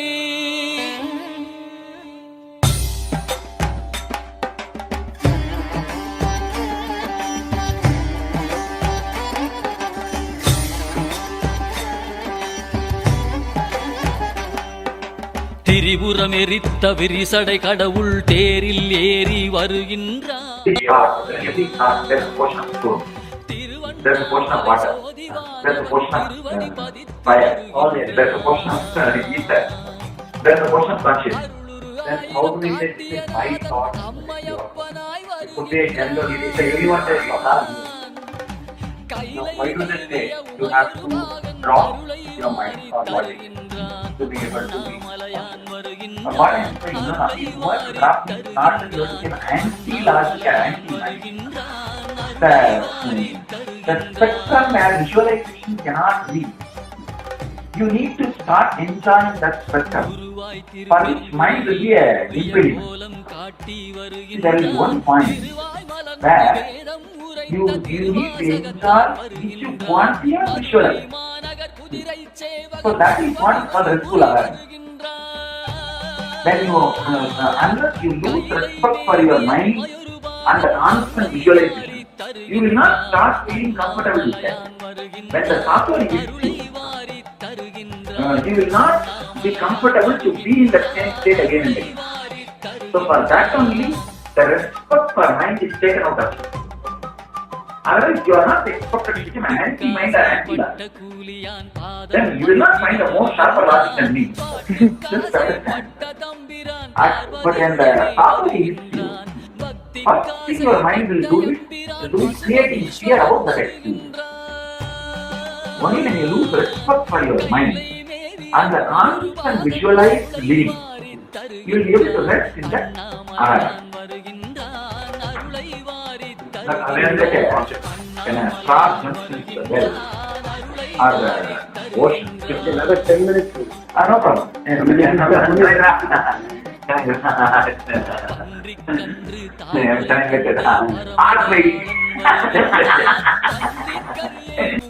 How do we work on this? I need up to ether level to be able to get whatever the ether level, they are not able to spend. If you bring me one by one formula and explain their understanding, then I can give you the gap. I can kill the two. That I will be able to. If you bring one by one, we can do.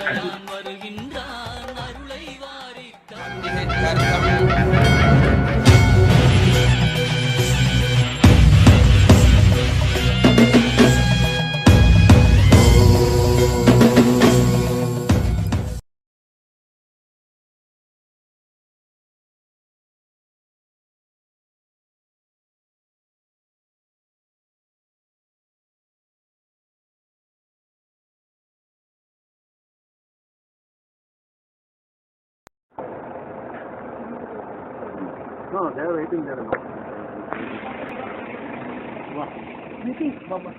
Why don't you put a scale or a rule? Yeah, something to hold. Want to get the thing, just continue to record this.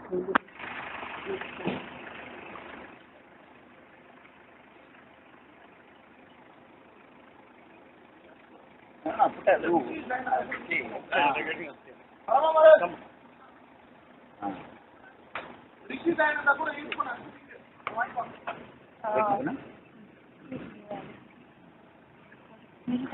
Nirvikalpa. Huh? Come. Start getting there. Huh?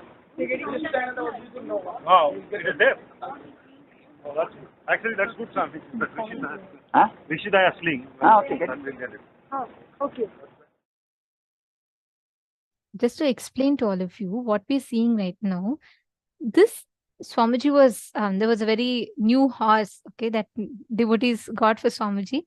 And Actually, Swamiji had explained this whole incident, how when Swamiji was coming on a horse, everyone got so excited and started playing loud music. And they played Kalabhairava music. When they started playing the Kalabhairava music, the horse, usually it has a visual thing, like it sees a person who's climbing up, and based on that, it will get itself ready. But the horse was not prepared. Suddenly, when they played Kalabhairava music, Kalabhairava had landed into Swamiji. So Swamiji's body physically expanded, like the normal weight increased 3 times. So it was almost like 3 people were sitting on the horse. And the horse couldn't handle it, like it could not understand what was happening. Because it was normally walking, it didn't see anyone getting up. Then suddenly it was experiencing 3 people. So it just jumped, it jumped. And because of that, Swamiji had fallen off from the horse. And that's the visual we all just saw.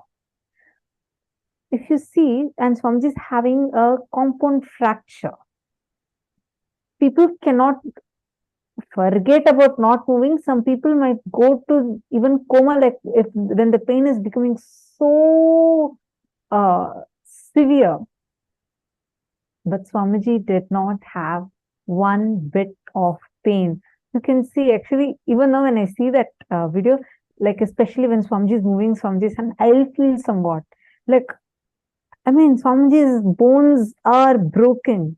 And the whole time, Swamiji with a smile, we could hear Swamiji consoling people not to worry and telling that it will be taken care. And like all the disciples are worried, saying, Swamiji, at least we put this for stability. And then the whole time, Swamiji is smiling. Can you be like that when you have a compound fracture? And on top of that, Swamiji is going to the hospital and explaining to the doctors whatever his body scanning and explaining, okay, this is what is going on in the body and how it is healing itself. Understand, this is also a quality of the avatar. That is because this, in his very Divya Sarira, there is no experience of pain. Actually, when we are talking about Divya Sarira, we have one very powerful Leela of Swamiji, which is caught on camera, which is how Swamiji appeared in multiple places at the same time through his Divya Sarira. And let's now listen to the video. July 5th, 2017 marks as a historical day by yet one another of the countless Leelas, divine plays of the avatar His Holiness Paramahamsa Nithyananda. Paramahamsa Nithyananda appears in 2 places at once, giving darshan to Nithyananda Peetam, Trishulam Adinam, Chennai. In the early hours of Brahma Muhurta at 4 a.m. on the 5th of July, Nithyananda Peetam in Trishulam Adinam was up and alive, taking part in their morning spiritual routine of performing Nithyananda Yoga. This picture was taken at around 4:05 a.m. by a sannyasi in Trishulam Adinam to record the attendance for the morning yoga session. Little did she know that in the attendance was none other than Paramahamsa Nithyananda himself. It was after the image was captured that the form of His Holiness was noticed in the picture. It is undeniably his physical form, as evidenced by the shadow appearing in front of him. Also, Pictured is an image taken of Paramahamsa Nithyananda at Bengaluru Adinam on the night of about 10:30 p.m. where he was giving darshan to the participants of the 43rd Inner Awakening, and at 6 a.m. on 4th of July during Pratyaksha Pada Puja where he was physically present. This event was broadcasted live on Nithyananda TV and via two-way video conferencing witnessed by thousands worldwide. There are eyewitness records of people around His Holiness as he was getting ready for the Pratyaksha Pada Puja in Bengaluru Adinam on the morning of 4th of July. The city of Bengaluru is about 340 kilometers away from Trishulam, Chennai, thus ruling out even the possibility for a flight taken. The form of His Holiness in the picture has the same attire and form as he had yesterday evening on 3rd of July as he initiated his disciples into Vishesha Diksha. Srimad Bhagavatam, the Vedic scripture that precisely records and reveals the happening of various avatars of the past, present and future, describes the avatar in its complete form. Having clearly established that His Holiness was present in Bengaluru Adinam, hundreds of miles away from Chennai, the lucky group of devotees in Trishulam saw the same form of Paramahamsa Nithyananda as he was during the state of being in Samadhi yesterday after initiating his disciples in Bengaluru into the ancient Shaivite ritual of Vishesha Diksha. His Holiness Paramahamsa Nithyananda is seen adorning the sacred kavi cloth given to him by his Guru and Nithyananda Sangha's Paramaguru Arunagiri Yogeshwara, who is an incarnation of Sadashiva himself in Tiruvannamalai, Arunachala. Swamiji has blessed that huge positive explosion is going to happen in Trishulam. Sadashiva has assumed the same form to supervise and bless Nithyananda Peetam Trishulam Adinam.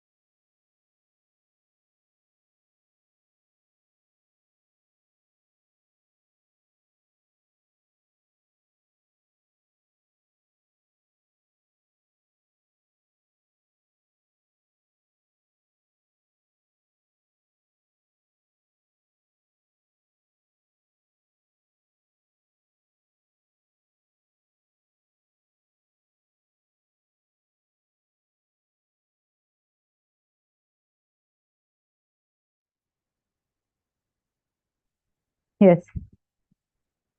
I see so many of you smiling widely. Sanjay Ore has posted, these things happened to Avatar to teach us. Absolutely. Now, understand. Did all of you watch the video on how Swamiji appeared in two places? The Divya Sarira one? Because that power of Divya Sarira is what all of us are going to be experiencing today. Nithyananda, Swamiji is something like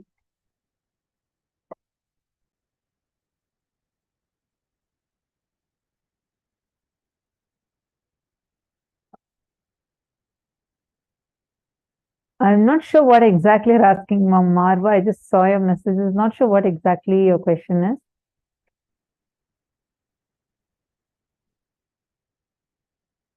Swamiji is omnipresent, power of consciousness, so incredible. Yes, today thank you for sharing this. I had wondered about this. See, understand, today all of us are going to be experiencing this power of Divya Sarira. Can I request all of you to please come and sit in front of the camera?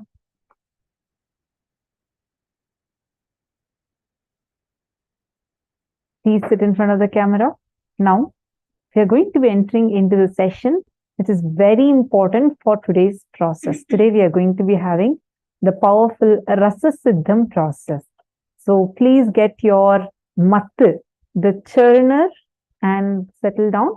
Today, Swamiji is going to be initiating all of us into Rasa Siddham, an alchemy process, where you're going to be churning the churner or spindle, whatever you call it as.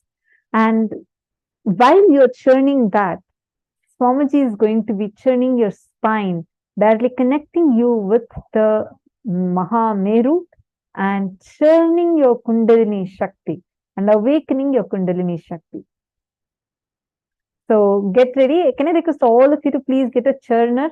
It can be it should be wooden, or if it's metal, it's okay, but it should not be of plastic. If you don't have anything, just come, but it has to be a proper churner. Just settle down. If you don't have anything, you can just settle down. Okay, now, this churning process, Swamiji has told us to first understand about the churning of Milky Ocean. This is one of the most, after Ramayana, Mahabharata, the next most popular Purana, like a Puranic story, is churning of Milky Ocean. Like even if you see the world's largest temple, Angkor Wat temple, has this engraved, this carved for almost 1 kilometer or 2 kilometers full. The entire wall is carved with depicting this particular story, the story of churning of Milky Ocean. And this is of a very, very significant importance when understanding about the awakening of Kundalini Shakti through the Rasa Siddham process in us, how the churning happens. And Swamiji explains this so beautifully. Now we are going to be entering into that session where Swamiji is going to be explaining to us about churning of the Milky Ocean.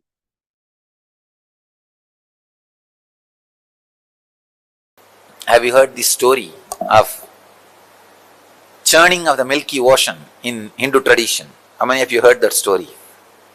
How many of you have not heard? Raise your hand. Oh, there are enough. So I'll tell the story again. In Hindu tradition, we have a story that in the Milky Ocean, the nectar is there. It's like from milk, how the butter is churned out. Same way the nectar is available in the Milky Ocean, but you need to churn it out. So when the nectar comes out, whoever drinks that nectar will become immortal. So all the gods, devas, the demigods, all of them wanted to have that nectar. But unfortunately, the poor guys, they cannot churn the ocean by themselves. They need the help of demons also. Please understand. Every line is full of philosophical truths. So the gods, they went to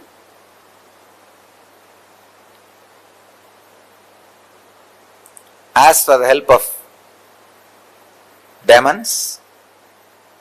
Usually both of them always fight with each other. But the deal was struck that when the nectar comes out, off 50-50 share. So then because the share they agreed, after all they are brothers. Both of them have decided, all right, we will do it together. Then both of them go to their father, Brahma, ask Brahma, creator, we both have decided to churn the Milky Ocean and get the nectar out. Brahma was delighted and excited. Oh God, I have never seen both teams coming together. It is always an headache for me. One will come and snatch some boon from me and go and torture the other one. The other one will come and complain and take some other boon from me and go and torture the other one. This is a whole day is same work. First time both of you guys have come. Great. What do you want from me? They asked, we want your help and suggestion and guidance. How to go about? He said, you need the Shivas on which Shiva is sitting, the Meru hill, and on which Vishnu is lying down, the Vasugi, Adisesha, snake. You need the hill, Meru, Kailash as a spindle, and snake, largest snake in the world, on which Vishnu is lying down, that Adisesha as a rope. These guys thought, oh God, that's too much. How to go and ask? Brahma says, no, go and ask both of them, they will give you. It's not a problem at all. But they were not able to, these demons and demigods are not able to trust the Shiva and Vishnu. They directly went and struck a deal with the Kailash hill and the snake. They said, you guys come, cooperate, you will have one share of nectar. Finally, without the Shiva's blessing, Kailash came. Without the Vishnu's blessing, snake also came. And they started the churning. And the Kailash is the spindle. The snake is the rope. And one side, the demons, other side, the demigods. Even before starting the churning, the fight started. Who will be in the head side? Because head is always special. God said, we only will be in the head side. Demon said, no, we will be in the head side, you be in the tail side. Finally, somehow, Brahma intervened and advised, hey, allow the demons to be near the heads. Anyhow, they agreed. The demons were near the head and demigods were in the leg, feet, in the tail side. The churning has started. Suddenly, because neither Shiva gave permission to Meru, nor Vishnu gave permission to the snake, the hill has started sinking inside the ocean. How many of you have seen that churning in when they churn the milk for butter? The Indian villages with spindle, they will churn.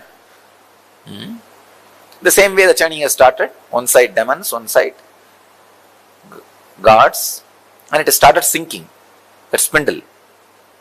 Now big problem, what to do? They ran to Shiva. Shiva is just in Samadhi, nothing can be done. They ran to Vishnu. Vishnu thought it's too much, because not only that spindle is sinking, it is dragging the whole crowd inside the ocean, because all these guys are holding that rope. When that is sinking, naturally what will happen? The whole world is sinking, and there will be no population, no fun. What to do? Vishnu is supposed to be a protector. He rushes and he becomes a huge tortoise and lifts that spindle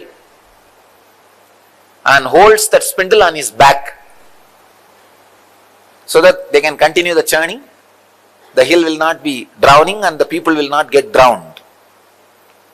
Because he is a protector, he has to protect. So, Brahma created the chaos. Vishnu is protecting the chaos. The churning is going on. So many things came out. Like a kalpa vriksha, tree which gives whatever you want. Parijata, the eternal smelling flowers. Parijata, kalpa vriksha, ratna singasana, shining throne. And Chintamani Griha, the house of diamonds.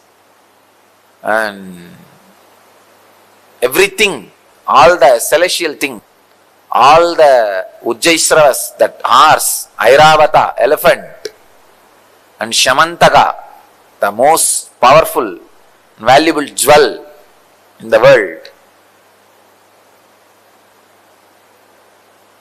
All of you should know that even in the modern day, the world's most costliest jewel is not that what is in the Washington. How many of you have seen that diamond? In the Washington there is one diamond. Washington Museum they have displayed.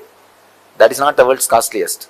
There is another one jewel which Venkateshwara is wearing, is the world's costliest. Still there is no, they are not able to put any value for it. Venkateshwara's right chest is having, on the Srivatsam they put, on Vaikuntha Ekadasi day they will put on those festival days. That huge, it's called Vaidurya. The ripe portion of Vaira, diamond.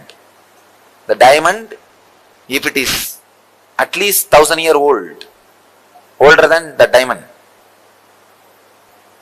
I think this Vaidurya word is only a Sanskrit word. Because in the West, they don't know this concept of Vaidurya. It's like a wine, the old wine is valuable. The most stronger diamond, strongest diamond, Vaidurya, he wears. So that jewel is supposed to, it is supposed to have come out of the churning. And there is a one piece, only one piece available in the planet Earth that Venkateshwara is wearing. Anyhow, it's a story, we don't know what else. But all these things came out. Parijata, Kalpa Vriksha, Chindamani Griha, and Airavata. Airavata is the four tusk elephant. 4 tusks, not 2. So all these celestial things came out. And the funny part is, when all these things came out, each one went and grabbed. It's mine, it is mine, it is mine.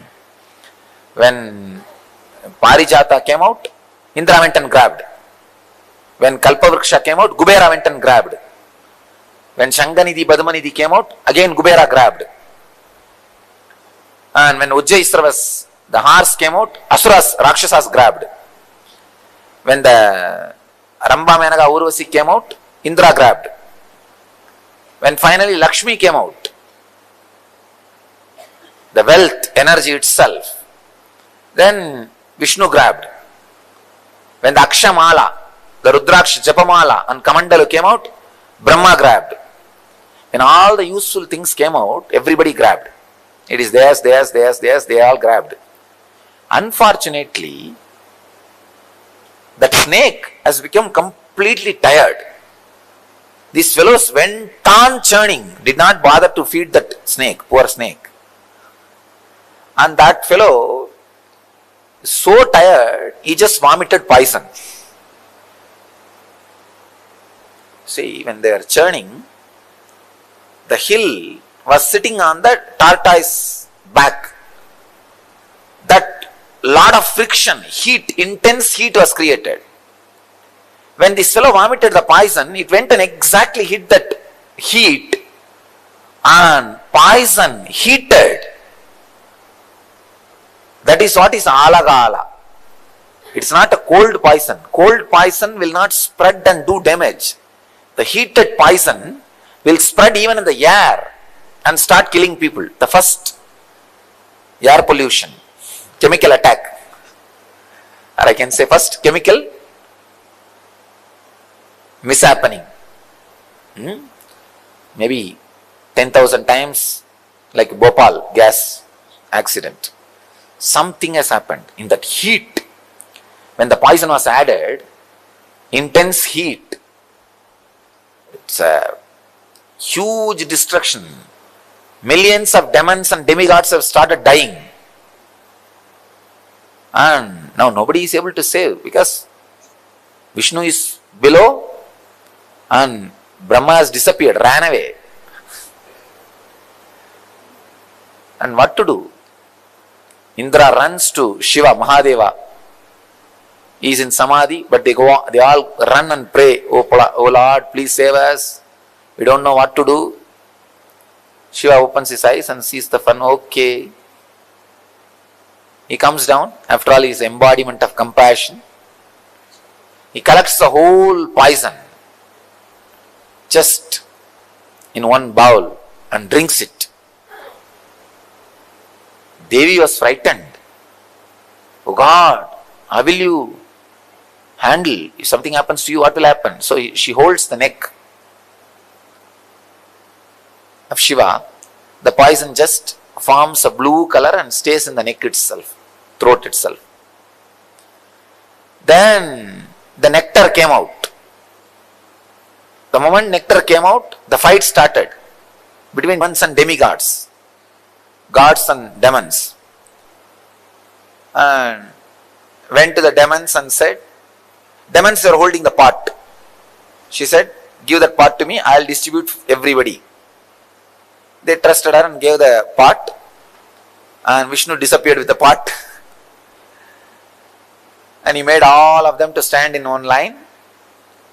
So he started distributing first to the gods. And poor demons are standing in the line, thinking that they will also get it. But two demons came in the form of gods and stood in the queue and tried to steal the nectar.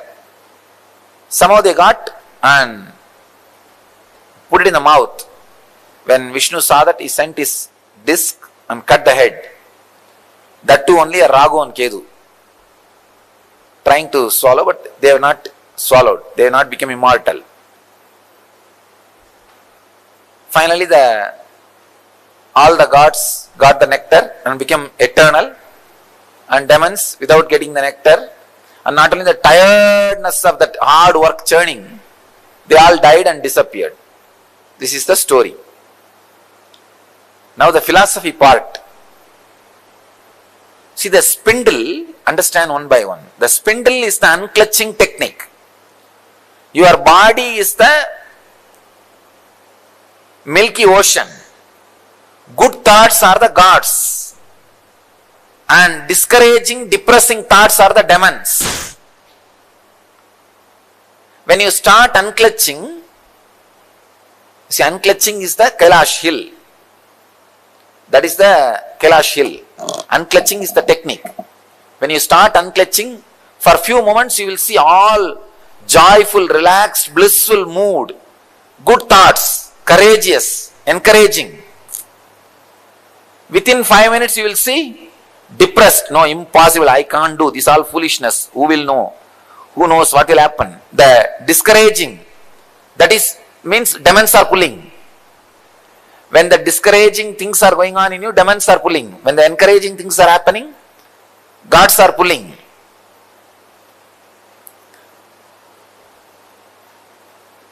The tortoise below, holding without the spindle sinking, is the encouragement which you get from master. Come on, do it. Don't allow sinking. Don't allow. Continue, continue, continue. That is the tortoise holding. And all the auspicious things comes out of that ocean. Like Kalpavriksha or gems, jewels, wealth. These are the extraordinary powers you get. Extraordinary powers you accumulate during the unclutching process. Now you will see. You will suddenly have the intelligence to find out what is going to happen tomorrow, day after tomorrow. And telepathy moods will come. Intuition will be awakened. Levitation happening. Different siddhis will start happening. These are the extraordinary powers, things coming out of the churning. But be very clear, don't be stuck with it. Don't be stuck with it. They will all come and don't bother about it. Don't bother much about it. You will have wealth. Whole life is this churning only. And the way many things comes out.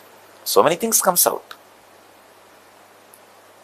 Your body will become so alive, ecstatic. These are all different products coming out during the churning.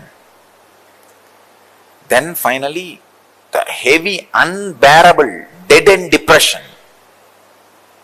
That is what is alagala visha. Alagala poison.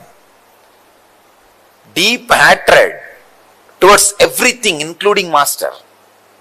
Unable to trust anything. Every seeker will go through this mood at some point. At some point, every seeker will go through. That is the alahala poison. At that moment, you should have the intelligence to run to Shiva, Guru.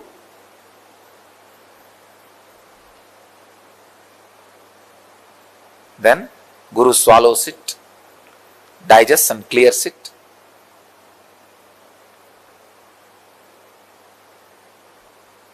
After that, when the churning happens, only then the nectar comes out, enlightenment. Even when the enlightenment comes, some of the demonic thoughts will try to become immortal in you. But protector, Vishnu will take care. The Guru's grace is Vishnu. Guru is Shiva, Guru's grace is Vishnu. He will take care that demons don't become immortal. So all the good sacred sentiments you had will drink the nectar and become immortal. And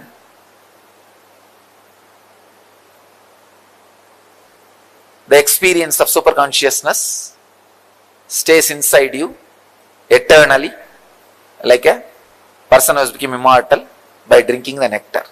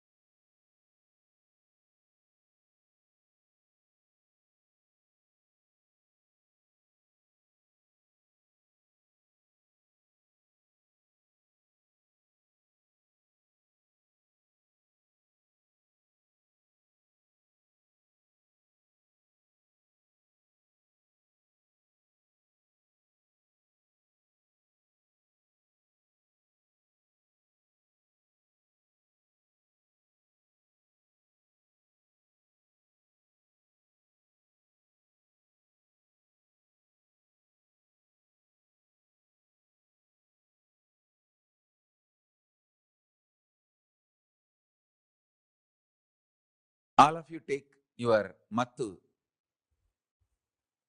and keep it in front of you. Hold. See, you have to hold upside down, means that mattu top part should come down. Yes.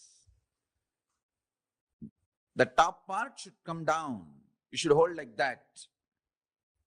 Listen carefully. Listen carefully and intensely. You should cognize your spinal cord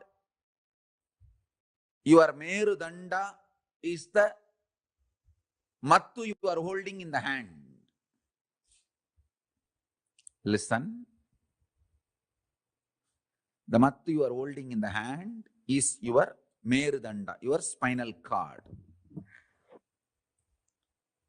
I'll connect your Merudanda and spinal cord. See, the cosmic spinal cord is Merudanda.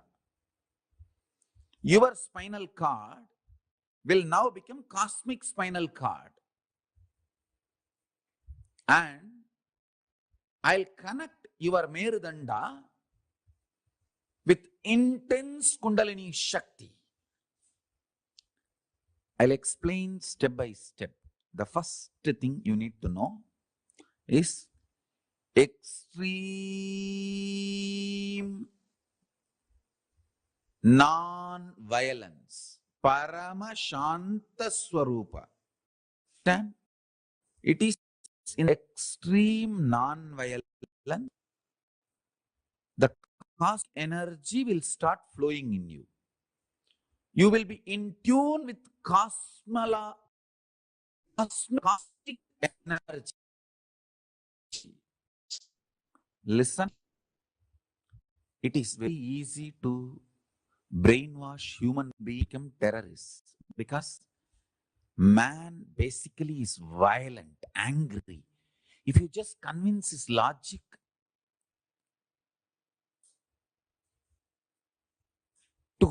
towards whom he is angry, he will become terrorist. But making you realize the non-violence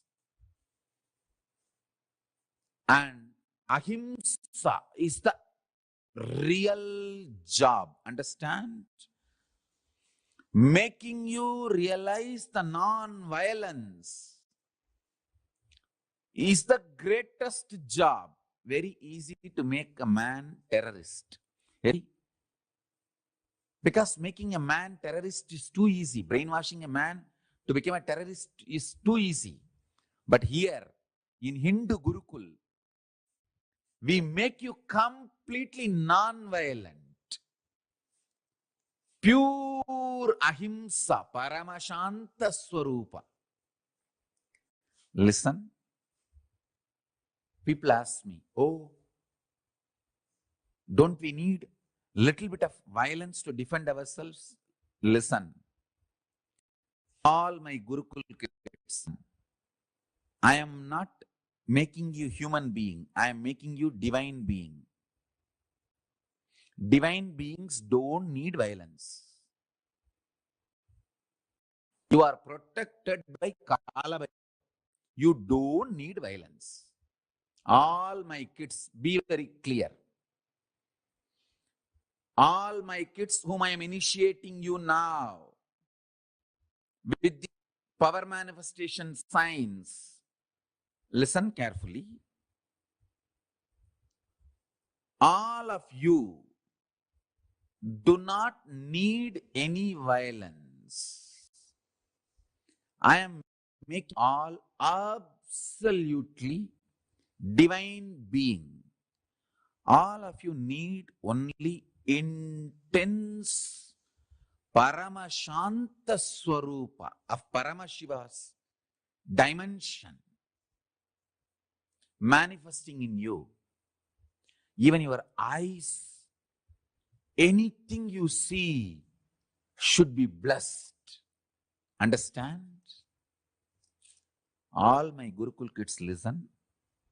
In every inch, I am evolving you to become Paramashiva, the divine being. You don't need violence. For example, people tell me, oh, without violence, how we can run an army, how we can protect our country. Understand?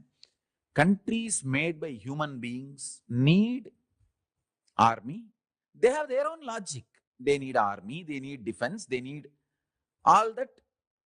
But you all belong to the Kailasa, country made by Parama. You don't need army. You don't need violence.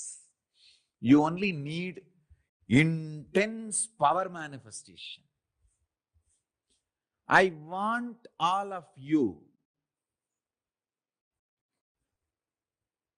carry the intense bliss, non-violence even in your eyes. Listen carefully.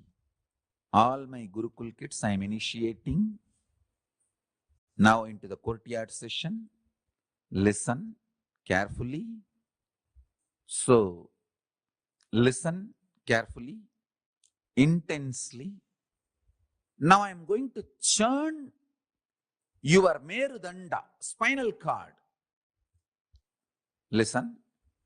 I am going to churn your spinal cord with intense Kundalini awakening.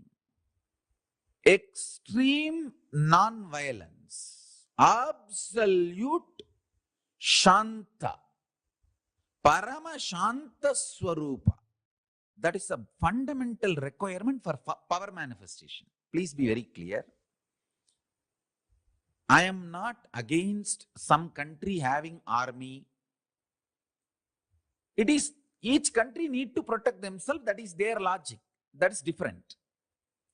Here I am preparing all of you to become gods, goddesses. Kailasa does not need any army. You are part of the great cosmic nation. Paramashiva's cosmic. You don't need violence. You are getting prepared for enlightenment. You are getting prepared for power manifestation. Now, I am initiating. I give you the assurance. Kala Bhairava is protecting you. You do not need any violence, any anger, any self-defense mechanism. All of you listen. Kala Bhairava is protecting you. You don't need any violence. You don't need any anger. You don't need anything to defend yourself or any reactionary assumptions. Just rest in Paramashanta Swarupa, Paramashiva. All the kids whom I am initiating now, listen carefully. This is the boon, powerful cognition I am giving it to you. If you want to test the power of this powerful cognition, go and tell the same to any rose plant in Bididi. They will just drop the thorns. Understand? This is a powerful science. The powerful science. Earlier we had kids growing the rose plants without thorn. Now start again. You cannot touch the plant. Sit next to the plant and tell, Paramashiva has blessed me. I am protected by Kala Bhairava. I don't need violence. Praying to Kala Bhairava, connecting with Kala Bhairava, I give you abhaya. You are protected by Kala Bhairava. You don't need any defense. Drop the thorn. Power of your cognition. The plants will drop the thorn. There you can test the power of the initiation I am giving you now. This is the first step. Understand cheap people. Aim of defense. Justify their violence and anger which actually kills them. All of you are Subramanya, prince and princess of Paramashiva. You don't need any defense. Paramashiva is protecting you. Kala Bhairava is protecting you. Don't worry. Only cheap people need their own defense. Actually, they don't need defense, but they justify their violence with the idea that they need to defend themselves. Forget about all of that. All Gurukul Balasans, you guys listen. Listen to this very deeply, very clearly, and cognize it. When you cognize non-violence, Paramashiva wakes up in you. Listen. Egoham Bhagushyamaha. Paramashiva, when he manifests, when one becomes many, first thing he says, let me become many to celebrate me. A non-violent wake from the sleep in this way only. Listen carefully. See, every morning, from Samadhi, first thing, why I am waking up? See, in Samadhi I am one. Why I am becoming many? The first thing, I am becoming to enjoy myself. I am waking up for my Gurukul kids who are my own. See, each of you are me becoming many. I just remember, I wake up to celebrate myself, one becoming many, and manifesting me. All my Gurukul kids are me, multiple me. Multiple me is all of you. So listen to each of the statements. I am one in Samadhi. I became many to celebrate myself. Now, first thought I feel why I should wake up is, my kids are waiting. Let me go and see them, initiate them, make them manifest me. So I am one. See, in the deep sleep. So for you guys, sleep for me is Samadhi. The Samadhi, I am one. I became many to celebrate me. For example, a normal person, he wakes up violent, frightened, remembering his boss, remembering his load, remembering his enemy, remembering his fear. Person who wakes up remembering his fear, violent, anger, he becomes many to torture himself. Listen to this, all my kids. See, if you develop anger and violence in your life, morning you will wake up remembering only those things. So, one becoming many to torture yourself. You are becoming many to torture yourself. In my life, I became many to celebrate myself, to enjoy myself. Whoever wakes up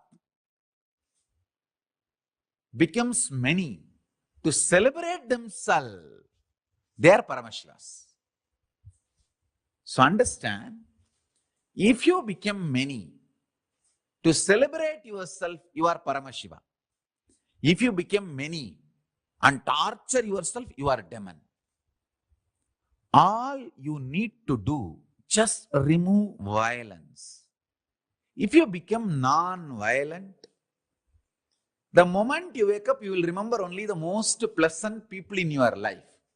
So those people are nothing but you becoming them to celebrate you. When you wake up from the bed, if your first thought is, oh, let me get up to go and sit with Swamiji and attend the session, attend the satsang, or attend the courtyard session, then you are becoming many to celebrate yourself. Morning when you wake up itself, if you remember your boss, or your enemies, or the people who torture you, or people who are abusing you, or people with whom you have anger, you have violence, incompletion, morning itself, if you remember them, then you are becoming many to torture yourself. Understand? You have to churn and bring yourself to completion, to the level morning first thought should be the most pleasant people and beings of your life. Because in your sleep you are one. One, when you wake up you are becoming many. That one becoming many should be only for the purpose of celebration. Let me become many to celebrate my existence. Actually, every morning, when I wake up, first thing, let me become many. Means all my disciples, people who love me, enjoy me, waiting to see me all over the world. Let me become many, to manifest me in all of them and celebrate me. That's all. I can download the whole Kailasa into you. And I also wanted to announce, all this initiation I am giving, I am making it available to all of you all over the world. If you all cognize what I am talking and start internalizing, cognizing, this power manifestation will work for all of you also, wherever you are. I am working focused on the Gurukul kids because I am making divine beings to serve the whole world. Understand? When a Gurukul Balasant manifests powers, it is not just for him, it is for the whole world. He is going to be the Sakshi Pramana for Kailasa. He or she is going to be direct prince and princesses of Kailasa. So I am directly working with them. But this initiation, I am opening it. The spiritual component, I am opening it to all of you, the whole world. All of you can enjoy. So the initiation, I am opening it to all of you, whole world. Wherever you are, you can practice. You can bring these powerful cognitions into you. And you can start power manifestation wherever you are. One of your brother disciple, he has a long jata. You may be having little anger. Or Swamiji calls his name, not my name. Even with those small anger, you should complete. Mukkayam tavirka. Tirumular says, Mukkayam means Vengayam, Perungayam, and Ulkayam. That's a pundu. Asafoetida, onion, garlic. These three should not be eaten because these three invokes delusion in you, which puts you in anger, violence, and which makes you justify your anger. Now, once you manifest this Rasa Siddham, means this power manifestation, you will be given onion, garlic, asafoetida food for 1 week. Even after eating that food for 1 week, you should not have any incompletion, negativity, violence when you wake up early morning. That is the test. That much you should become pure. Then you radiate the power of ahimsa, non-violence. See, now what I am sharing with you is the clear Rasa Siddham, step by step. What is the powerful cognition? And what is the power you are going to manifest? Then how your system should be tested to hold that power. So now, I am going to churn the Merudanda. By churning the Meru, I will awaken your Kundalini Shakti intensely. Once the Kundalini Shakti is awakened today, now itself, within next few minutes, you can start moving the matter with very absolute oneness, non-violence. Absolute non-violence and oneness. You tell any matter, I am becoming many. To celebrate myself, you are me, I am you. Come on. Just call, that matter will come towards you. That's all. Now, the first step. Cognize your Merudanda, the mattu in your hand, and your spine is one and the same. Hold that mattu in your hand like this, hold inside, upside down. Sit in Padmasana. I made Padmasana without touching the leg. Listen, see here. Without touching the leg, you should sit in Padmasana.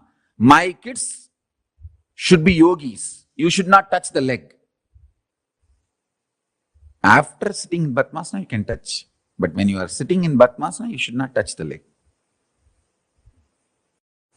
My kids should be yogis. Come on. Now hold. The mattu, top side should be bottom. Keep on the floor and hold. Visualize, cognize your spine and the mattu is one and the same. Because now when you churn the mattu, I am going to churn your spine. Through Kriya, I am going to awaken your Kundalini Shakti. Hold the mattu with both the hands. Hold the mattu with both the hands. Hold it. Cognize now. Do not chant along with me. You just sit and cognize. I am going to awaken your Kundalini Shakti. You just churn the mattu slowly and cognize your Merudanda. Your spine is getting churned. Om Nithyananda Paramashivoham. Please do not chant along with me. You just sit and only churn the Meru. Churn the Merudanda. You are only supposed to give work for your hand and visualization. Visualize your backbone is getting churned. Cognize that. Actually, I am churning. So cognize that. Om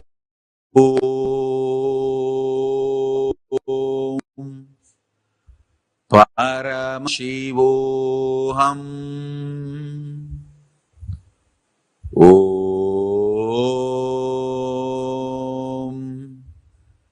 Paramashivoham. Om Paramashivoham. If your body is lifting up due to Kundalini awakening, tie the jata above the head. The jata weight should sit on your head. Along with the jata weight, I am going to lift your body. So tie the jata above your head and sit in Padmasana. In Padmasana, I am going to lift your body. Sit in Padmasana and tie the jata above your head. So I will raise you in this posture. Om Nithyananda Paramashivoham. Om Nithyananda Paramashivoham. Om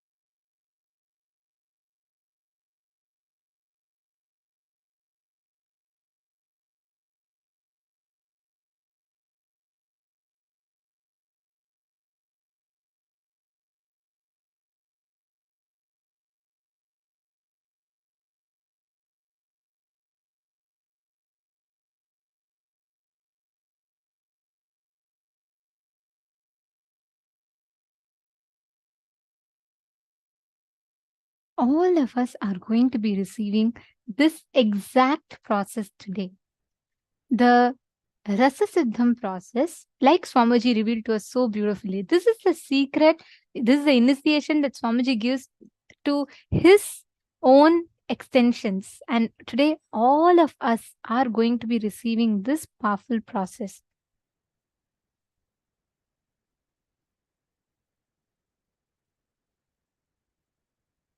Now, every one of you that are here, please bring your mat, the traditional, the churner, and please keep that ready in front of you.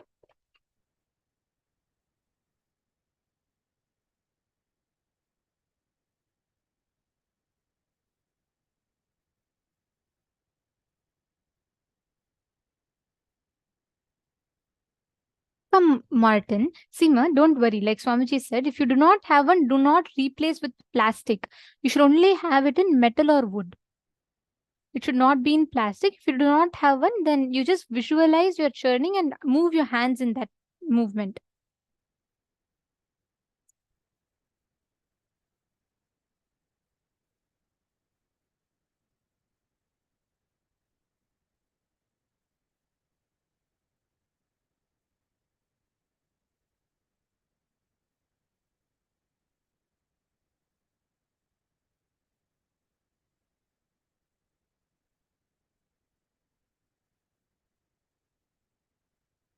So, yes, Jessica Martin, see, if you do not have the traditional churner, right, you can just put your hand like this and you can hold it and you can churn. During the initiation, you can just perform, visualize as if you're churning and churn. But this has like such a powerful impact, this one process. Just by doing this one process, Swamiji is going to be connecting our individual Kundalini to the cosmic Kundalini. And that absolute non-violence is awakened in us. All of us are going to be experiencing this today. And especially all the participants who've been attending the full day program. All the participants who have been here since the beginning and you've been sitting in all the sessions as much as possible, internalizing and doing the processes, doing the kriyas that we did today. Understand, you all are going to have an amazing experience today because this is going to be helping us to directly awaken the Kundalini. Literally, Swamiji is going to churn your spine, like how Swamiji is explaining in that video.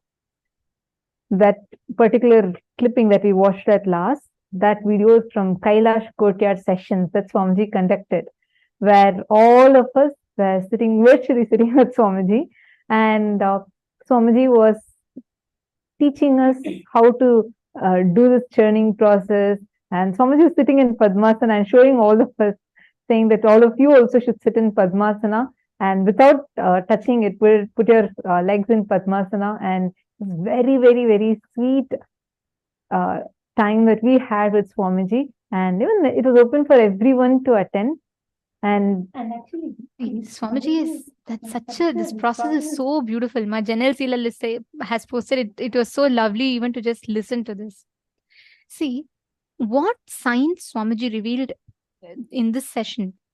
Swamiji narrated the whole story of churning of the Milky Ocean, the significance of it, and like how the churning of the Milky Ocean happens, right? The exact same way, Swamiji will churn our Kundalini. And all the patterns, incompletions, like Swamiji is explaining the churning of the Milky Ocean story. Like how when they churned, first the poison came out. Once all that poison, Mahadeva himself took it on him, then all the best things started coming out. Finally, the Amrita came. Same way, during this process, when Swamiji continuously churns, all your poison, Swamiji will just remove it. All the patterns in us. Swamiji will just remove that completely and he will bestow us with that nectar, with that overflowing ecstasy in our inner space. Like Swamiji explained, that is a space of Paramashanta. Absolute non-violence, absolute bliss. That is a byproduct of this whole process that happens. So can I request every one of you to settle down? Very, very shortly, we're all going to be entering into the darshan. Can I request all the participants to please come and be seated in front of the cameras? I see all cameras with wide smiles. Yes, today is going to be a very, very, very exciting session. I'm waiting to see in what form Swamiji is going to be coming, and all of us here are also waiting for the same. Every day, see, we all are extremely blessed because even today we were sharing with you about one of the Nayanmar stories, right? Nayanmars, who are the great saints and extremely devoted to Paramashiva. They're so devoted that they're worshipped in Paramashiva's temples. Even such great devotees of Paramashiva could only experience one form of Paramashiva. Just any one or two forms of Paramashiva, and not more than that. For us, we are getting to experience the darshan of 64 different forms. And moreover, he is here like sitting. I used to think, okay, when Paramashiva is coming and giving darshan to the Nayanmars, how many minutes would it be? Like he's coming, he's revealing it is he who did that whole Leela and blessing them, giving them the boons and giving them the enlightenment. For us, he's coming, sitting with all of us for so long, and all of us are getting to enjoy him in various different forms. Each day, take any. Actually, most Hindus don't even know all the 64 forms. Honestly, none of us even knew these names until the time Swamiji brought it to all of us. Swamiji explained it to all of us. Otherwise, we won't even know the names of these deities or even the how they look. Nothing. None of us know about it. Swamiji has the Navakanda Yoga Samādhi also. We do not know any of these sciences that Swamiji is bringing. Exactly. And now Swamiji is getting that to all of us, where at the comfort of our own homes, we're able to sit and we're able to enjoy these various forms.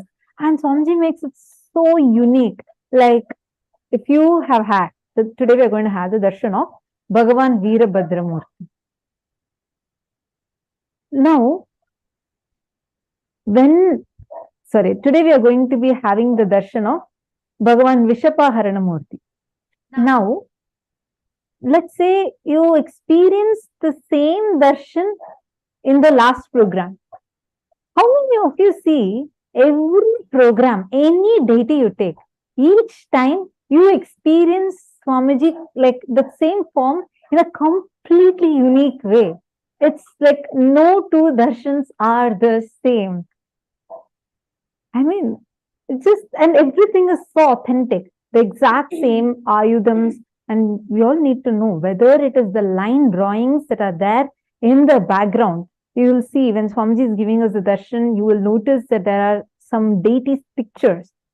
Swamiji goes to the extent of ensuring even those pictures are exactly as per the Agama. Swamiji pulls out the reference, which book, whichever Agamic book is describing that particular deity's form. Swamiji pulls out that reference and ensures that exact temple where this form of Paramashiva is worshipped, that reference is taken, and that exact Moolavar forms and the Agamic forms, these are the forms of the deities that we get to see in Swamiji's background. Actually, Swamiji, during the session, Swamiji had showed us the exact form of Paramashiva, the Kurma Samharamurti form, right? Remember in the session, just 2 sessions earlier, Swamiji showed the picture also of how Paramashiva wears a turtle on his neck and there's a tiger claw.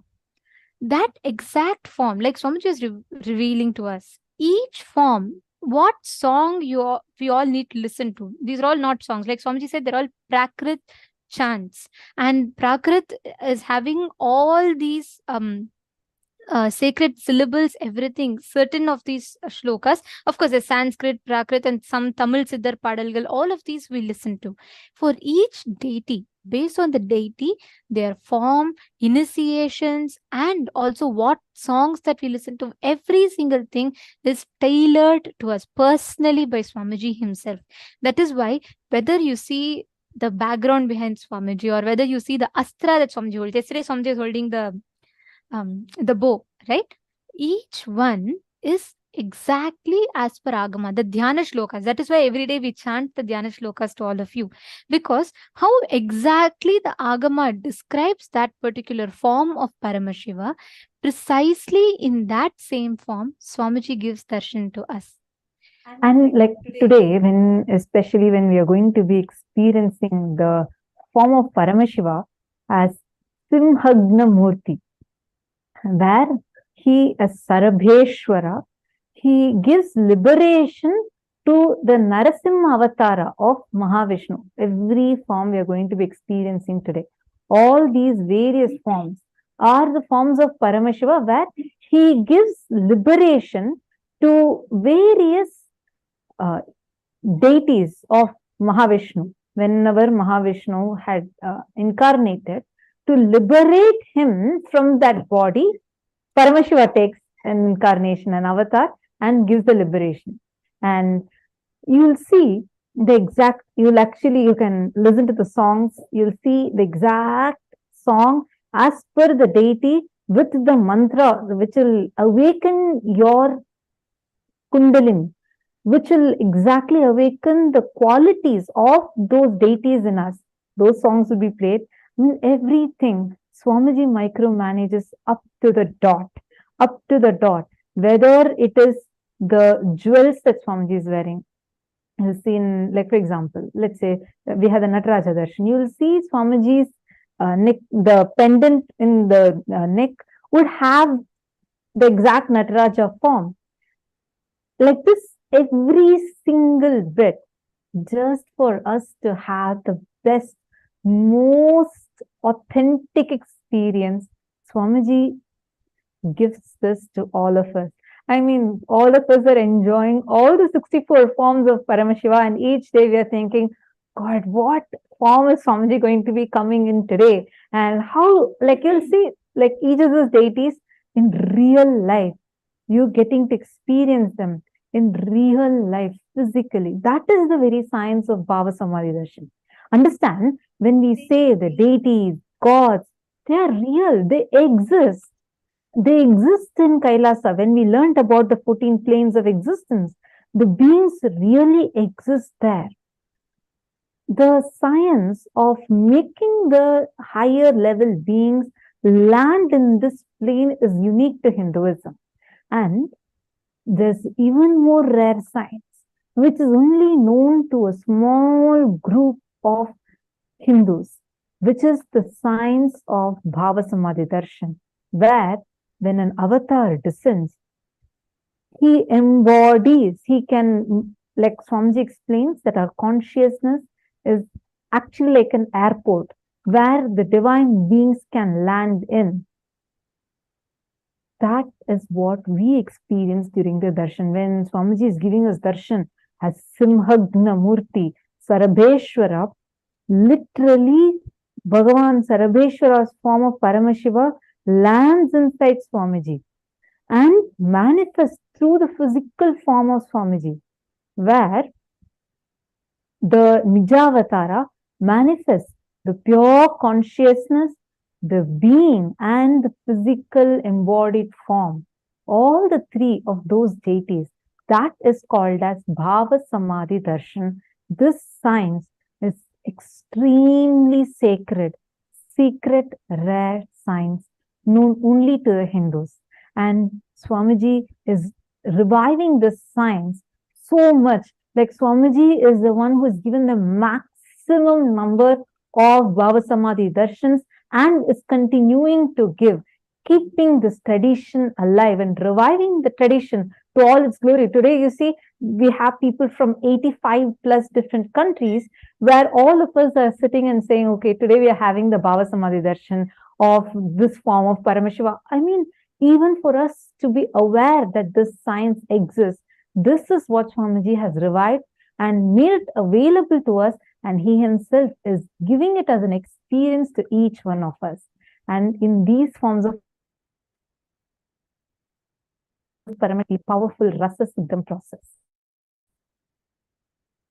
us are preparing for the darshan today, let us all get ready to receive this powerful initiation. And also, we have a very beautiful announcement to all the participants here.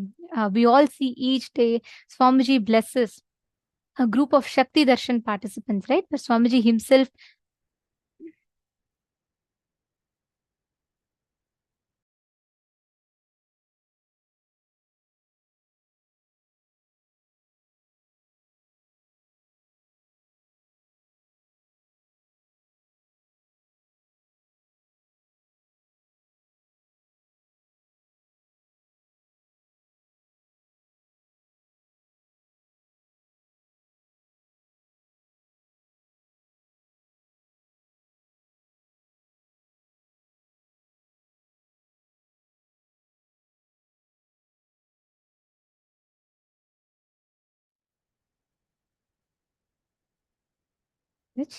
so every day we see that a group of exclusive participants get to hear the blessings directly from Swamiji. Of course, all of us receive the blessings in the chat.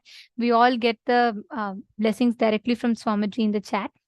But every day, the Shakti Darshan participants, they all get the blessings directly, where Swamiji calls their names and Swamiji blesses each one. They're all the participants who have offered the Pratyaksha Pada Puja to Swamiji, and they're all receiving the blessings after they offer the Pratyaksha Pada Puja to Swamiji. And many of you had requested even yesterday that how you can offer to Swamiji and how you can get these blessings from Swamiji.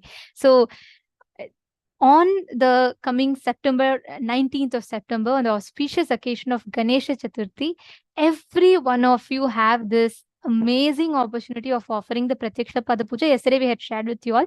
To all the participants, just to make sure none of you are missing it once again, we'd like to take you all through very quickly. We'll share the link in the chat for all of you. The support desk team will be posting the link in the chat.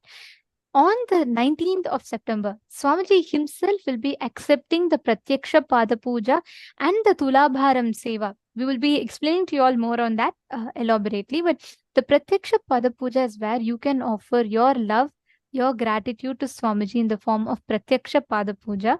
And in your name and for your entire family, the Pada Puja will be offered in the temple and the Sankalpa will be chanted. And Swamiji will himself directly bless you and your entire family. You get to ask boons to Swamiji himself directly. So this is an exclusive opportunity for all of us on the 19th of September. So if any of you are interested, you'd like to make the offering, you all can head to events.kailasa.org/payment. The link will be posted for all of you in the chat. So you all can head to the chat. The support desk will be posting the link. And now, let us all prepare ourselves for the darshan.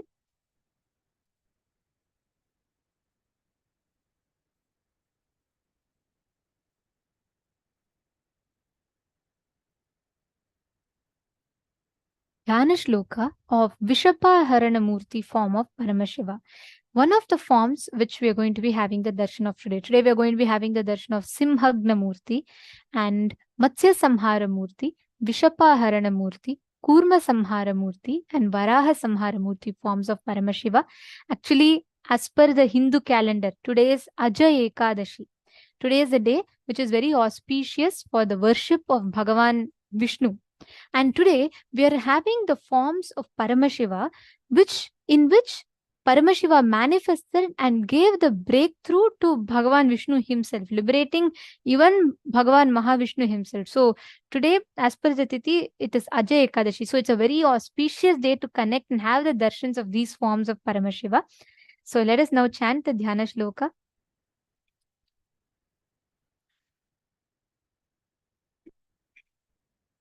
अभयवरदहस्तं टङ्कसारङ्गयुक्तं शशिधरमहिभूषं पीतवस्त्रं त्रिनेत्रम् शिवमसितकलाढ्यं तं वृषारूढदेवं विषहरणकमीशं चित्रपिञ्चाट्यरूपम्.